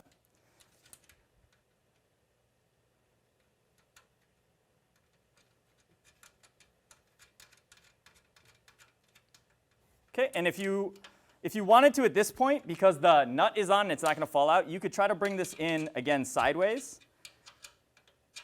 It's a little hard to see where you want to be, but I think, there we go, we made it. And let's go ahead and tighten that one up.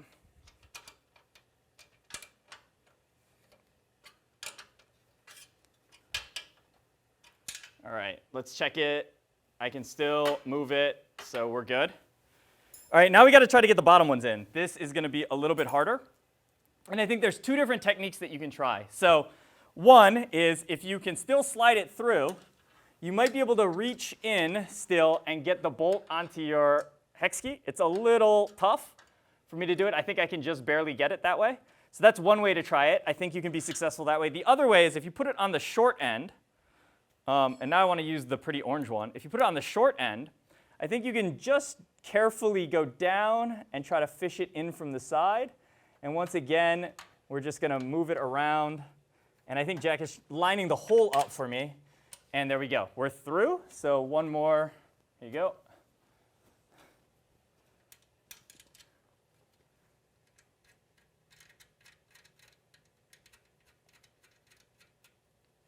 Nut on there to get started. Let's tighten this one up as much as we can.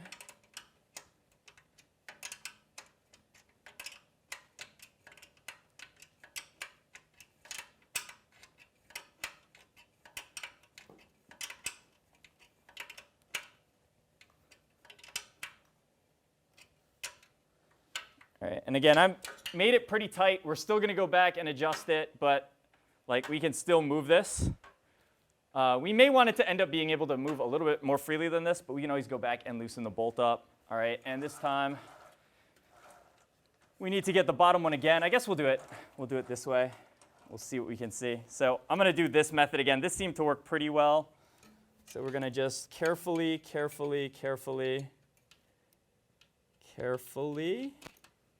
fish that down.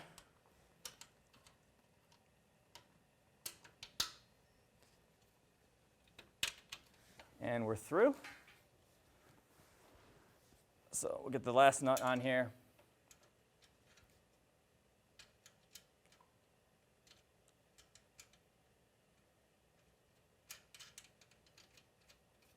And once again,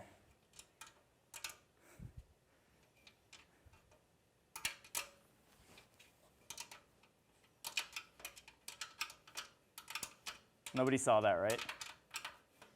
I was just loosening it for a second, but we're good. We figured it out.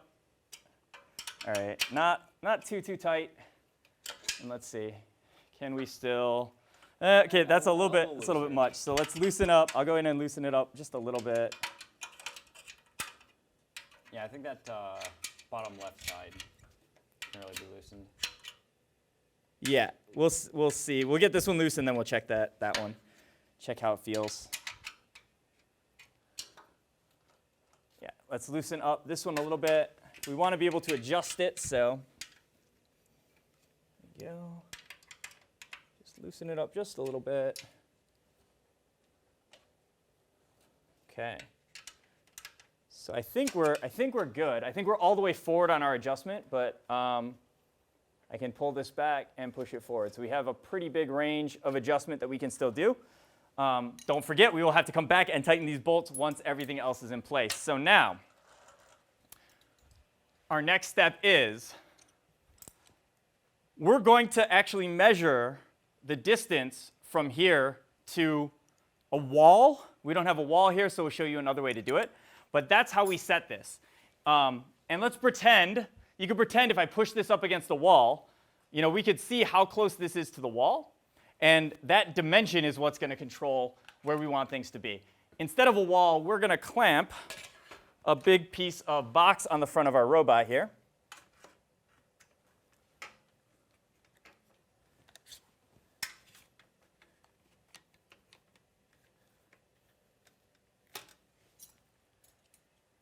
Okay, and that should be generally straight up. Now, from the bottom point, our box on the top here sort of makes a diamond. From the bottom point to this box, we want to be 2 inches. That's kind of hard to measure. I think it's easier to measure from the closest point here. And the closest point here, I think we want to be 1.86 inches. Yes, and actually that to the bottom right here is 2.5, but. Sorry, yeah. So it's 2. Okay, so if you want to measure to the bottom point here, it's 2.5. I think that's hard to measure. But on the top, it's 1.86, I believe. So we're going to set this to 1.86. I think it was a little over 6, 1.862 or something. Yeah. So if we put this at 1.86, that's the dimension we want. So we can actually use the calipers, right? My calipers are locked at 1.8615. We can use the calipers inside here, hopefully, to hold it in position. And let's see if I think I can get it when I can see I can do it. All right. So that right now is holding on those calipers. So this should be in the right spot, hopefully. All right, so this gap from the front edge to here, right, is going to be 1.86 inches. And I think we can get the calipers in to measure that easier than we can kind of measure the other one. We do have to be a little bit careful, though, because we can bend this piece back as we're measuring it. So if you are next to a wall, do all of this, push it up against the wall, and then you can measure that way. But if you're up against the wall, obviously your calipers can't stick out on this side. So in order to do that, you want to use this method of measuring. It's going to be 2.5 inches from here to the bottom point. The top point isn't necessarily in plane with the bottom point because it depends on what angle this is at, right? So if you kind of rest this on the bottom point, you can adjust it until it's 2.5 inches. Or sometimes the step feature works as well, although I can't see the readout anymore. But a wall is going to be slightly better because this does have some movement, but we're just going to be real gentle and measure just up to it.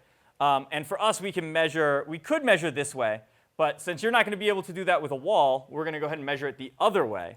So I'm going to leave these up here with you, Jack. Mm-hmm.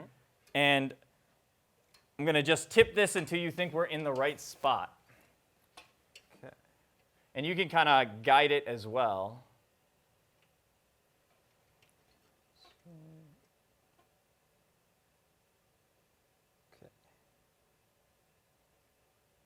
Up against it. Ooh, we're at 2.475, so maybe just a little tap. I might be on a slight angle. This looks about right here. Yeah, this is good. All right, so what we want to do now is I'm going to lower these angles in so they're touching. That's going to help support it a little bit. And then Jack, if you can try to hold it in place here, go ahead and grab the top of the frame. So we're not going to move it. Just gently support it so it can stay where it needs to stay. And I'm going to go grab the brackets.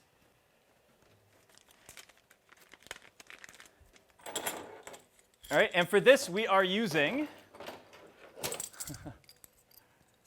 these are the 120-degree brackets again.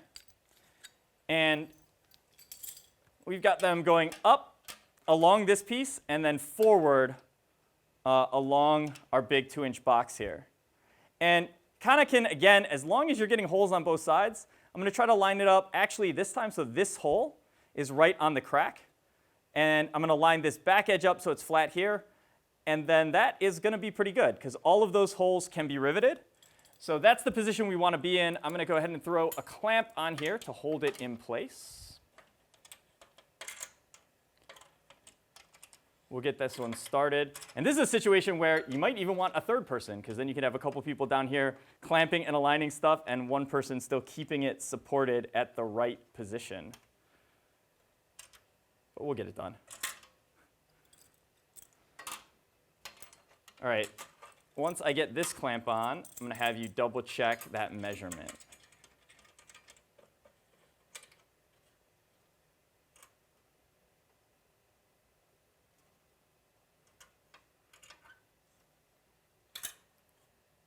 All right, so with these two clamps on, this side really can't move. We could maybe move this side a little bit, but we should be able to get a good measurement here to see if we're where we want to be.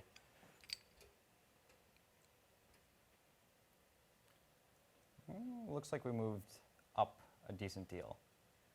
So it looks like we need to come down slightly. Let me see. Yep. It's hard to get to that corner point too, so that's the other question. It's like, that looks like it's right on the corner. Yeah, so we agree, 2.6 something, so we're gonna tap it to go a little bit lower.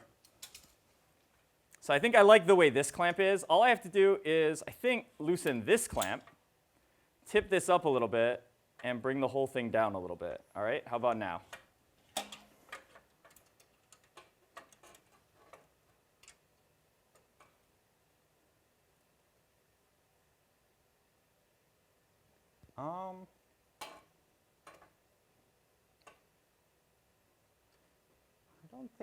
I think it needs to come down still. Okay. Good deal. We're at that 2.62. Okay, and now we are at 2.47, so maybe just up a tiny bit. And 2.52. All right, so that's pretty good. We're going to go ahead and clamp this on for a second. And then we're going to set the other side, and we might be able to make a small adjustment when we set the other side too. So I'm doing the same thing with this clamp. I'm going to line it up so the crack is about halfway on our 1-inch box. Go ahead and, if you want to do this clamp, the whole thing shouldn't move on us now, so I can just line this up. Clamp it on the bottom. Gotcha. And the idea is if we put it on the bottom on that 1-inch bar, then we can still adjust everything by tipping this forward and pulling it down. So before I clamp this on, go ahead and give me one more measurement.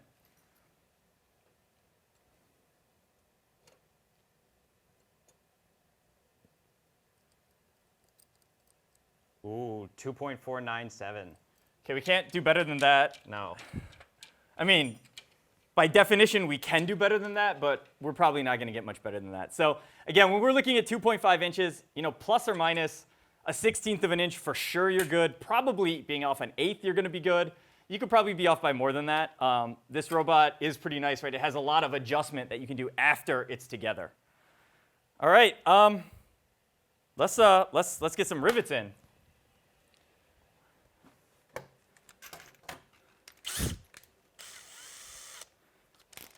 All right, so we'll do the drill, grab the riveter and the box of rivets.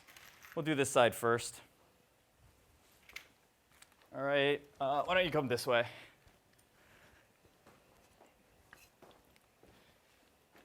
Okay, and any of the holes we can get to, so I'll just start on this one.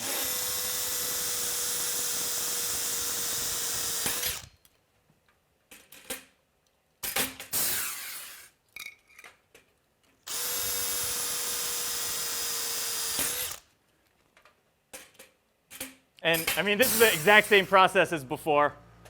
Nothing special, except remember that one hole is really close to the edge, so I'm going to skip it.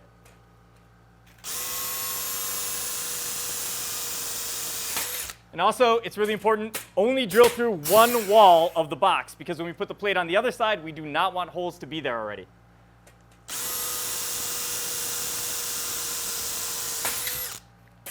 All right, I think that's going to be a clamp.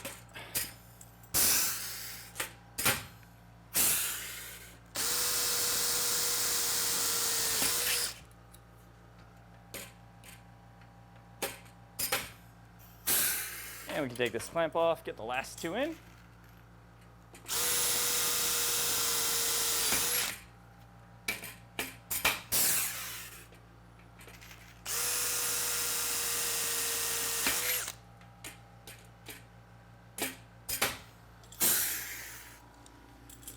Okay, let's get one more measurement here before we move on. Right over on that table to your, yep, you got it.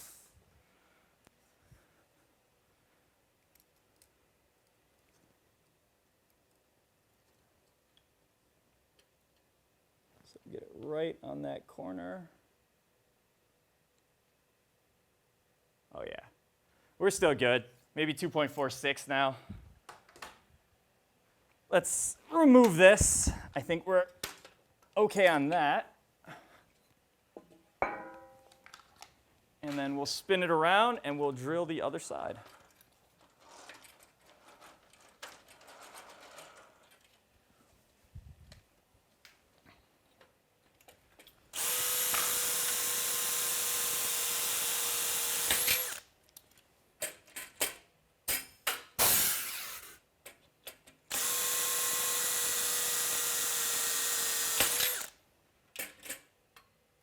Oh, wait. Just that one. Sometimes if the riveter doesn't go in nicely, you just gotta kind of wiggle it around. And we're skipping the one where the crack is.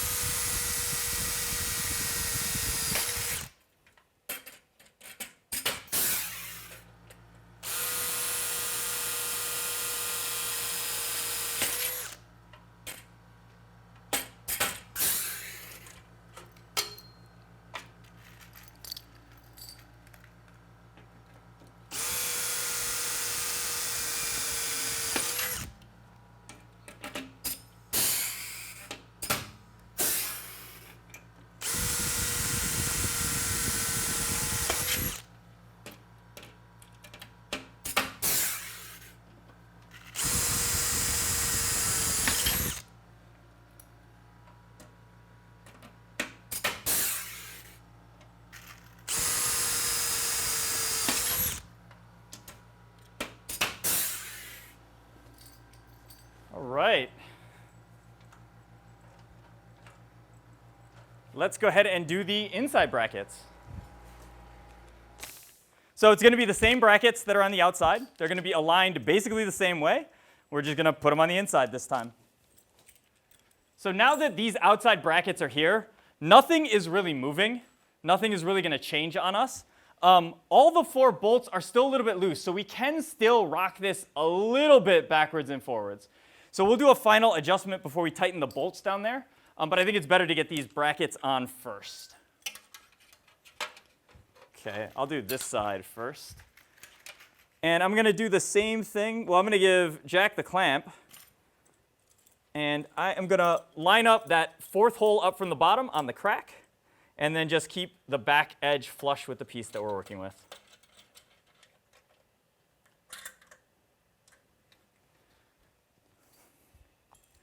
I want to use the shiny one.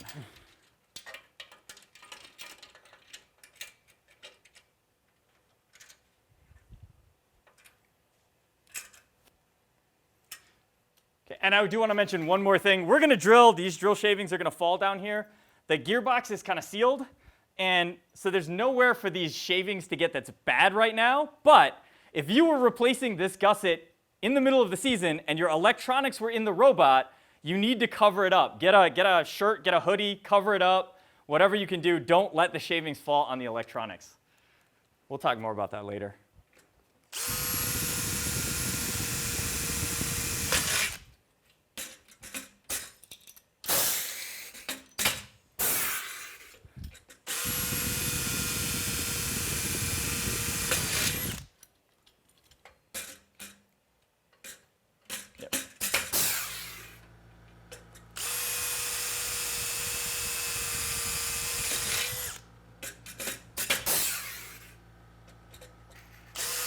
Skipping the crack again.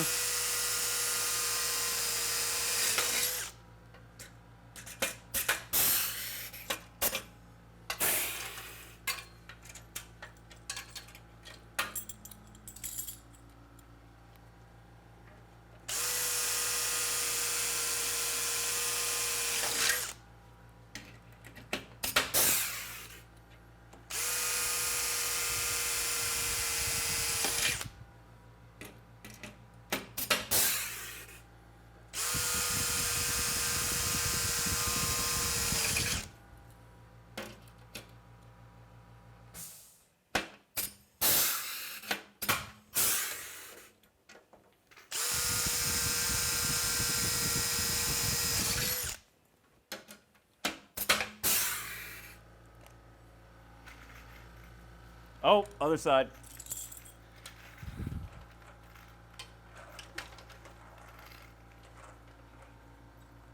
All right, first clamp is yours.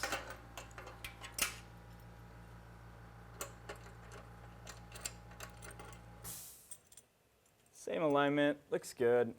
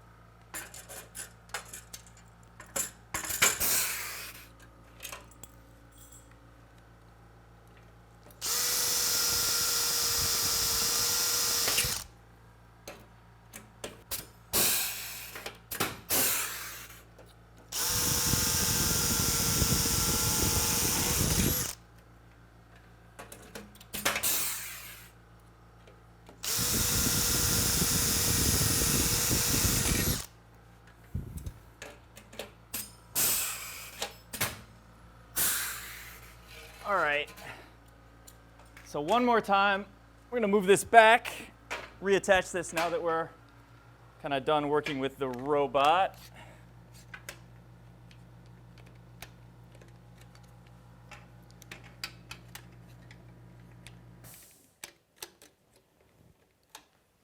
And again, we do recommend using a wall. If you can get next to a wall, I think it's gonna work a little bit better for you.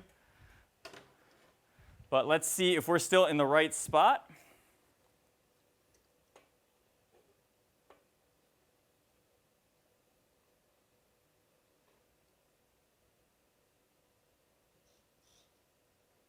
.46. If I push on the beam a little bit, I can make it say 2.469.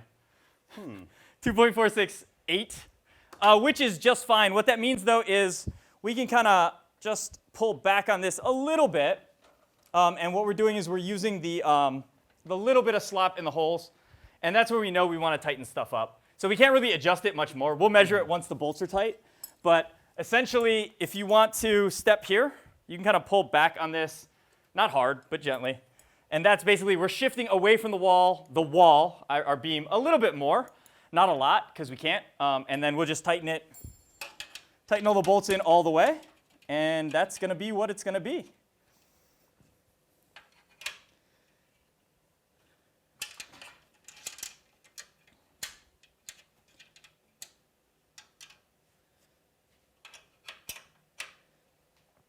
That one is pretty tight.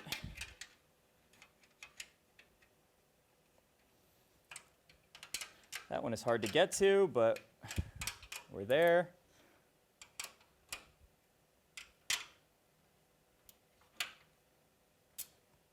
And that one's pretty tight. Let's get this front one.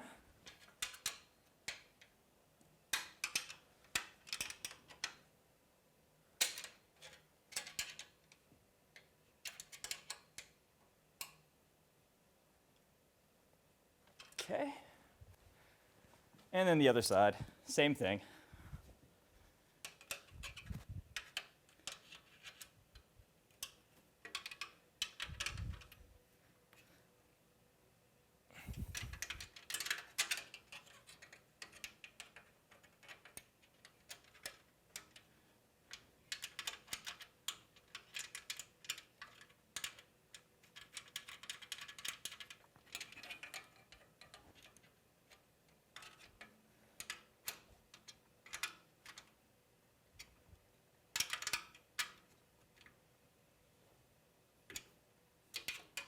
Did I do the top one?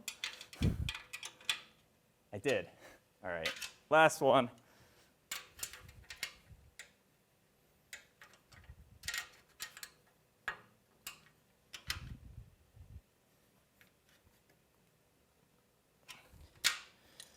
All right, that is it.